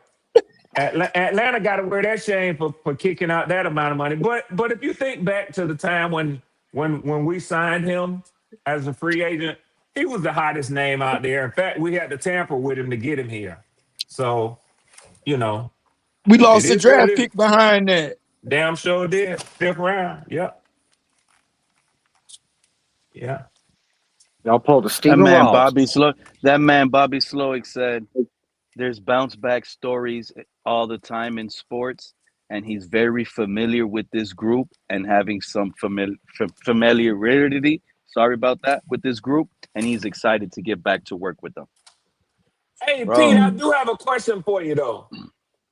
Why did Houston fire Slowick? Supposedly, him and C.J. Stroud fell off. Something wasn't there. He had a big argument with C.J. Stroud.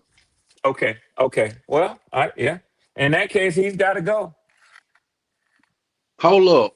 Smart organizations pick the quarterback before they pick the coaches. Yeah, absolutely. Slowick was the guy that was tough on C.J. Stroud when they got into that argument, right? Yeah. He most definitely not about to keep Tua. Hell, he can't even talk to Tua like he talked to C.J. Tua out of here. Yeah, Post June first, man. Post June first. Because CJ really ain't a bad dude. In fact, I'm curious as to what they were beefing about. Because CJ is a pretty mannerable kid. I forget the college that CJ went to, and Slowick was trying to teach him the offense or whatever, and then CJ was like, "Oh, at Ohio State, it's called this or whatever. We do this, we do that." Oh. And then Slowick was like, "This ain't effing Ohio State." Yeah. And if you're dealing with a rookie, I agree with the coach. Hey, listen here, kid. We got to get this shit down. This is my terminology. This is what we're doing. Yeah, I agree with that. And then CJ was like, "You don't got to talk to me like that, blase, blase, blase." And it kept escalating. And y'all already know how Tua is with Brian Flores when he was tough on him. That's not a good marriage. That's not a perfect fit. That's not good at all. That's going to most definitely end badly. Maybe Slowick changed a little bit after what happened. A-Chain threw a touchdown pass. A-Chain threw a touchdown pass in the Pro Bowl games yesterday in the flag game.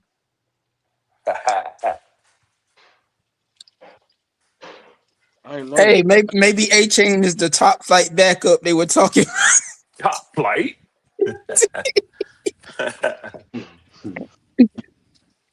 I was talking about this earlier, Red Swarm. Yeah. If Tua gets cut, like we all anticipate, Mm-hmm. and he does end up signing with whatever team that is, if Mm-hmm. he's out there balling out and the Dolphins are struggling and they don't have a quarterback and it looks bad in Miami, is that a good look on this regime? And what do you do with this regime if that case were to happen? So that's a tough one, Pete, because I mean, you just got rid of the head coach that had him and the GM. But Go on it with me. doesn't say it doesn't look good for the incoming regime, like you're asking, that they You're couldn't look at ultimately him and say, yeah, ultimately, I know it was the last regime's job, but yep. ultimately it's also your job now Oh yeah, in you gotta charge to evaluate the players evaluate. that's here. Yeah, Hell exactly. yeah. You got to Hell yeah. evaluate it. And if that evaluation process is off and the plan that you went out by cutting to hurt Yep. the team, because you could keep them and eat that money and do what you got to do Yep. to see if you have a franchise quarterback, because that's what the owner once believed in, right? Yep. If they cut him, it's ultimately up to this regime at fault. Even though they didn't draft him, it was their decision. And that's how you wind up with one and done coaches and GMs when they make a colossal Look at the dude in Minnesota, how good Minnesota has been. They got rid of his ass. And if Kevin O'Connell didn't have the reputation that he had, there's talk that he was on his way out of Minnesota too because of the blunder that they That's true. made with Sam Darnold and with the kid that they had from Michigan JC at quarterback. JJ McCarthy. But Yeah, look, JJ McCarthy. so riddle me this thing. All of that might be true of what Pete is saying, but couldn't it just be a simple case of a guy going to a team that better fits his abilities? Change the venue. They say it all the time, Kenna. You know what Just I'm saying? some players need to go someplace else to play. Some That's coaches need to go someplace else to coach. that's why I said I wouldn't really knock them for that, because really Tua time is done in Miami. He's not going to really grow here. You get what I'm saying? Like he has been given the time, but the time he's been given was not enough time for him to grow. Can I give y'all an outside perspective? And Yeah. and I think this is more than just Red Swarm. I think quite a few people outside of Miami look at what y'all have and have had down there with Tua, and they look at it like it's a bad marriage. Like, it's time for y'all to separate. It It, just is. It's kind of like the Russell Wilson thing is. Russell wasn't playing terrible. He wasn't playing at Super Bowl and playoff level anymore, but it was just a bad marriage. It's time to do something different. Hell, Brian Daboll with the Bills, the shit just got stale. So I think sometimes you gotta say, hey, you go your way, we're going in a different direction. Good luck to you. We're gonna do something different. and that's why I said I wouldn't knock them if that was to happen. Cause even the owner, Kenna, even the owner is out on tour now. Stephen Ross doesn't want him back. Yeah, like it's all bad now. Like, Tua. I don't know how to feel about that, Red. I'm to the point But where if Tua goes and gets cut, he balls out elsewhere, and you don't have a quarterback, you fire this GM oh, and and that coach. You got to pisses you fire off them. as a fan. That But pisses we you gonna off Yeah. as a quarter- fan. we're gonna have a quarterback, Pete. I keep telling you, they're gonna use their Green Bay connections, and Malik Willis will sign with us. He might not. He ain't even gonna sign with us for some big money, because he probably from understanding that the next year or two he can probably get a bigger bag.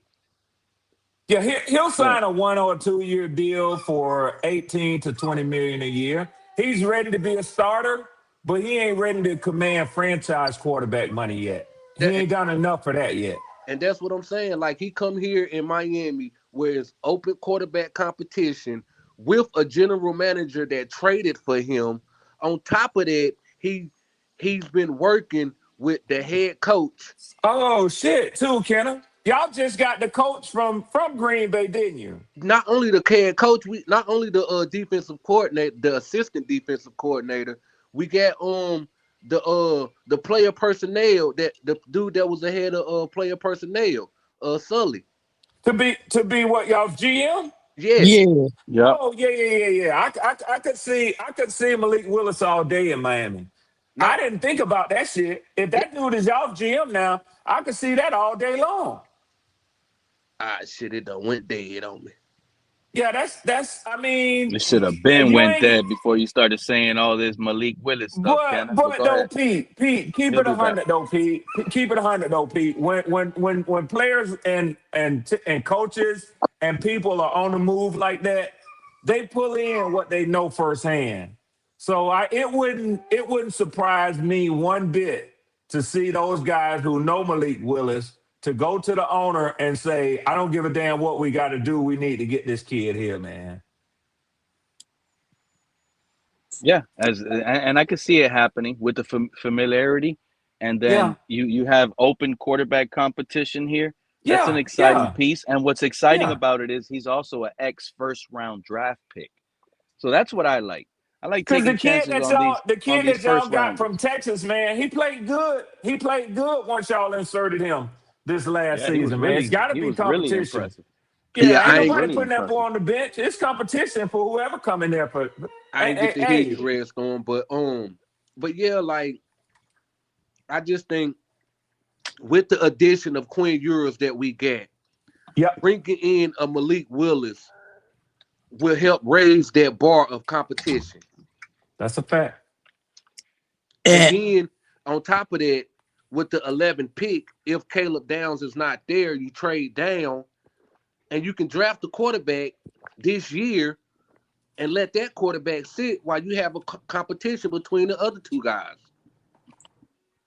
And don't laugh at this, but I think they may even get rid of one of their late round picks and go and get Richardson from Indianapolis. I mean, he hasn't shown me nothing, but that right there is laughable, bro.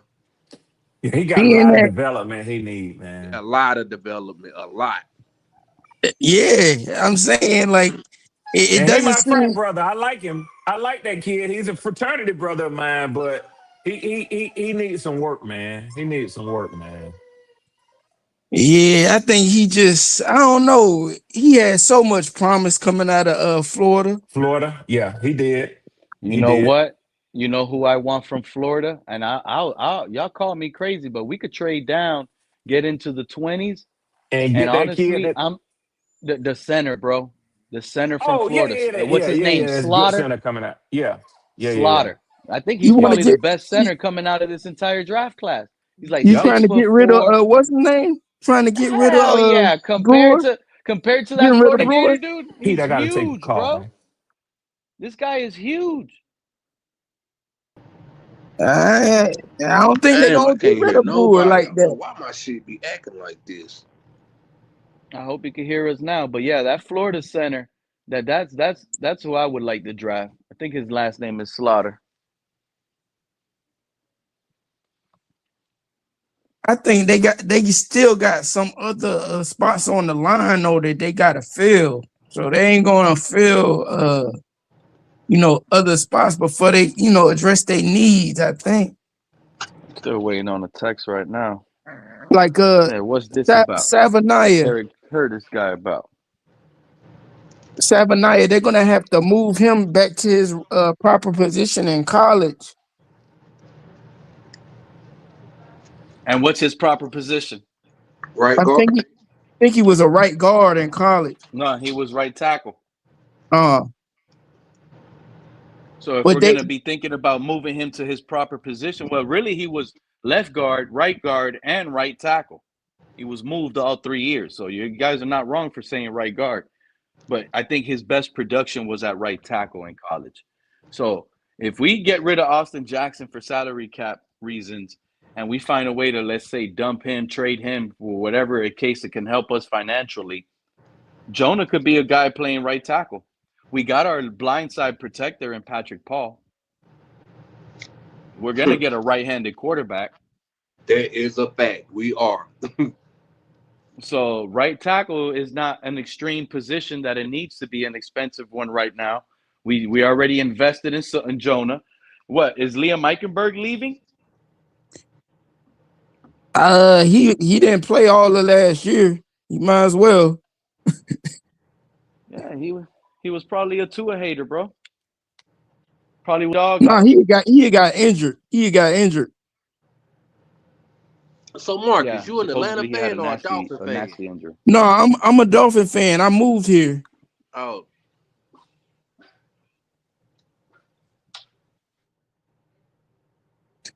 Yeah, I just left Miami. You're gonna get questioned real quick. Yeah, no, I just left Miami real quick. We want to know.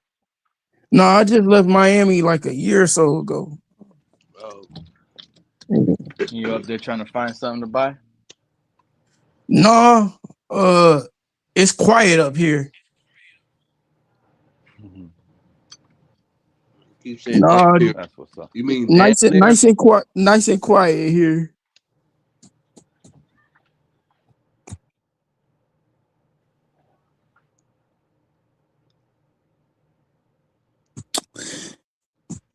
So, fellas, what we thinking about this defense? I think with Hafley as the coach, our defense is going to be much, much better. So, like in the draft, are we going defense first 2 rounds, or is we trade and then defense? I think they're going to trade. They looking at the new GM. He may trade for more picks and then try to get people in the later rounds because he's used to trading back. So, true. I mean, I have heard about Caleb Downs. What are y'all evaluation on this guy?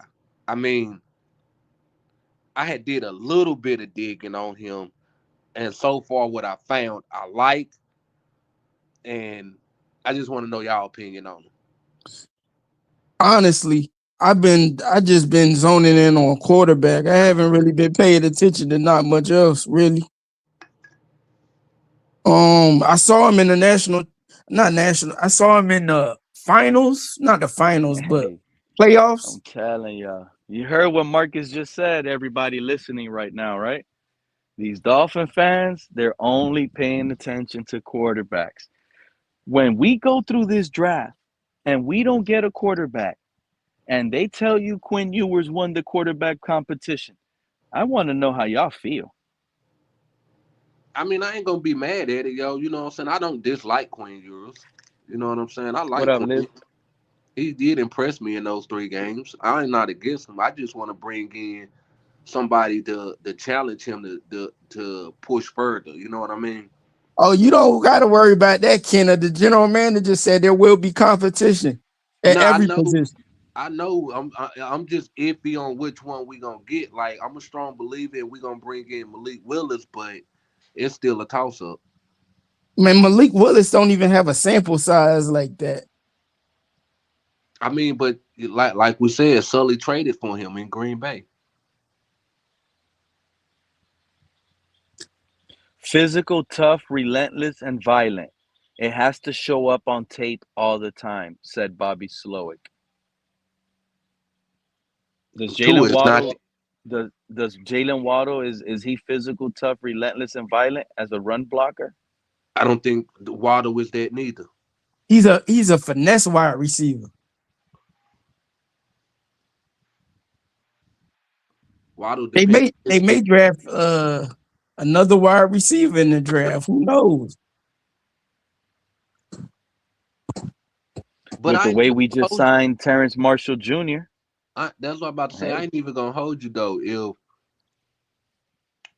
like outside of one person, if the offense can stay the same outside of one person, I ain't even gonna hold you. I think we good on offense. Who you think Tell gonna him. take Tyreek's spot? Tyreek is not the one I'm getting rid of. I don't think he gonna be ready for like week 1.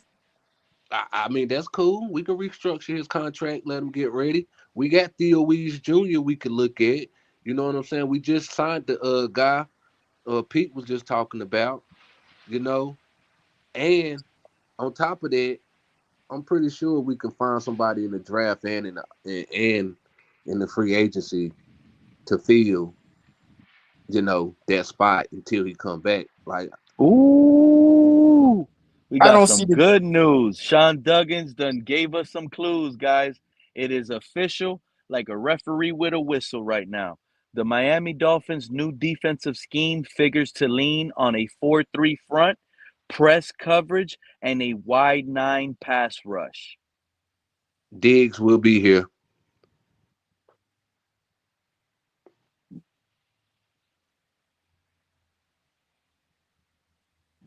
The Miami Dolphins defense will adopt schemes used by the Packers, including more four-man fronts. Defensive coordinator Sean Duggan stated that the team will sometimes use a wide 9 alignment to improve the pass rush and run defense. The team may also utilize more press coverage, a shift from the off or zone coverage used in recent years. Didn't I tell y'all? I could not stand. I just saw the Bengals game the other day. I'm telling y'all, we lost that game because Weaver's boneheaded, bro. He playing them cornerbacks 10 yards off coverage. That was pissing me off, bro. Yeah, yeah. I mean, but we didn't have the corners to play press. You hear what Jack Jones was saying about Armand St. Brown when he was pressing him? This was a whole new Miami wants its defense to be multiple, which huh? means at times they'll have 4 players with their hand in the dirt, and sometimes they'll have 3. Sometimes they'll play man to man, and sometimes they'll play zone. Obviously, that's the wide 9. That was coach explaining it. We think this alignment could great. What was I telling y'all? We What had was I telling y'all, Mr. Pop? Chop Robinson year 3 resurrection is gonna be elite. Coach said we think this alignment could greatly benefit 3rd-year pass rusher Chop Robinson. We love getting to the quarterback. First-year Dolphins defensive coordinator Duggan says we're gonna do that from a wide 9 sometimes, but it also gives you advantages in the run game. The run game is my belief, setting the edges and taking away space. So when you get an edge in the 9, it makes the ball carrier go inside, I which mean, is obvious. we ran the wide 9 with Flo, didn't we? Yeah, we had a multiple defense with Flo. Yes, That's what we're coming back to. yes. I mean that's good to hear. That That also means Chop believe Robinson that. is going to thrive. Don't you think we're going to put that guy in position to be blitzing from all angles, untouched, all speed, going straight to the quarterback? I don't know, man. Chop got a lot to prove to me, yo. I feel like if a guy got to get traded for you to get playing time, then it's not something there. But he's still going to be on this roster, so he'll still get a chance to prove himself. So he still got a lot to prove with me. If we cut Chubb, we could probably sign back Jalen Phillips again on a team-friendly deal. Ain't nobody going to sign Phillips like that on a big contract. Jalen Phillips He's a probably free don't agent. even want to come back out here I after the way mean, he talking about us. hey, if that's their thing, bringing back injured players, then you Ain't no already different traveling than the down a last path that regime. we done seen, and it's not good. Oh, we got breaking news by Jay Glazer. Max Crosby will not be a Raider next year. Ooh, now we can go get Max Crosby, but that'll be breaking the bank. We ain't got the money. Some of these moves got to hurt. We got to figure this out, man. They got to stop playing with us with this negative cap. They got to stop. They got to start making moves to let us know what we can do. Because I know right now it feels like we don't have money, but there's avenues that this team can maneuver players and maneuver contracts, and we're right in the swing of things. Right. We're right in the swing of things. And I Sully think Max said Crosby would fit with a Jeff Hadley. Sully said we I wasn't think gonna that's a be good so match. active in free agency for the first year or two. I don't know how Tua would like it.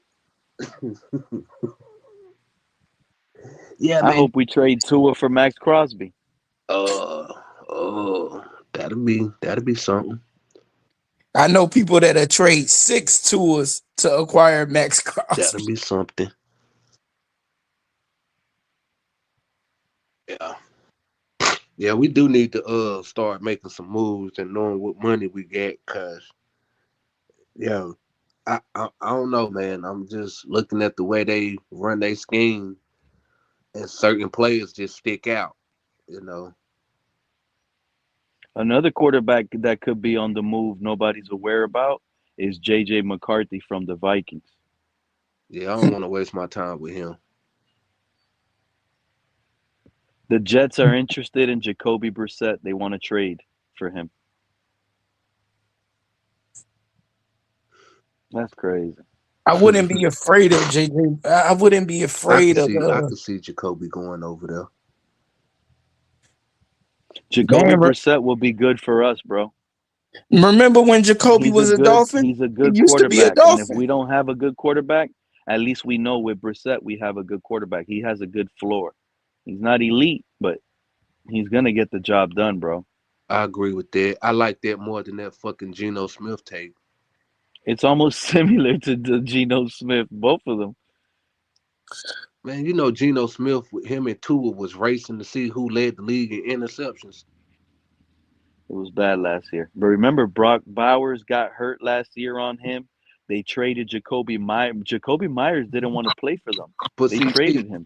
that's just it, Pete. When you're talking about a veteran like that, he has to be able to jail with any receiver. Like that's just a part of the game, and we Yeah, can't. but that wasn't because of Brissett. That was because of the organization. Nah, I'm just saying. You know how we always talk about. God damn it. Yeah, Liz, we can't hear you, but I think you got to let her know, Pete. She can't hear me. Whoops. Yeah, you have to refresh it. Stick a fork in Tua. He's done. But I don't. But see, Pete, as long as Geno has been in the league, he should be able to work with a plethora of receivers. You get what I'm saying? Geno was cooking, bro. Geno He is was just responsible for Seattle being in the Still got Super Pete Carroll Bowl. ass fired, didn't Geno's not. He's a good quarterback in a bad situation with the Raiders. he? Oh, I don't believe in that. That offensive line was terrible. That guy was probably one of the most hit quarterbacks, and I'm not even looking that up. I'm just going based on just remembering how he was playing, getting hit every play. That guy would pass the ball every time he passes the ball. He's getting hit, Kenna. I mean, I hear you, bro, but I'm just not a believer in Geno. I go with No weapons, nothing. I would go with Jacoby before I go with Geno. I don't know why Geno even left Seattle, bro. They traded him. He wanted out. They were trying to give him a deal.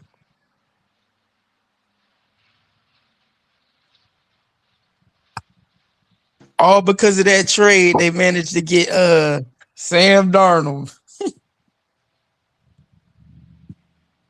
Yo, if we hit, you know what?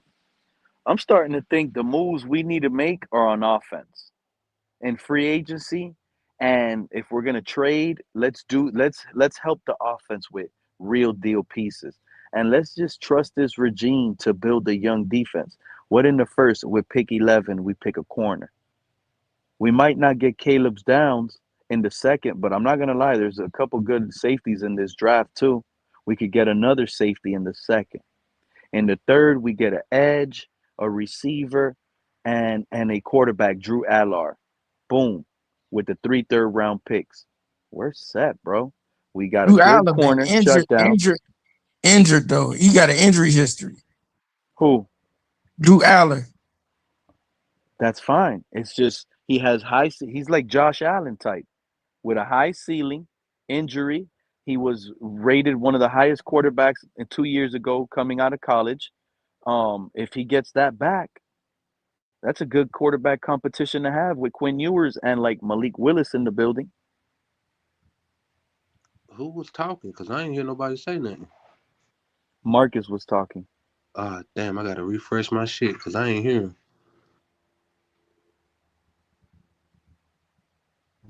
Yeah, no, like, cause when I Matter of first fact, I'm saw just gonna close it out and come back. The Heat are talking about trading for Morant all over again and Giannis. Morant, John Morant and Giannis, yeah, they were talking about both of them.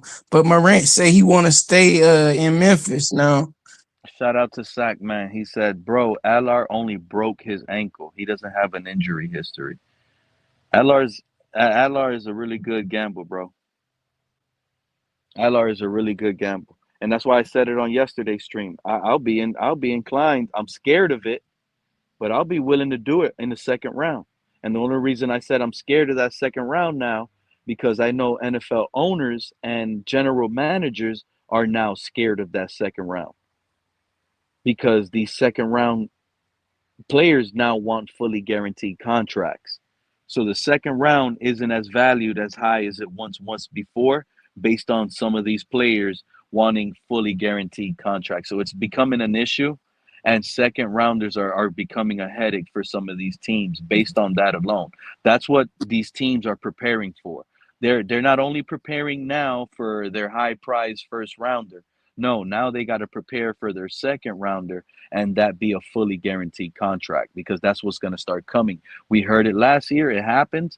Now this year is going to be even more. Last year it was like to the 40th pick or the 42nd pick, the 10 second rounders, they try to get a guaranteed. This year they're going to try to push it back to like the 50th pick, where the 20th pick in the second round is getting it guaranteed. You see how they're trying to push it back? And that second round guarantee money is what's scaring me in selecting like a Drew Allar in the second. Now I it's a think Aller will quarterback. be there. You're gonna be in the Tyler Shuck conversation where you gotta fully guarantee it. Come on, man. And it's not I think much. It's Aller what? will be there in the third or fourth round. You think so? Yeah. I think a team like us shouldn't gamble like that. So let's say we get our two guys in the first and second. We still have those 3 third rounders, and now it's creeping late in the second. We're at pick, right before the third round. We should be in conversations of packaging 2 of those thirds to climb back up and trade for like an Allar. And that's if the targets we wanted were there at the picks we wanted. For example, let's say they wanted Caleb Downs at 11. We got Caleb Downs. And then at the next round, 30, whatever, we picked the center out of Florida Gators that I want, the Slaughter guy, because that was their target. They weren't going to move off of those 2 guys. They know plug and play 2 starters right then and there, day 1. Now you got your day 3 picks. You package 2 of those up for a higher pick, or get back into the second, late in the second, and it doesn't have to be fully guaranteed at that point. That's where you jump on a Drew Allar, because it's a good gamble. He has intangibles, and he went to Penn State. That's a good school, bro. That ain't no crappy organization. Yeah, but a lot of those games, I watched a lot of those games. A lot of those games he underperformed, and they lost those games because of him. Like he has the size that you want, but it's size. Like that size, we No, need to he has find that. arm. He has legs. He's almost like Josh Allen, bro. He's running over you. Last year wasn't a good year. That's all I can say. You could have but he was in first round conversations 2 years ago. He was in Heisman conversations 2 years ago. You could have a bad year off an injury. You know what I'm saying? It happens. But it's Yeah, not but like he hasn't shown flashes. he got injured like his last game. It was like all year was a bad year. I mean, Gotcha. but like you said, anybody could have a bad year. I mean, Tua had a bad year last year. But Yeah, but you got to have intangibles, bro, to be getting drafted. that's what I'm saying. Tua had a bad year. Hopefully, Drew Aller has a better better ceiling than Tua. But He didn't have the college career Tua had. I'll tell you that. Yeah, and that's probably the only compliment I've given Tua since I've joined I've joined the channel, joined the show. He had a great college career.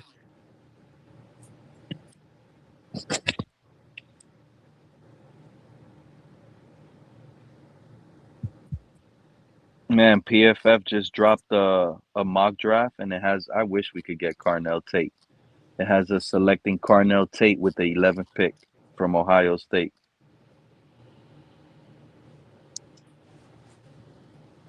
With the move we made today to get Terrence Marshall Jr., it's always the first move that details what they want to do.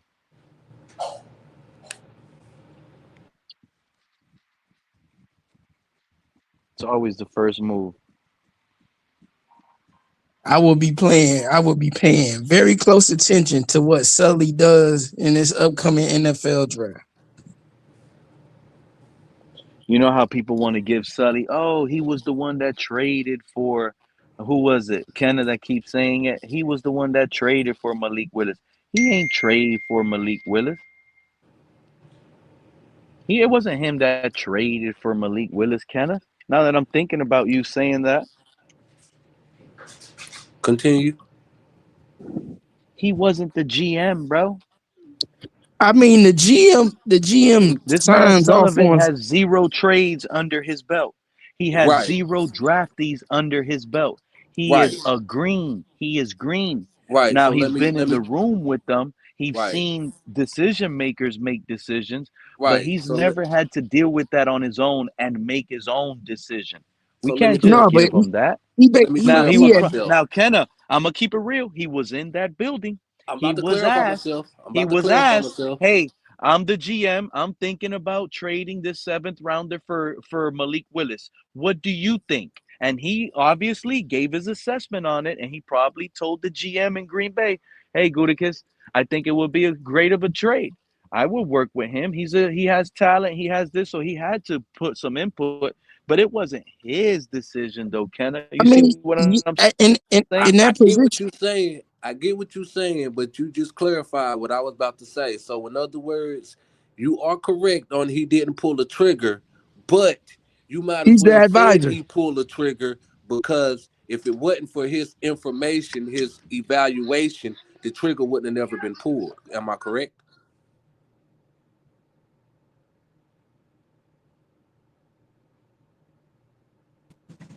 I have to apologize. I wasn't meaning to be on audio when I said that. We didn't hear it. You good?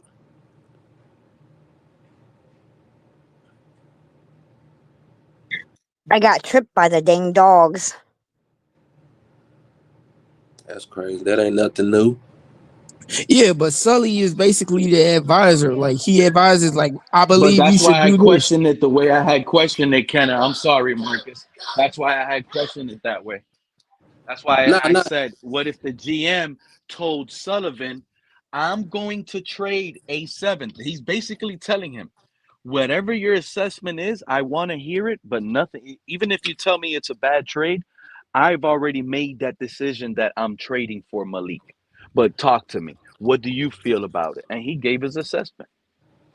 Yeah, I mean, he's gonna have people in But Miami. He's it gonna have. wasn't like his assessment, Kenna. If he would have said, no, I think it's a bad trade, I wouldn't do it. We could find this guy and we could get him for this much and this and that. The GM would have listened to him and been like, okay, I agree, it makes sense, and still got Malik Willis because he was the GM. Cause I hear what you're saying, Pete, but I don't think it went that way, bro. Then you know what? I suffer from Chris Greer SD. Yeah, no, like because most organizations don't deal with upper management the same way the Dolphins did. Chris Greer, he would look to his coach and be like, "What do you want? What do you want to deal with, Mike? I'll get whoever you want me to get." Most general managers, they don't do that. They're like, "Hey, I'm gonna get the players. You gonna coach the players, and this is why I'm gonna get them. And if you don't like it, you could talk to me, give me your opinion, but I'm still gonna do what I do, and you're gonna coach my players." I mean, I ain't really talking college, so I know you ain't talking to me, CCR. Yeah, But but again, yeah, like I'm saying, I mean, I yeah, bro, he was the head of player personnel, so he had to evaluate these players, and the general manager probably came to him and asked him about Malik, and Sully probably went and did his work on him and came back and reported, which in return made the general manager pull the trigger. yeah, because Sully could have wrote a bad evaluation, and then Gutekunst probably would have been like, "All right, never mind." Yeah, I don't think he already had it in his mind he was gonna trade for the dude. If that was the case, what was the point of asking him? Just for shits Be- and giggles? Because Jordan Love was a Sully was the reason why Jordan Love is over there is because Sully fought for him. Oh, the touchdown pass A-Chain threw to in the Pro Bowl games? Y'all know who it was too? It was Joe Burrow. It was Joe. You saying that's some connection right there? There's the connection, bro. Joe Burrow to Miami. It's happening. All We're because of the about to shop. touchdown pass from We're A-Chain. about to break. We're about to break news on every major platform. NFL Network, NFL Insiders, NFL, ESPN, CBS, all Fox, all of them. Breaking news. Miami Dolphins have traded 3 first-round draft picks plus a plethora of players for Joe Burrow. Well, I'm not Times sure have about changed in Miami. the draft picks, but I'm curious to see if Travis Kelce comes to Miami. He's one heck of Travis a Kelce. player. Travis Kelce, yeah, from the Kansas City Chiefs. Why does Stephen everybody Ross want to would come to Miami when?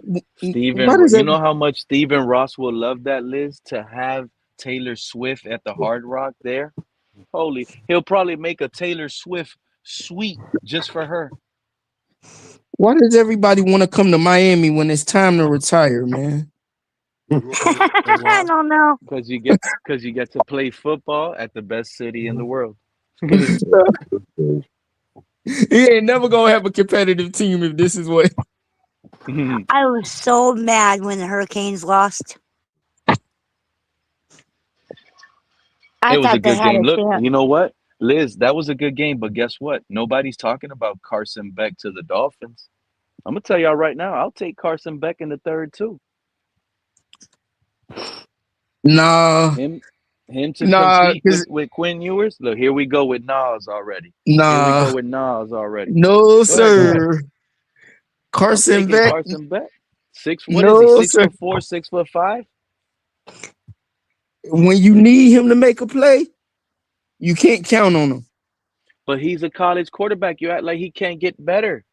A lot of people act like some of these players can't get better with better coaching. We ain't saying they can't get better, Pete, but just remember, you coming into a league with players that's already on top of their game that you got to maneuver around and through. Yeah, but Hey, Kenna, we talking third, fourth rounder, bro.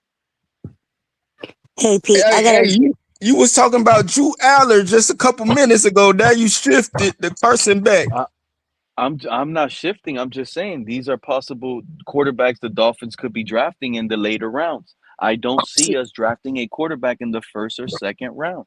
I I could see. be wrong. Maybe that's what happens, but I'm talking later round quarterbacks because of the way we have set up. If we draft a quarterback in the first round, there is no quarterback competition. The first rounder gets it, right? Don't y'all agree? If you draft a top 10 quarterback, he's your franchise. You give him the job until he bums it out. So since we're in an open quarterback market competition, But that's that not how scratches a this. first round quarterback. But Now we that's could not talk how they second move. or third round That's not at how the they highest. move, though, Pete. That's not how who moves. I'm gonna say that that's not their infrastructure. Sully and Jeff, that's not their. That's you know what I'm saying. Like they come from. That's not the philosophy they've been following. They come from right. They come from. Um, they roots are because Aaron Rodgers was not a top 10 pick. He was first round, like a 20th Number pick, right? 20, number 26. Right. So that's what I'm saying. Like, even if they was to draft somebody, they come from, even if they was to draft somebody in the first round, it's like they automatically sitting that year. Hey, see, I got I wouldn't be surprised if they take 2 quarterbacks in the draft in the later rounds Scar, and that's stuff. another good thing. That's a perfect. He is old. Carson Beck is like 24 already. That's another thing. He's ready, bro. He's ready for the NFL.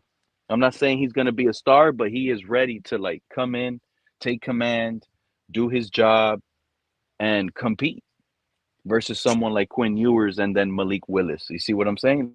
I want to. That's the type of quarterback room I want.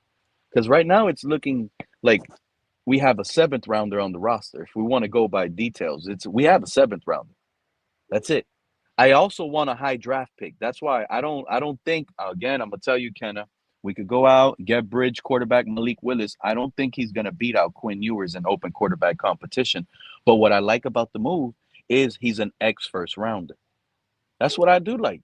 He's had a high ceiling. He was once viewed as a draft pick, as a high quarterback to take over a franchise. He was given that opportunity. It didn't go his way. Sometimes look at Sam Darnold in the Super Bowl now. Malik Willis could find his home here in Miami, ball out. It could happen. I could be wrong, but just going that route is what I like. They're getting an ex first rounder because we need something like that in the building.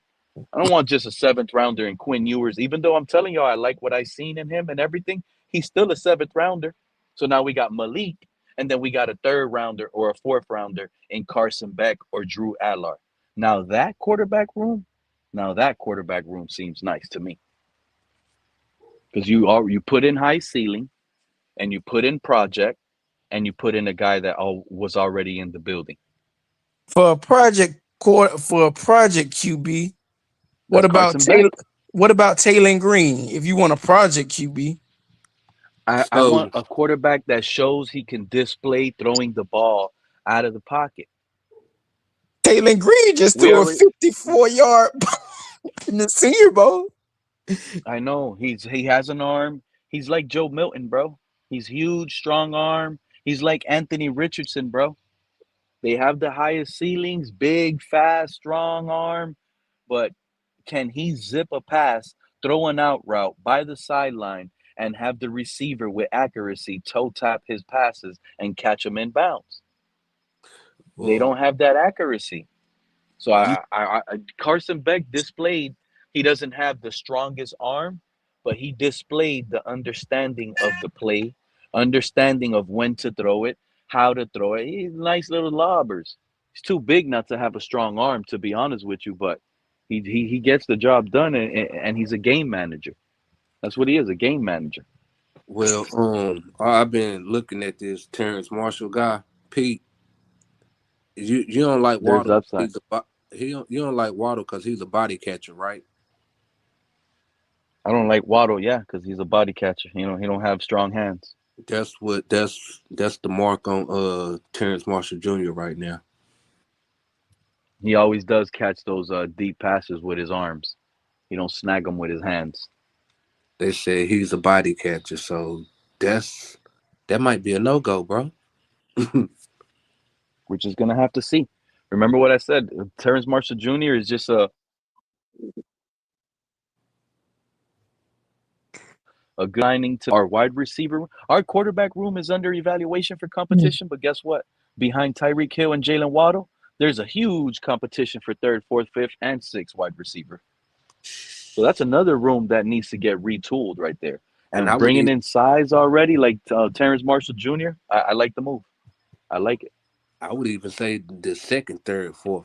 You know what I mean? When I Terrence wonder how Marshall much they're Jr. going. goes in on that field, Kenna, and he looks around and he sees, oh, look, Tyreek Hill is back, but he's with the red no contact jersey. Look at Waddle. He's already limping. Terrence Marshall Jr. is going to be out there like, bro, Malik Washington is not better than me. Taj Washington is not better than me. The other little guy, D. Eskridge, he's faster than me, but he's small. He's not better than me.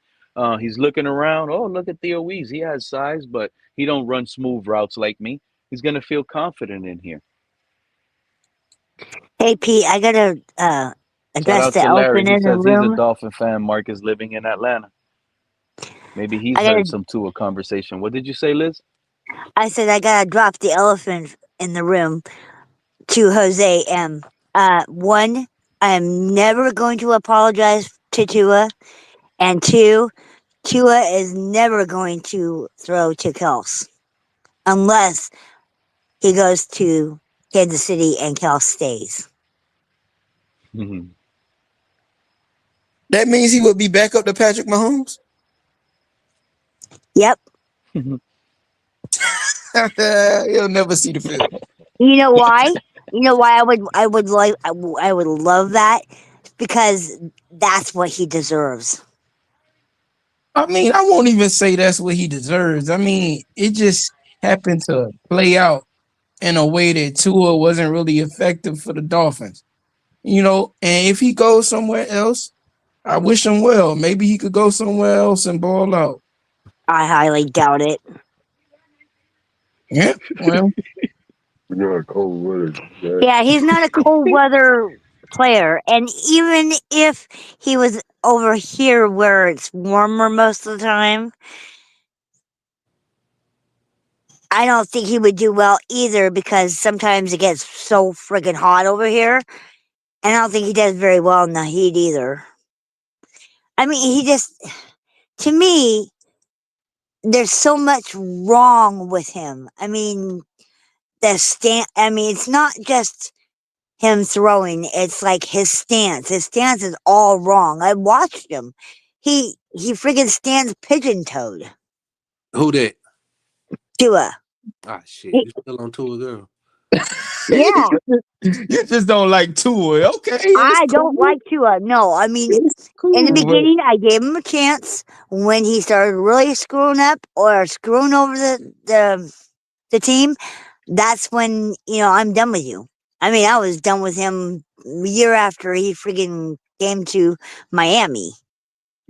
So, Pete, bro, this guy, Terrence Marshall Jr., bro, he is a true body catcher, bro. He's not going to work here, bro. So you're telling me Sullivan has poor track record of evaluating wide receivers then? I mean, could be. This is his type of guy. This is his move. This is one of the first moves he's done as a Dolphin. Signed Terrence Marshall Jr. I mean, maybe he can get him to extend his arms when he catching, but I'm looking at some highlights, bro, and this dude is letting almost every ball come to his body.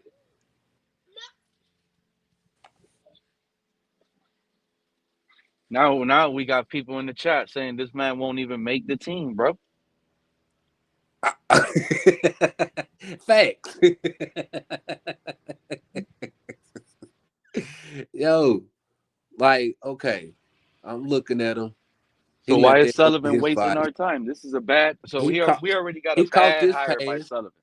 He caught this pass from Baker Mayfield when he was in Carolina, but he still let it come to his body first. He didn't extend to go get it. Here go another one by Andy Dalton. Come to his body again. Here go another one. Like, he's a big receiver, but he's not using his length because he's letting the ball get to him, which in return doesn't do nothing but get a DB more time to fuck up the play. Wow. So TD, shout out to TD Fence Talk. He went live today saying Aaron Rodgers and Kyle Pitts heading to the Dolphins. I've been live. He went live, 4 hours ago? I've been live 5 hours. So I was live at the same time. This man had made a stream today saying Aaron Rodgers, because TD is over there at Super Bowl. Shout out to TD. Yeah. He's over there with all the insiders. He's over there with everybody. See, this is the first time I done seen him extend his arms to catch. That was the first time I done seen him do it. If this regime gets Aaron Rodgers and Kyle Pitts, I'm screaming Super Bowl. I don't know about you. I don't know about you, Marcus, Mr. Paul, Kenna. But if we get Rodgers and Kyle Pitts, we're talking Super Bowl, bro. And I'm happy TD probably heard something about Aaron Rodgers because I told y'all this move right here has always been about having a plan, bro. These guys didn't interview coaches, didn't interview GMs, and not sit here and talk about the quarterback plan, bro. I'm so happy I just saw that notification. Shout out to TD, bro. Don't hype me up, TD. Don't hype me up, TD, because if Aaron Rodgers comes out here, we making money, bro.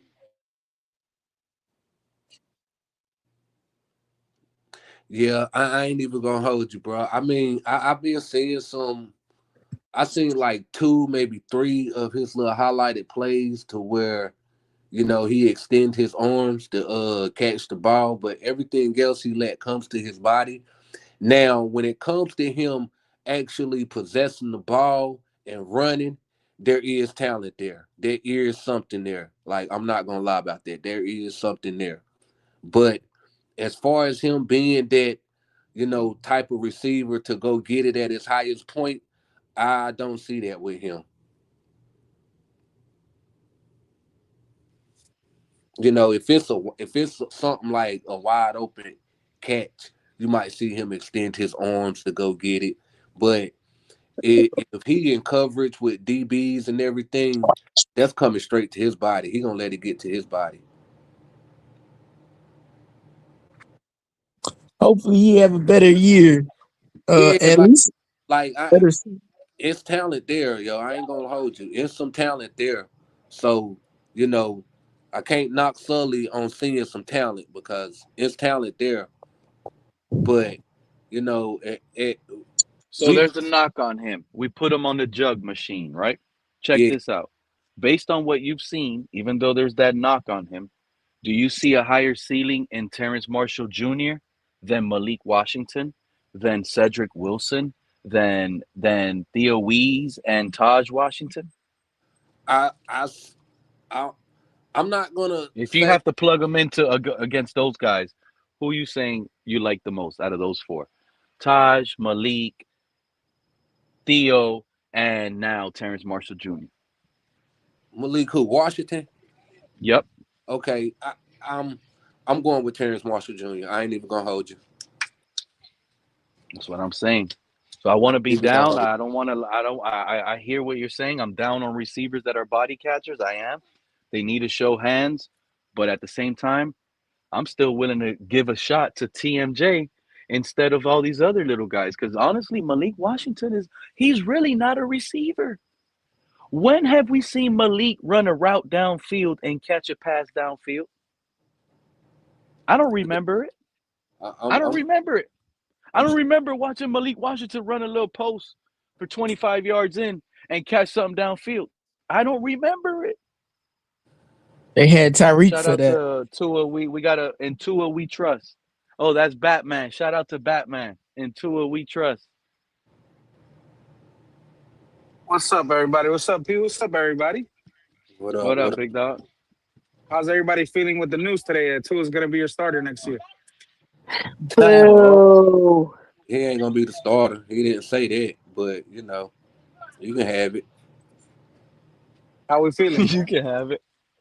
You can have it. Look, Batman. I'm trying to have this discussion, big dog. Let's be real here. Let's be real here right now. Hmm. What do we do if we cut Tua, like every fan easily slips out of their tongue with slime coming out the tip of that tongue, easily and efficiently, they say, let's cut Tua. Eat the 99 million and let's just cut him real quick. He's trash. He's gone. I want him out of here. Right? Uh-huh. But let's say that happens and he lands with the Colts. He's winning games, and regardless of what it is, his stats look better than the quarterback we currently have. He has more wins on his new team than the new coaching staff we have here. He goes to the Colts by week 10, he's 8-2, and we're 2-8. What does that make this regime and everyone over here look to be, bro? Well, look, if I'm going to be honest, I'm going to be fair. The automatic answer is it makes you look bad. But at the same time, I wouldn't blame the Dolphins for doing so. Again, you're talking about Tua currently where he's at today, right now, currently where we speak. He's an injured quarterback that needs to rehab this injury. If you're telling me the Dolphins are cutting him right now before this rehab, yeah, you've seen you don't know if that hip is going to progress or get better or it's going to get worse. We don't know. So I don't blame him for cutting him. If he blows up somewhere else, he blows up somewhere else. But if you're telling me his hip gets back in place, as far as the whole, rehab and getting his hip in motion and power, and if he's able to do that and get some type of form back into going into the 2023 season, and you tell me you cut him, then you got pie on your face. Then you look stupid. But Because I've always been with the mindset that when we cut, the day it happens, and let's say the Dolphins do move off of Tua, and again, this is Now, not coming from a Tua standpoint. I ultimately think cutting Tua will bite us in the ass because he will win elsewhere, and we're gonna look stupid. So now that's but based on me saying cutting him. If we cut him and he balls out, I think everything should be fired this upcoming season. One and done for Halfley, for Sullivan, everything should be scrapped. Now, if they have a plan, like I was explaining right before you got here, this ownership didn't do this general manager move without having a quarterback plan.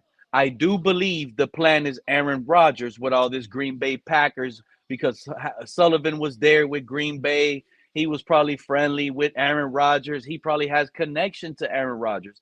And Sullivan coming here probably lands him a bridge quarterback for a year or two with Aaron Rodgers. So this is probably what got them hired here. And that's what I really believe. And Halfley as well. And all this Packer stuff is going to come with Aaron Rodgers. So if we cut Tua and we have a plan like that and we're winning, I have no problem with it. Good riddance. If we trade Tua, Batman, and we fleece a team and we get a third or a fourth or a fifth round draft pick and we don't have to pay and we fleece, but we get a draft pick for Tua and he goes and balls out, I'm okay with that. Hopefully we have a quarterback plan. But what I'm not okay with, Batman, if we cut Tua, eat the dead cap, have him eating 99 million. We eat that. We don't even have a backup quarterback plan. And nothing is right. I'm sorry, bro. I'm sorry. Everything must go. We lost Batman. Yeah, Batman got a little story to go talk on Twitter now. I gave him something to talk about. yeah, but I mean, even to Batman point when he said rehab that hip, this is what I want everybody to picture in their mind. I want y'all to look at this one guy and tell me how did it go with his hip replacement and rehab. Mike Pouncey. It didn't go well because when he had the hip replacement, he went to another team. Wasn't it the Steelers? I think so, and he didn't pan out long with the Steelers. That listen, I'm not no doctor, but that hip injury is very devastating and what have you. And if it depends, and also too, it depends on the player's body as well, because so just like I said, my fault, Mr. Pope. Since you got some insight on your source from the inside, what round is they thinking of taking him in? So you saying we possibly might be trading out of the 11th round? Whoever Pete just highlighted. You mean the 11th pick? I meant the 11th pick, not round. My fault. Who you asking that question to? Who is this? Dolphins. What's up? DM Fins up 6849 in the chat. Yeah. Mr. Pop, he said he has an inside source that Drew Allar is the plan. Shout out to DM Fins up, man. Second round. I believe it. Ooh, I believe it. So we might be trading out of the 11th spot. I could see us trading back, accumulating another second, a third, and a late first, and possibly trying to sell Allar with a 31st pick in the draft in the first round.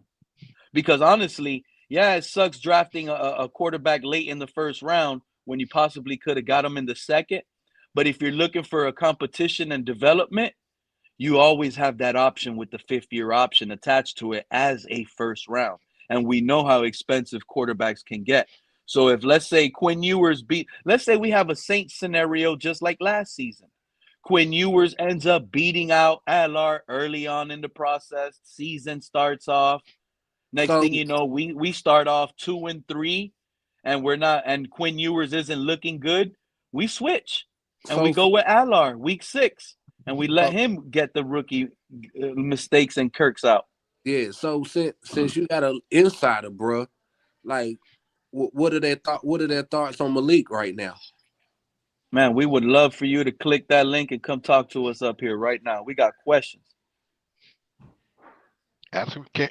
Drew Allar. Shout out to Ghost. He says Drew Allar is his favorite player in this draft. I'm not gonna lie, those Josh Allen vibes.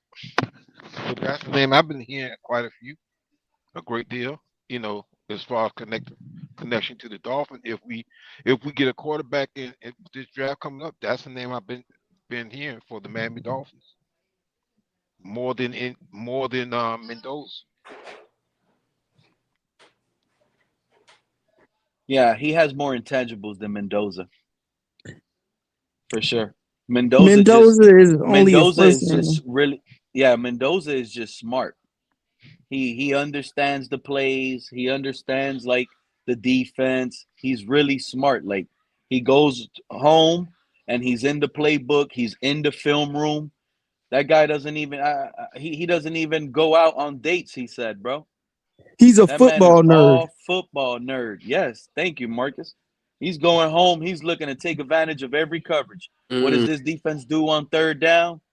Third and long? How do they like? He's trying to find every edge. He is a homework guru, and that's how you need to be as a quarterback. That's good to hear about him, cause boy, I was looking at him like I ain't for No, sure. he's gonna eat you with his mind. He's smart, Kenna. That's He's good smart. to hear. So He's smart. I might be with him coming out his junior year now, knowing that piece of information. That's good. But you know, he kind of remind me of the quarterback that who was that? Who he played for? Was the Colts? And the Colts he played with the Colts and he didn't play long. Andrew Luck. Andrew Luck. Luck. I don't know why, but that's who Mendoza remind me of for some reason. Well, that ain't bad. That means they got a tough player on top of somebody smart. Now I give Mendoza. And you know what's funny? Yeah, like he comes off as soft. That man ain't soft, bro. Not the way he played. Listen, if y'all look at that game, the game that he played with the University of Miami, man, he was getting busted up in the jaw and bleeding out his mouth and everything, and he's still smiling. He's still smiling. Yes. Okay, Louis Cabana. That's my two favorite quarterbacks coming out of this draft, to be honest with you guys. It's Drew Allar and Mendoza. To me, those are the two best quarterbacks. And then I also have Carson Beck higher than mostly everybody that's like knocking him out. So that's another thing. Everybody has Carson Beck as a 6th, 7th rounder. I understand it, but at the same time, I do believe he's better than what people think. He's another one. To me, Carson Beck, he is smart. He is smart. He's not going to take chances if he don't need to. He's just want to chew that clock, manage the game. That's the type of quarterback he is. He's not flashy statistically, but he puts his body on the line. He ain't the fastest. He doesn't have the strongest arm, but you could tell Carson Beck is a smart quarterback. At best, he could be a Alex Smith, a taller Alex Smith. Yep. DM fins up agreeing with you on that. A winner. He is. Carson, I agree, Ralph. Matt Ryan, that's a good comp. That's actually a really good comp. Matt Ryan, tall, 6'4", had nice body on him, could take hits, wasn't fast like Carson Beck, didn't have the strongest arm. You know how many times Matt Ryan underthrew Julio Jones, bro? Julio Jones will be out there coming back for the ball. He doesn't, but he has a NFL arm. He could get it 40, 50 yards downfield. It's just not going to be on a strike. He needs to lob it up. Little Russell Wilson lob pass. But that's what I like that Cuban Lewis just said in the chat. Carson Beck, that's the factor he has. That's the little it factor he has. He might have 145 yards passing by the fourth quarter. Next thing you know, he needs that one drive, and he does his job. He gets the team Hey, in field goal range. hey, you know, Allard only had a broke ankle. You know that, right? Yeah, that's what they called him injury prone, Marcus or someone. I forgot who it was. I, But I, yeah, they already checked him in the chat. That man only had one broken ankle. He's not injury prone. He yeah, just had a bad season. yeah, I don't think he injury prone, and you know that broke ankle ain't gonna be no lingering issue. I don't think. They didn't think Tua's hip would be a lingering issue either, coming out of And Alabama. yo, come on, Marcus, come on, Hey, bro. that's true though. They didn't think it would be a lingering issue. They was all over him. Oh, Yeah, we he still had gonna hip, draft him but with see, the he had fifth a hip replacement. before coming out of school. Yeah, I mean, like that right there was going. That's alarming within itself. You feel me? But you know, I Chris just Greer went for it. I just hate to think that Chris Greer made that decision. I can't think that that was all Chris Greer. Nobody in their right mind would do something like that. Yeah, he went for it. Hey, he had a job for a long time in Miami, man. Long time, long time. Yeah. I mean, I don't know, man. Like, you know, they talking about his poise under pressure, his leadership. They saying he got ability. He got the ability to read defense. Like, I don't know, man. Drew Outlaw might not be so bad. No, 6'5", I'm intrigued with him. Yep. I'm intrigued with his talent. I like him over here. and he ain't nothing but 21. So, you know, Yep. Yeah, we'll go young at quarterback with Quinn Ewers, Alar, high upside guys, coming two fresh rook. I'm telling you right now, I'm telling all of y'all to be truthful. Quinn Ewers coming out in this class, he's at least a floor of a third rounder, possibly even in conversations of a first rounder. yeah, because they're saying Outlaw, I want the fan base to remember that. It's no joke. Last year it was a weird quarterback year. Last year was weird. Shadir even slid. It Yeah, was but we know weird. what they were doing with Shador though. uh, Got you. yeah. Drew slid because he got injured. That's the only reason why he's sliding right now. Yep. Will They, he be ready in OTAs? uh, Mhm. Drew Allard needs to be ready in OTAs. He wants to come over here and compete. Then you got people talking about Garrett Nussmeyer, but the thing is, Garrett Nussmeyer is as small as Tua was. It's Tua. Yeah. How about Clay Klubnik? They were talking about all those quarterbacks. None K of those Clifton got quarterbacks some big. size on him, but I just don't see the wow factor with him. Yep. But I do see the Dolphins if they are true to their roots, this new Packer regime, they may take two quarterbacks. Pete, he got hurt twice, bro. What was his other injury? I'm trying to find it now. He broke his left ankle, and then he got injured in week 6 in the 25 season.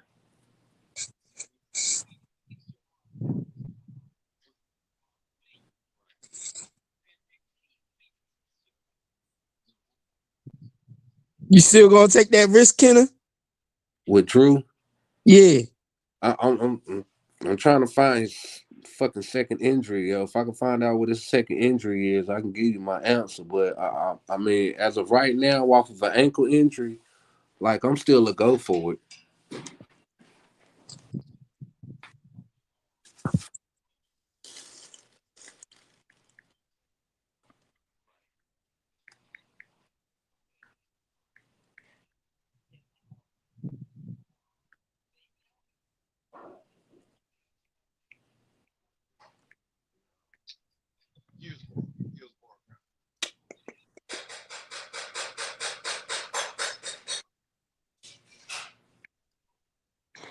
If he had a hip injury, I would pass on him.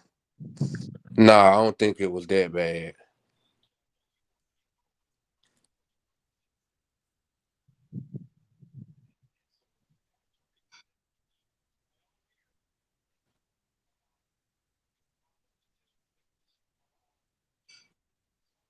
You got to remember, hip injuries are prone to arthritis, even if you're young. If it's overworked, not stretched properly, not rehabbed properly, like that, you have to take all that in consideration. Well, nah, that's what it was. That's what it was, Pete. He didn't get injured twice. It was that broken ankle in week 6. And you know what? I like when players break bones and that's what took them out instead of they're out with a hamstring. They're out. You know what I'm saying? Oh, he missed 6 games with a hammy. He missed 6 games with a bruised ribs. Those are the type of injuries like, man, these players ain't fighting through them no more. Oh, so you're telling me Drew Allard missed games because he had a broken ankle? Yeah. Bo Nix almost took his team to the Super Bowl. He didn't get to play in the game because he broke his ankle. Yep. I'm How fine with about a broken ankle. how about these one players? Oh, I stubbed my toe. That's what I'm saying, Liz.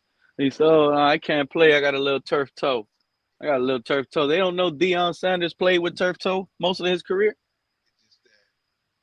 Yeah, it's called tape. You can tape it up, or you can put some padding around it and then tape it up. Exactly. You got Hey, imagine. Joe Burrow out here is missing 8 games of the season because he need a turf toe. You don't, and he did that. You know how mad I'll be as a Bengals fan. You didn't even try to play through it, keep us alive, try to get us like a 8-1 record, and then get the surgery, miss 6 games, and come back. Yo, I just imagine if Liz was the quarterback coach for the Dolphins, had to work with Tua. Man, he'd be getting cursed upside one down the other. Tua would have had to call his mom on Liz. Uh-huh. Mama, Liz is picking on me. Well, what are you doing wrong? Oh, he ain't And doing even nothing if wrong. it did, you know what? I would even go at his mama too for coddling the little stupid ass.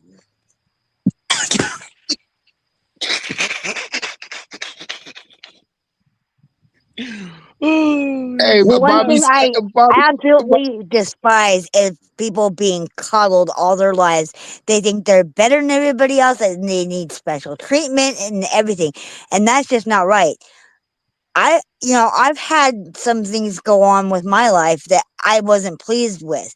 Do you see me having everybody coddle me? Nope, because you know what? I'm a Gen X.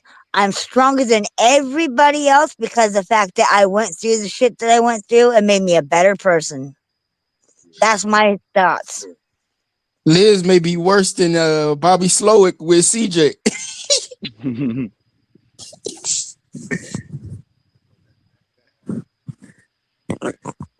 And Liz that's would have just not popped true off on either. Tua. Liz would have popped off on. Liz would have been in Tua's ear every day. You suck, kid. You suck. Oh, it wouldn't be just Tua either. If any of them was doing badly, Oh, I would get on them. Tua used to walk around that hall room with his dad next to him. You would have said something to his dad. Oh, hell yeah. They say, you're What not a you player. Get the hell out of here. what you would have said to Tua's wife when you see her walking in the hallway. You better not be freaking coddling Tua because you know what? He sucks. He needs to improve. If you don't help him with that, that's on you. What if she would have cried and hugged you and says, "I've been telling him to retire. He just thinks he's the greatest." I would say, you know what? Then you need to try harder. You're not the one. She's not the one. Nope. They- Liz the is thing is, hard. Hey, I've Liz is given sympathy. OG hard. I've been giving sympathy to people all my freaking life. You know what? I'm tired of it. I'm gonna be straight. I'm gonna be forward. If you suck, I'm gonna tell you to your face that you suck. And if you don't want to improve or stop copping an attitude with me, you can leave the fucking team. But you got to get their trade value up first. You just can't let them leave. Contract. I'd bench him, and then when his contract was up, he would be gone. I would not renew it. Tua would never have gotten the 5-year extension if I was the coach at that point. But Liz, we got to save our jobs. We got to give them this extension. It'll buy us some You know what? time. I would tell the owner. I would tell the owner Whoever that is if you backstage.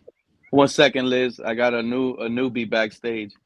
Funny name, by the way, but you have to allow the camera access. You don't have to show me your face. We don't need to see you. But in order for me to allow you to get up, you have to allow it. So back out, whoever that is that goes by the name. Is it true fish need a tank? He backed out. You have to allow it, then turn off the camera, and then I'll let you come up. And that's how it works. Sorry, Liz, for cutting you off. It was just making that's sure. all right. I would tell the owner, whoever it was, if you truly want a successful team and rake in a lot of friggin' money, this is what you need. You need me to get on their ass, make sure they're doing their jobs, not coddle them, and be straightforward and be a great team instead of a piss poor, wimpy piece of shit. What if the owner says, but Liz, we drafted Tua because we could win with him? Say, well, we can't, your biggest mistake was to friggin' hire him. Because now he's not doing very well. So check this out, P. And if you extend Tua, you're gonna see nothing but loss after loss after loss and missing the playoffs and the Super Bowl. You could have made a hell of a lot more money on those games than you could on a regular preseason game. You would double or triple your money. If we were a really good team, I'm sure that even though I don't like them, the Bills have raked in so much money because of the fact that they're winning playoffs games. Yeah, they missed out, but that was the last friggin' game that they lost. It's not like they went out before the playoffs. You know what I mean? That is money that you can accumulate and use for the, whatever you need to use it for, like salary cap, to get better players. He doesn't see it. I think the owner only sees a partial picture of how great the Dolphins could be if he had somebody in there that wouldn't take no for an answer from anybody. Too many Chiefs, not enough Indians. Yeah, too many Chiefs, not enough Indians. So I know who it is. You want to stay on camera, my guy? You're gonna stay on camera? All right. Shout out to Mark. How you doing, Pete and gang? What up, Mark? Why you coming over here with a big old smile? What are you so happy about today? You're looking good, my guy. I just wanted to comment very, very briefly. Well, I thank you. I just wanted to say a couple things. I think when you look at the Dolphin situation and where they're at, and you look at the division that they're in, and you're fighting for third place with the Jets next year, what I would do if I were the Dolphins is trade down this year if possible, unless one of those two corners is there, who I think would be fairly valuable for the long term. And then move assets. You have to move assets. Obviously, you have to move off of Tua. You have to move off of Hill. You have to move off of Chubb. You have to move off of Minka. All those guys have to go.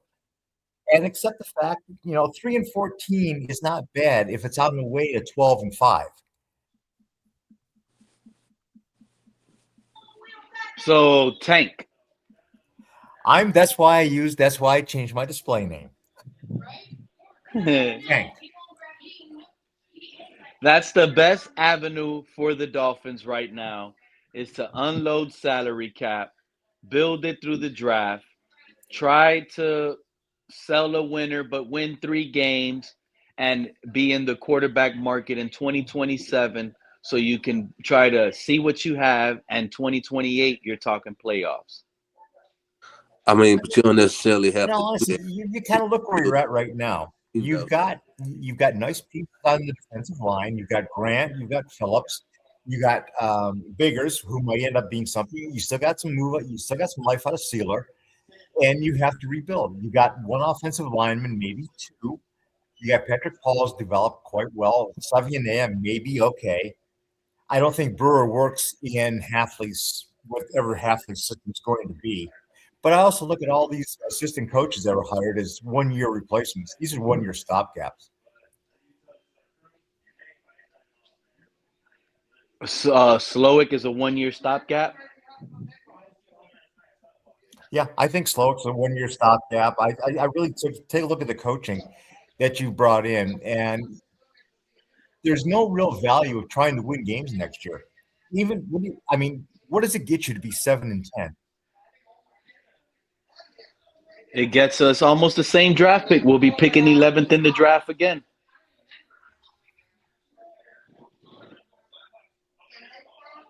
That's what the team is heading to, Mark. That's a scary place to be. Now, I don't think we win 7 games. If the organization salary cap dumps, like you mentioned, I get it. That is the best route. I agree with everything you said, Mark. That was totally smart, and I love it as a Dolphin fan. Because now we're in quarterback tanking mode. We're trying to get Arch Manning. We're trying to change the culture now. But if they try to win, I don't see them salary cap dumping like that. And they're going to try to have quarterback competition. And they're going to try to sell a winner and with a floor of about 6 to 7 wins all over again next year. I mean, 11. How do you sell a winning product with what you just told us, Mark? Cut almost all the best players because of salary. You're cutting the best players off the team. What you How do do is you sell sell the anything future. after You that? sell promise.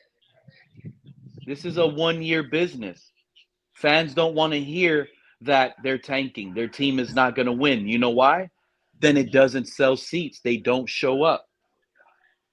Well, you know what? If you're Steve Ross, guys, you know what it works. You know how it works. You got a 75,000 seat stadium. What you do is if it's filled with 75% opposing teams fans and it's still filled with 75,000, Steve Ross still wins. Yeah, that's a sad win because you're losing the game and your stadium is filled with outsiders. You still made the money, but it's a sad feeling when you only have 20-something thousand fans in the stadium and the other team outduels you in your home. It's not a good feeling, man. It's not a good feeling. It's a nice vacation if I want to fly down to Miami and catch the Bills ass stomping over the paper or over the Dolphins. Makes for a nice weekend. No, I think we're a lot closer to competing, Mark, than most fans think. I do believe what you said is the actual plan of this organization this year. I do believe when all the fans are clicking the link and they're saying we're going to cut. Yeah, I sit here and say, oh, that's a lazy take. That's just easy. But in all honesty, that the reality is that's an avenue that they can clearly pursue right now to clean house on salary cap. Because that's what you need to do. You have to build a new culture, build a new team, build a new structure with salary cap, and you have to all get rid of it at one shot so you can start rebuilding this process and start building a new team and being players in free agency.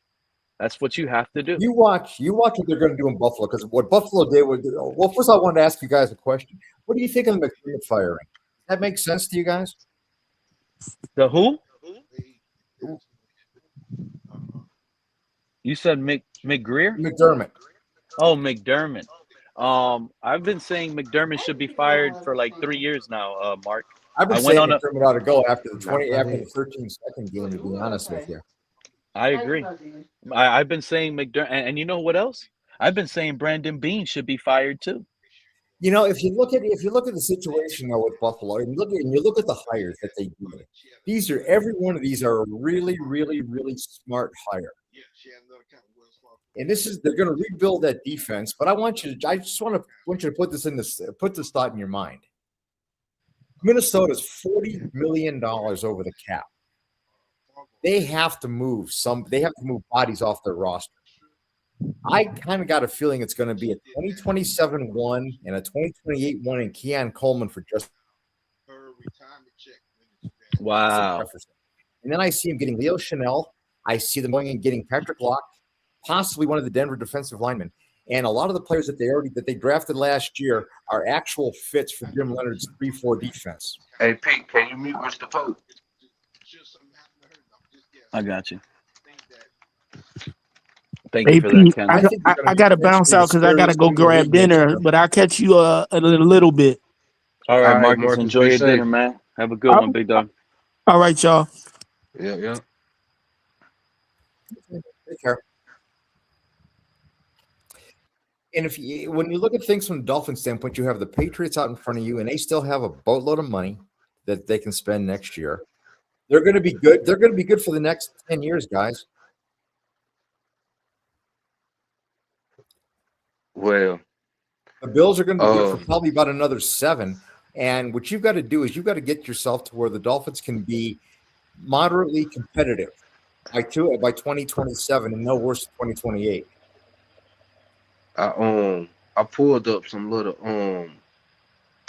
info on Drew for you, Pete. Drew Adler. Hold on one second. Mark, I can see the Bills being players for a player like Justin Jefferson, but I just don't see the Vikings being a team that would be willing to trade Justin Jefferson. Remember, they just got a new quarterback. They're in quarterback limbo right now. They don't know if he's him or not. They need Addison. They need TJ Hawkinson. They need Justin Jefferson for him to continue to develop him and get him better right now. Unless they're going to dump JJ and get a new quarterback, and they did fire their general manager, like you said, and they're going to scrap everything because of salary cap, I really could see Buffalo giving up 2 firsts for Justin Jefferson. That's not out of the realm. You guys almost gave up a 1st and a 3rd for Jalen Waddle. Well, to be honest, Pete, if they really try to develop JJ, they would really just trade Justin Jefferson. So you know what I mean? Picks don't mean anything. You get to like $4 million of Coleman salary space off the number that you're going to get Jefferson for. And Jefferson's only going to cost them $24 million because the rest of the money's been paid by Minnesota. You know, if Minnesota was smart, they would have been came up off Justin. Like, I just don't think you're going to find your quarterback when you got a superstar receiver out there. I just don't think you're going to find a quarterback. Nah, is Mitchell Trubisky still under contract, Mark? No, I don't think. You know, I got a weird feeling that Buffalo's going to draft like Drew Aller in the 7th round. I see Drew Aller coming to the Bills in the 7th round. That's our quarterback, buddy. Yeah, speaking of him, Pete, Bills don't need him. I'm about to give you a little something. Well, they need a back. They can't. Out of his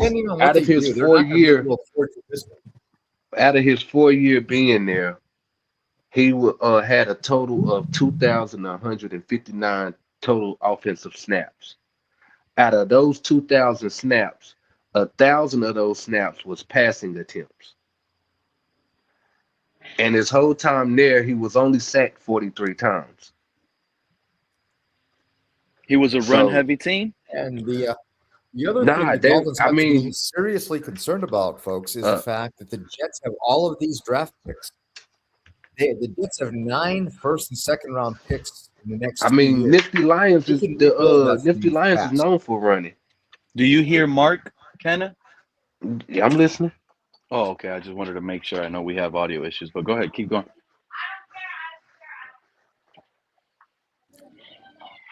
No, what I was saying is you got to be concerned with the Jets because these guys have 9 first and second round picks the next 2 years. Yeah, And see the that, Jets. and The Jets do have a lot of picks, Mark. right, and that's why I say like if Caleb Down is there at 11, I really feel like we might have to do it because just like Mark brung up, look how many first round picks the Jets have, We have to snag the best talent. and if Drew Allard is that a if he's a underdog like that, I'm pretty sure the Jets already got him on their radar. I'm gonna be honest with you, Mark. The reason why all these draft picks the Jets have, it's bad timing. I don't believe in Aaron Glenn and that coaching staff and that general manager in New York. No, I The think they Jets, should have the got rid of Jets Aaron should have Glenn been right at the start, players with right at that the end much of the end capital. of last With season. that much capital, the Jets should have been players for real deal. They They should should have have been fired players. They Glenn. should have been players for Harbaugh. They could have been players for Yes, McDermott. yes, they should have been players for a real deal coach that will utilize that skill set and build it.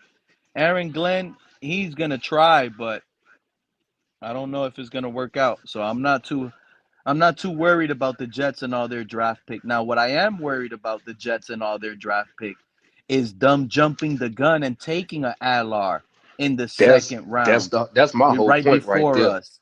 That's Like my they'll whole they'll point. be the team to jump us because they also need a quarterback. So they're That's gonna my try whole to point. jump us. So that's why I say the Dolphins are in a predicament. We got 3 third-round draft picks, Mark. You know, the only We're in a salvation predicament for the where we might Dolphins. have to jump the gun and get Drew Allar in the second. We have to. But that's if the Jets don't. How many first round picks do they have? They have 2 this year and 2 next year. And I don't think they're going to Oh, use they one only of got the two first. this year. Okay. They got a bunch of second rounders. No, they have So 2 this year and 3 next year. They have 5. They have 5 first round picks the next 2 years, and they got they got 4 they got second 2 seconds four and they second got rounders 2 seconds this year, right? and 2 seconds next year. Okay. So they could possibly take Drew. I mean, they it would be nice to know where they picking at on their second pick in the first round. Cause I know on their first pick they what top five, top three. They're picking for second and 16th. The first pick they're at second, and the next pick they're at 16, and then the next pick they're at like 35. They can get 3 top 35 players. Man, they probably that is kind of scary because at any point they don't have to really jump the gun to get Drew if they really want him. They're gonna be able to take him at any time, especially before us. And they don't have to spend any money in the offseason. All you got to do is re-sign Brees Hall. And they're not going to re-sign anybody else. You've already got a Donnie Mitchell over there. You're going to get Garrett Wilson back. Drafted Mason Taylor last year. Their offensive line was actually in pretty good shape. What they really need is a viable quarterback. They got a Brees Hall. They have to build the defense. Yep. They don't have no corners. The Colts could be scary next year with Sauce Gardner coming back healthy, their team healthy. They get the quarterback right. The Colts are another team that's kind of scary right now. Because the Colts could be a team right now thinking, hey, we could draft Drew Allar in the second. Why pay Daniel Jones? But I don't think Drew Allard gonna fall to them. You get what I'm saying? I don't think he gonna fall to him.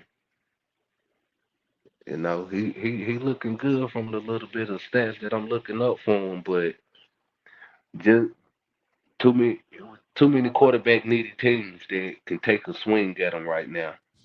You know, I know that might be the plan for us. What bro said that was the insider, but at the same time, you know what I'm saying? Other quarterbacks and other teams need quarterbacks too, huh, Kenneth? Yeah, Other facts, teams need facts, linemen too. Other facts, teams need safeties too. facts, So facts. what we need, other teams need it as well. But What we and that's like, other teams like it as well. but that's the thing though, Pete. Like I said earlier this morning, I was looking at it with Miss Fans and the teams that she showed that was drafting before us. I don't think any of them is looking at safety. I think all of them is probably looking at quarterback or um shit, probably defensive ends. I agree with that, Ghost 100. Drew Aller, after the combine, he'll be in the conversations of being a first rounder, especially that they're having conversations of Ty Simpson being a first rounder.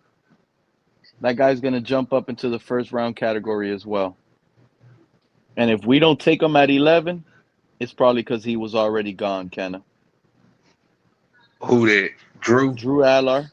Yeah, it gotta be. You It hit. gotta be something like that.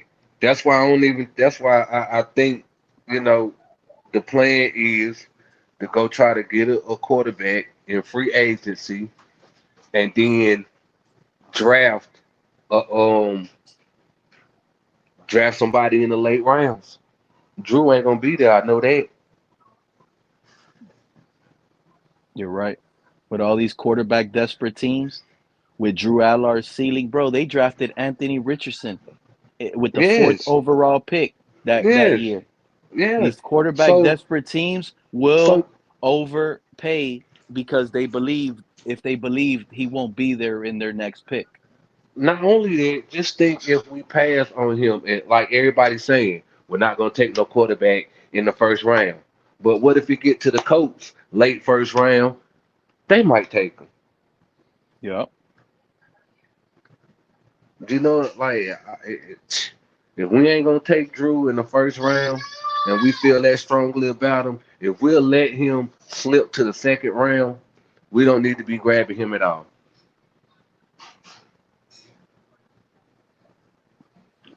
And I And that's only what's say gonna it end like up that. happening. We're gonna be Yeah, too patient. yeah. And I only say it like that because in drafting like this, I understand moves can be made, but that's only if you're in a situation that can make moves. But when you're drafting, you really take best player available. That's what you do. No matter the position, you taking best player available. Pass up on a franchise quarterback for the best player available because I you mean, and I called look, it a franchise quarterback. It's still a gamble. You see what I'm saying?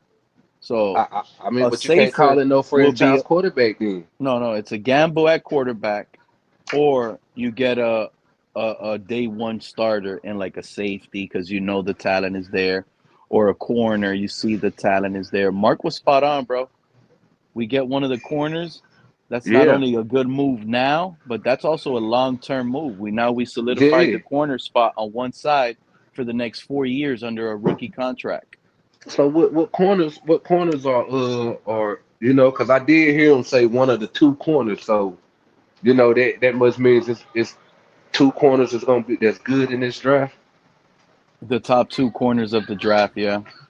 There's a few good ones behind that, but the two stand out.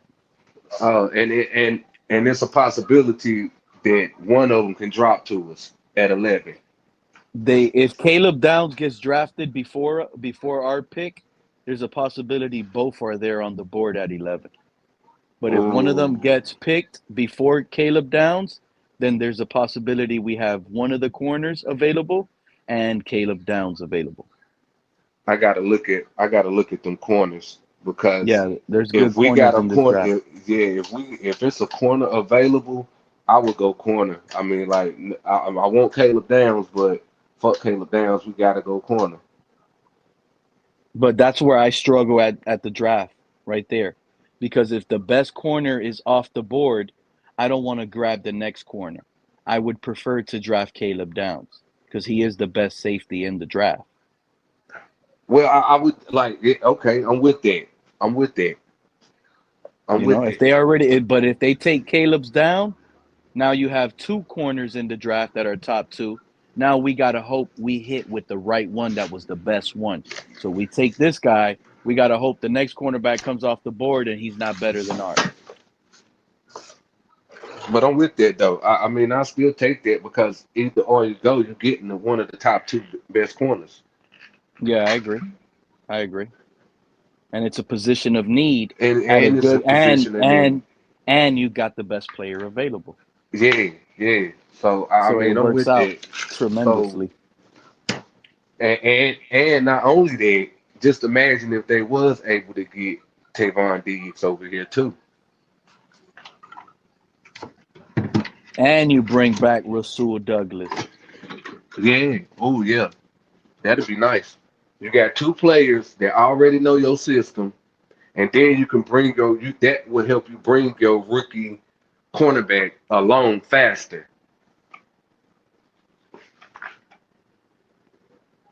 But then You know that's gonna what'll be be like raw? what we gonna do at A safety. cornerback tandem like Sam Madison and Patrick Surtain. We kind of like, but this time around we draft them at the same time. Mm, We hit two corners. We get one in the first and one in the second. Two shutdown yeah, corners. yeah, that'd be sweet. That'd be sweet. That way we need. I mean, but we still need to have some veterans in the house so to bring them along faster. Like that's the whole part of this.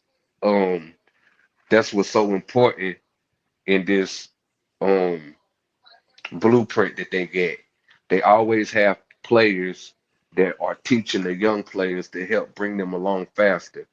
And on top of that, they dumb down their playbook. My bad, Liz. I got the phone down.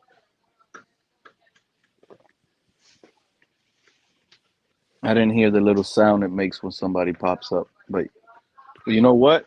Thinking about the draft and with this approach from this new regime, I'm not gonna be shocked if we go mostly all defense. I want to. I You know want to. why? That's why I was saying just Because leave the offense because be. you know what? You know what, Kenna? I'm glad we had this conversation because it makes more sense right now. Where are we doing the biggest change schematic wise? On defense. Defense. So we're probably going to need the most pieces and the most help on defense for the draft. We're going defense, bro. We're going corner, edge, safety. We're going defense, bro. We're going to load this defense up on the draft. I know what I'm telling you. It only makes sense. And the Packers, recent years, all they've been doing is drafting defense. Have you looked at the last 6 draft picks for since 2020? What the Packers have drafted? Nah. Me either. But it feels like it's all been defense.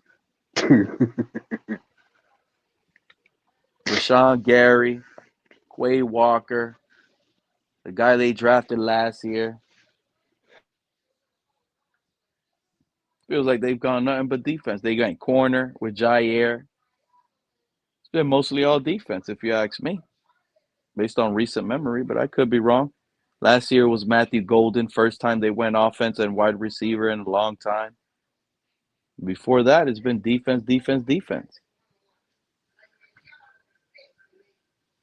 Tua or Willis, LOL. Allen and May. Noah Cam Smith. Ewers is okay. Pro Day. Shout out to Clemente in the chat. Pro Day and Combine will move some quarterbacks up the draft board and 100%. That's usually how it happens. Well, Quarterbacks, Pete, you know what's funny, Kenna? Quarterbacks will have a bad season. They look good in shorts and they make some good passes during the little camp. Now they're bumped up all the way. They ran a nice little 40. They did a couple nice little press drills. Now they bumped up in the first round. Everybody's hyped up because of a nice little spin move, throw off yeah. one leg. Well, Pete, the I mean, last year they had 7 picks, and out of those 7 picks, no, they had 7. They had they got 8 players, so they had 8 picks. Well, shit, they say 6, but um, shit, they went mostly defense, defensive end, D tackle, corner, and then O line or outside linebacker. And that was all last year. Yeah, And they only another thing, They The drafted Packers, a receiver. the Packers, since Jordan Love has taken over the team, they've been the youngest team in the league for the last couple years. Yeah. So I like that. Young descendant talent. That's how you find stars. So okay. So it was kind of that's what. So that's 5.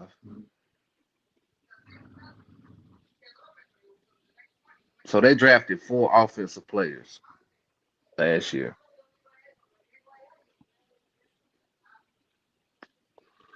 Out of the 8 Offense, picks, yeah, they're 50-50.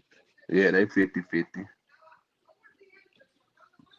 I just would like the ratio from first rounders for the last 5 years. I just can't remember their last 5 draft picks.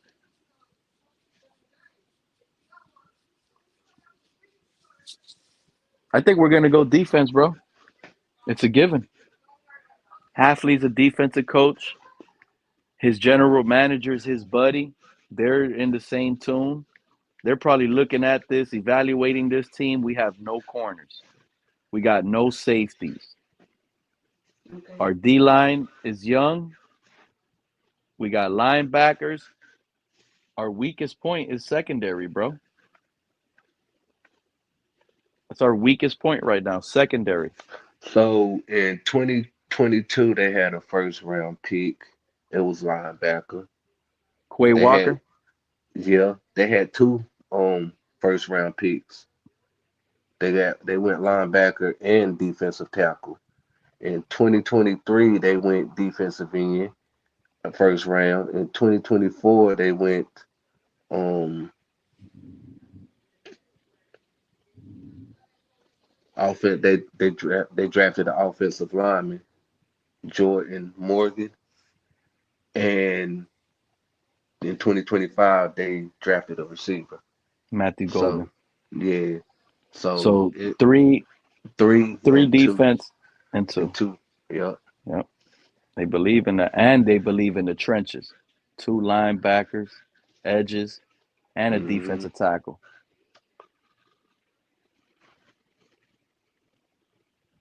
That's the philosophy they're coming with.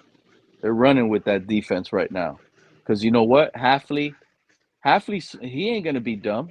He's the head coach. Where he needs to stand out is his expertise. We need to have a good defense. If our defense sucks next year, how can we trust Halfley? How can we trust him? Yeah. So he's going to have to allocate this draft to his defense. He's probably going to say, hey, free agency, if I can't get nothing good right now, then you know what?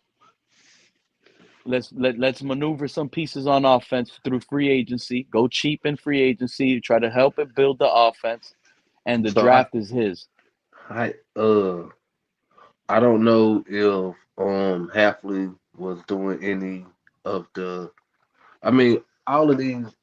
To be honest, all of these players that we're talking about, you know, is more of Sully that we really should be harping on because he was more of the player personnel evaluator, right?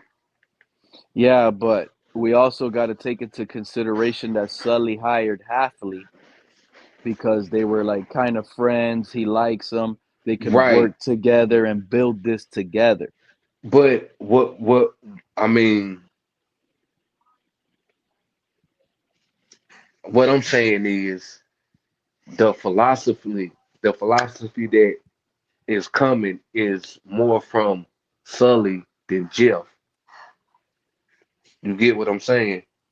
It's just Sully know that Jeff is gonna follow his orders out. True. You know what I'm saying? True. So I mean,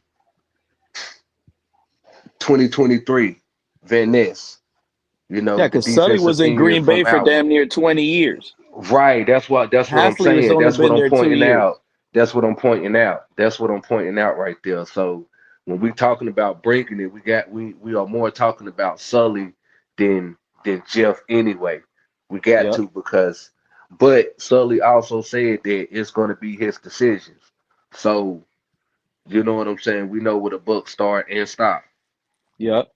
You know what I mean. So a lot of these players that we're looking at from the 22 draft, the 23 draft, the 24 draft, even when we go to the 21 draft and the 2020 draft, you know, we can go back as far as almost Aaron Rodgers. Yep. Can can we even go to Brett Favre with Sully? Or that's too far. I think that's a little too far. But yeah, he been with that organization for that long. So Yep. like Or he probably was there with Brett Favre. Well, I don't even know. so But I can guarantee he was there with the split between Love and Rodgers. oh yeah, he was there. He was there. So I mean, hey, we might be going defense. We might not be trading out of that spot at all. We let some of those desperate quarterback needy teams take quarterbacks ahead of us, getting Yep, the best players slipping down to us, yep, and we yep. just build with good players. We take advantage of other teams' mistakes. And that's how you build a winner, honestly. Oh, the Hmm. whole fan base. Oh, Drew Aller is there at 11. Take him. Nope. Dolphins did the smart thing and selected Caleb Downs. Boom. Yeah, yep. Because I mean, to be honest, when you got everybody going offense, it's best to get the best available defense. Yep. We trying to go offense, knowing the best available offensive players are already gone. You go defense. Especially by pick 11 already 4 line. How many times every single year we go through this draft process, about 4 or 5 linemen go top 10 and only one of those linemen end up panning out. Yep. It happens every year. 4 or 5 linemen are the best linemen in generational linemen. Next thing you know, 2 years down the line, only one lineman is good. The other three on the other teams already. Not only that, we end up going offensive lineman ourselves and not getting the best one. Yeah, because we're the team that we had a good pick and we got a lineman, but not even the best lineman. We got the fourth lineman in the draft, where we were sitting there probably having an opportunity at getting the best receiver in the draft because none of them fell off the board. Facts. That's the type Facts. of move right there. Why we draft a lineman? Why we draft Chop Robinson? Why? Yep. Yep. It was some edges that went out. The other Jared Verse went. That's who we should have got. Once you missed out on Verse, you should have said, "Oh, best player available next at Yep. the position." Hey, I know we got Waddle. I know we got Tyreek, but Brian Thomas Jr., welcome to the team. And you tell Facts. those two guys, hey, he brings a different dimension. He's going to open you guys up. In the red zone, teams are going to want to double cover Terrence, this dude, BTJ, Brian Thomas Jr. It leaves you one-on-one, Tyreek. Don't be mad at me. It leaves you one-on-one for red zone work. Not only that, it puts you in a situation to where you can actually trade somebody and then have somebody coming in that can at least get half, if not that production back. You know what I'm saying? 1,000%. Because if you would have drafted BTJ, that would have opened up the door for teams calling you. Hey, you just drafted BTJ, bro. That's shocking. You got Tyreek and Waddle. You want to trade Waddle? Now Yeah. you're looking at it like, oh, you want Waddle? Yeah, we'll trade you Waddle. What you got? Oh, a I, first and a you, second. you know Now you what? don't have You to wouldn't even hold bite back on and it. be scared. Yeah, you don't have to be scared. Like, Yeah. what do I? You just replaced them, and you just got more capital. Yeah, Not only that's that, exactly how it works. you don't even bite on it. You be like, all right, let me think about it. And then you go see what you can get for your next best one, which would have been Tyreek. You Facts. feel me? Yeah, I mean, oh, that's what you giving for water? I'm Man, not let me gonna go lie. see what I can They could get call for my phone all day. I'm looking at it as I'm going into the season with Tyreek, Waddle, and Brian Thomas Jr. And at the time it was Tua, so they believed they had a franchise quarterback. We got Tua with BTJ, Tyreek, and Waddle. I'm not even answering the phones to these other teams. They're going to have to figure out a plan on how to stop my offense. You're calling the wrong guy. You should be calling your defensive coordinator right now, not me. You ain't getting none of my wide receivers. Call your defensive coordinator and tell them, hey, you're not sleeping on Dolphins week. Look what they're working with. No sleep on Dolphins week. But that's the old regime, Kenna. That's that scary regime. Oh, I'm not gonna draft BTJ. That might hurt Waddle's feelings. I don't want to draft this guy. That's gonna hurt this guy's feelings. I can't draft Shadur Sanders. That's gonna hurt Tua's feelings. See what I'm saying? That's what I was Yeah. talking about. And then Tua turn around and threw the damn coaching staff under the bus. Yep. Exactly. That he wouldn't be getting away with that shit with me. Hey, I remember back in the days when I used to play Call of Duty, Kenna. I know people used to get mad at me because when I played the Call of Duty game, there was like a little perk that you would put on your character that when they shoot you and kill you, they used to shoot and kill me, and my character would drop a grenade. Ah, yeah, I know that. You remember that? That you would die, Yeah. and then every time they kill you, your character drops a grenade and explodes like a second later. And if they run over your body to like pick up ammo or whatever you had to do, they die.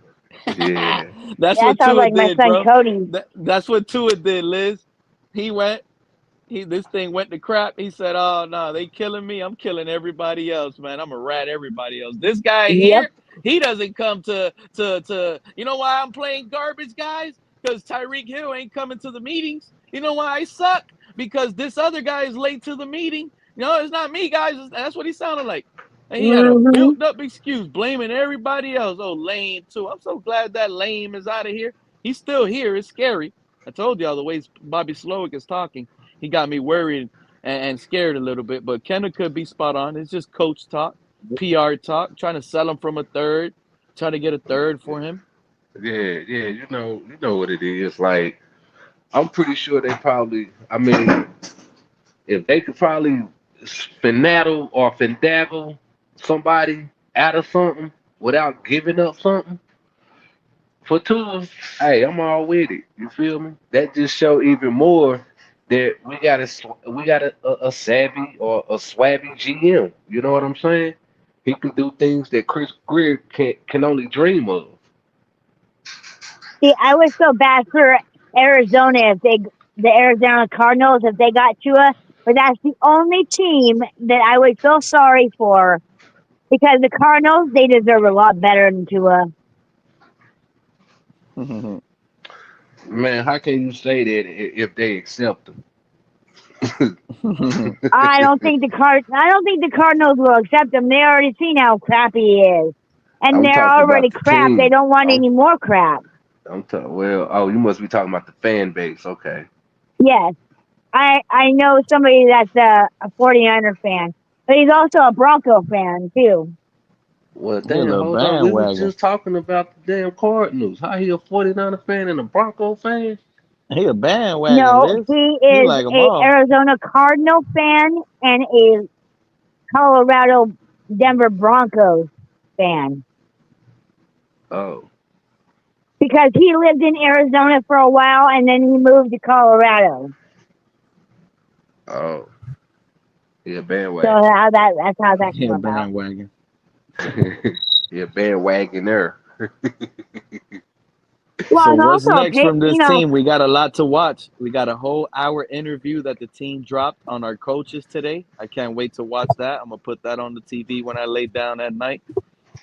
Um, we're gonna watch that on YouTube. I'm intrigued because everything I was reading to you guys earlier were snippets based on those interviews from the Barry Jacksons and the Marcel Lewis Jocks. They clipped their little, but I gotta hear it for myself. Things could change. You hear it for yourself. What Slowick said, based on how they quoted it, could be totally different when you hear it out of Slowick's mouth. you So guys act like You guys act like you're shocked that I'm more than just a Dolphins fan. That's funny. I like I a lot agree. of teams, but there's a few teams that I don't like, and everybody knows who those people are. I mean, I'm a football fan. I mean, if they're going against the Dolphins are number one though, always. But I like other teams too. O-line number one overall. I agree, man. I agree. I completely agree. Nah, I mean, I don't know, man. They're going defense, yo. I think, I feel like they're going defense. I If can't they wait for draft, the if they moves, man. draft a if they draft a defensive end, do y'all really know what that's gonna spell? You know the excuse is going to be, oh, we needed a defensive end because for salary cap purposes we had to cut Bradley Chubb. But I'm gonna tell you right now, that's going to mean more about Chop Robinson than that There you cut that they go. trying to. You know what I mean? Yep. Yep. We do need a dog at that defensive end. Chop ain't no dog, bro. Even Mm-mm. though, you know what I'm saying? Even though we might turn around and utilize him a bit better now, hopefully, Yeah. and it works Yeah. out, but that But he still ain't. doesn't consider him a Yeah. dog. He ain't got it in him like that. It's just the Right. scheme got him working better and using his speed to put in pass rush scenarios. I Yeah. hope they don't fall Man, for it. see, Let's say next year he gets 15 sacks, bro. He I don't pops off. understand. I don't Now he's understand why entering the they hating fourth on year. Bill Yeah, Belichick, yeah, but let's say he get 15 sacks next year, Kenna. He's gonna be going into his fourth year the following season, demanding the bag, bro. demanding the bag, Off and this one fan year, bro. and knowing how this fan base works, they're gonna be banging the table to pay him. Yep, you know what they're gonna say. The last time we had a defensive end get this many sacks, his name was Cameron Wake. We gotta Yep. pay this man. Yep. This is the best Yep. thing since every time we get a good player that needs a contract, they always use the latest best player we used to have. Oh yeah, defensive end. He was the best since Cameron Wake. Yep. Yep. He's Yep. the best since Olivia Vernon. Instead of just realizing, man, the scheme had him like that. Exactly. It's Jeff Halfley. Yeah. And the fans put pressure on the organization to pay a player. Come on, man. I mean, that's what that we did that same shit with Tua. Yep. That's why I don't really feel like he gonna pan out nowhere else. Like I just don't understand what I mean. I get it. They think statistically, whatever the case may be, but at the same time, shit, this man seeing ghosts out there. How you think you gonna goddamn overcome that shit? I Same don't way think. Sam Darnold did, bro. You're not scared of the Sam Darnold effect? Hell no. Hell no. Again, did we just get finished talking about the scheme, the team? Did we just? No. I'm gonna tell I you right mean, now, and people were calling me crazy, but even as a Jet, I would look at Sam Darnold and be like, yo, this man he could throw, bro. He's just forcing everything because he got nothing. And he's throwing every damn pass and everything is getting intercepted and stuff. But when he does, he got some highlight worthy plays. He just need to be controlled a little bit. I I always said that about Sam Darnold, bro. I'm The man telling is you, nice. New England gonna win. I don't like New England, but they gonna win. They I gonna feel win. like Drake May is the scary guy. I feel I like don't Drake even May I going don't even Drake think I May don't is the even turnover guy. I don't even think it's Drake May. I mean I've been saying this all playoff for them. They are too balanced. They can run and pass the ball, bruh. And I don't mean no schematically running pass. I'm talking about actually good players that you know what I'm saying. Like I mean I'm gonna shut up because I don't like them fuckers. I'm with you, Ralph. Not that much though. I'm to the point where the game might be like 28-7.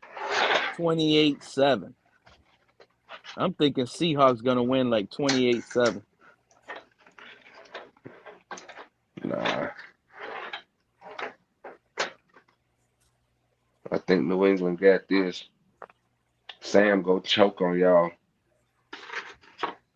I agree with Rafferty. 45-17, the Seahawks win. Yeah. Man, fuck y'all. Y'all trying to say I ain't no damn Dolphin fan? Fuck y'all. No, honestly, I'm being Nah, I'm just realistic. I fucking with really do y'all. believe Seahawks gonna win, and it's I'm not just because fucking with y'all. Patriots. They ain't got it offensively right now. They too balanced, P. They Seattle too got balanced. corners, bro. That's why. That's why it look Rick like they Woolen is don't gonna be get a it. free agency, bro. I would love for us, but he's gonna be too much money. He's gonna be too much money. He's gonna be too much money. Rick Woolen. That man's gonna get a Super Bowl ring. He might get an interception in the Super Bowl, bro. Imagine if Rick Woolen gets a pick six in the Super Bowl, Kenna. You know what Man, that I guy's gonna mean, demand? You know what that guy's gonna demand in free agency this offseason? yeah, I know you're gonna want some money, but like I said, I feel like New England is too balanced. I feel like they can run and pass whenever they want to. So, I mean, I don't know. I mean, Yeah, it was maybe, pretty balanced, maybe that's what I was just about to say. Maybe I'm not paying enough attention to Seattle because of Sam Darnold, but hey, I just feel like New England is too balanced of an offense. Damn, man, we got a Patriot fan in the chat. I feel bad he had to hear my prediction, bro.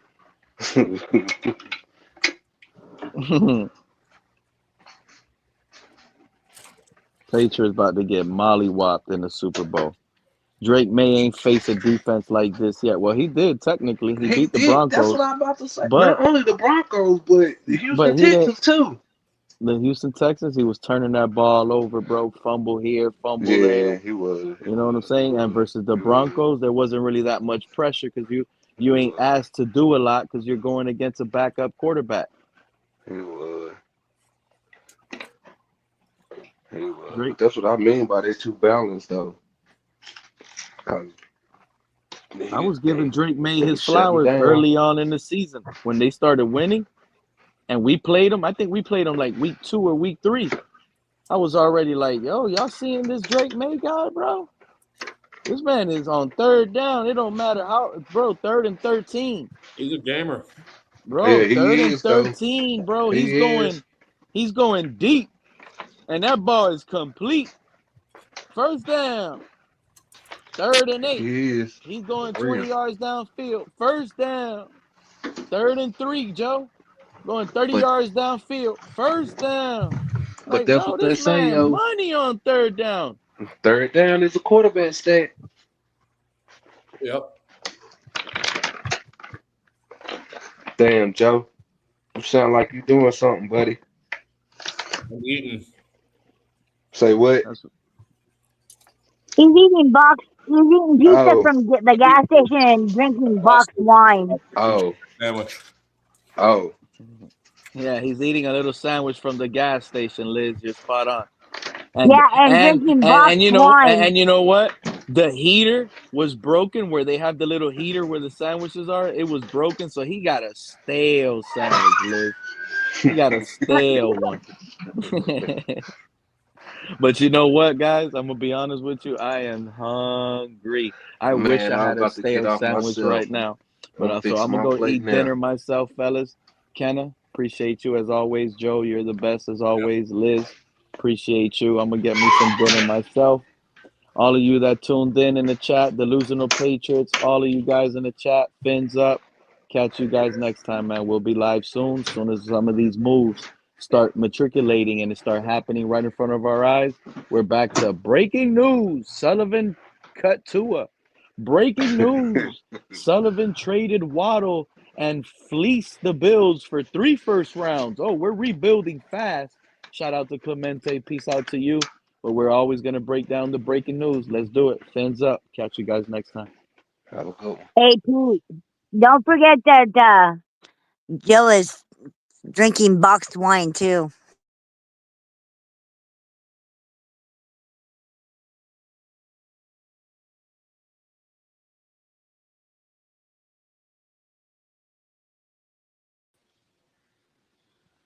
Oh, wait. I'm sorry. I didn't end the stream. exited the stream. Now I'm ending the stream. Fins up, y'all. Catch you next time. I see you, Ralph.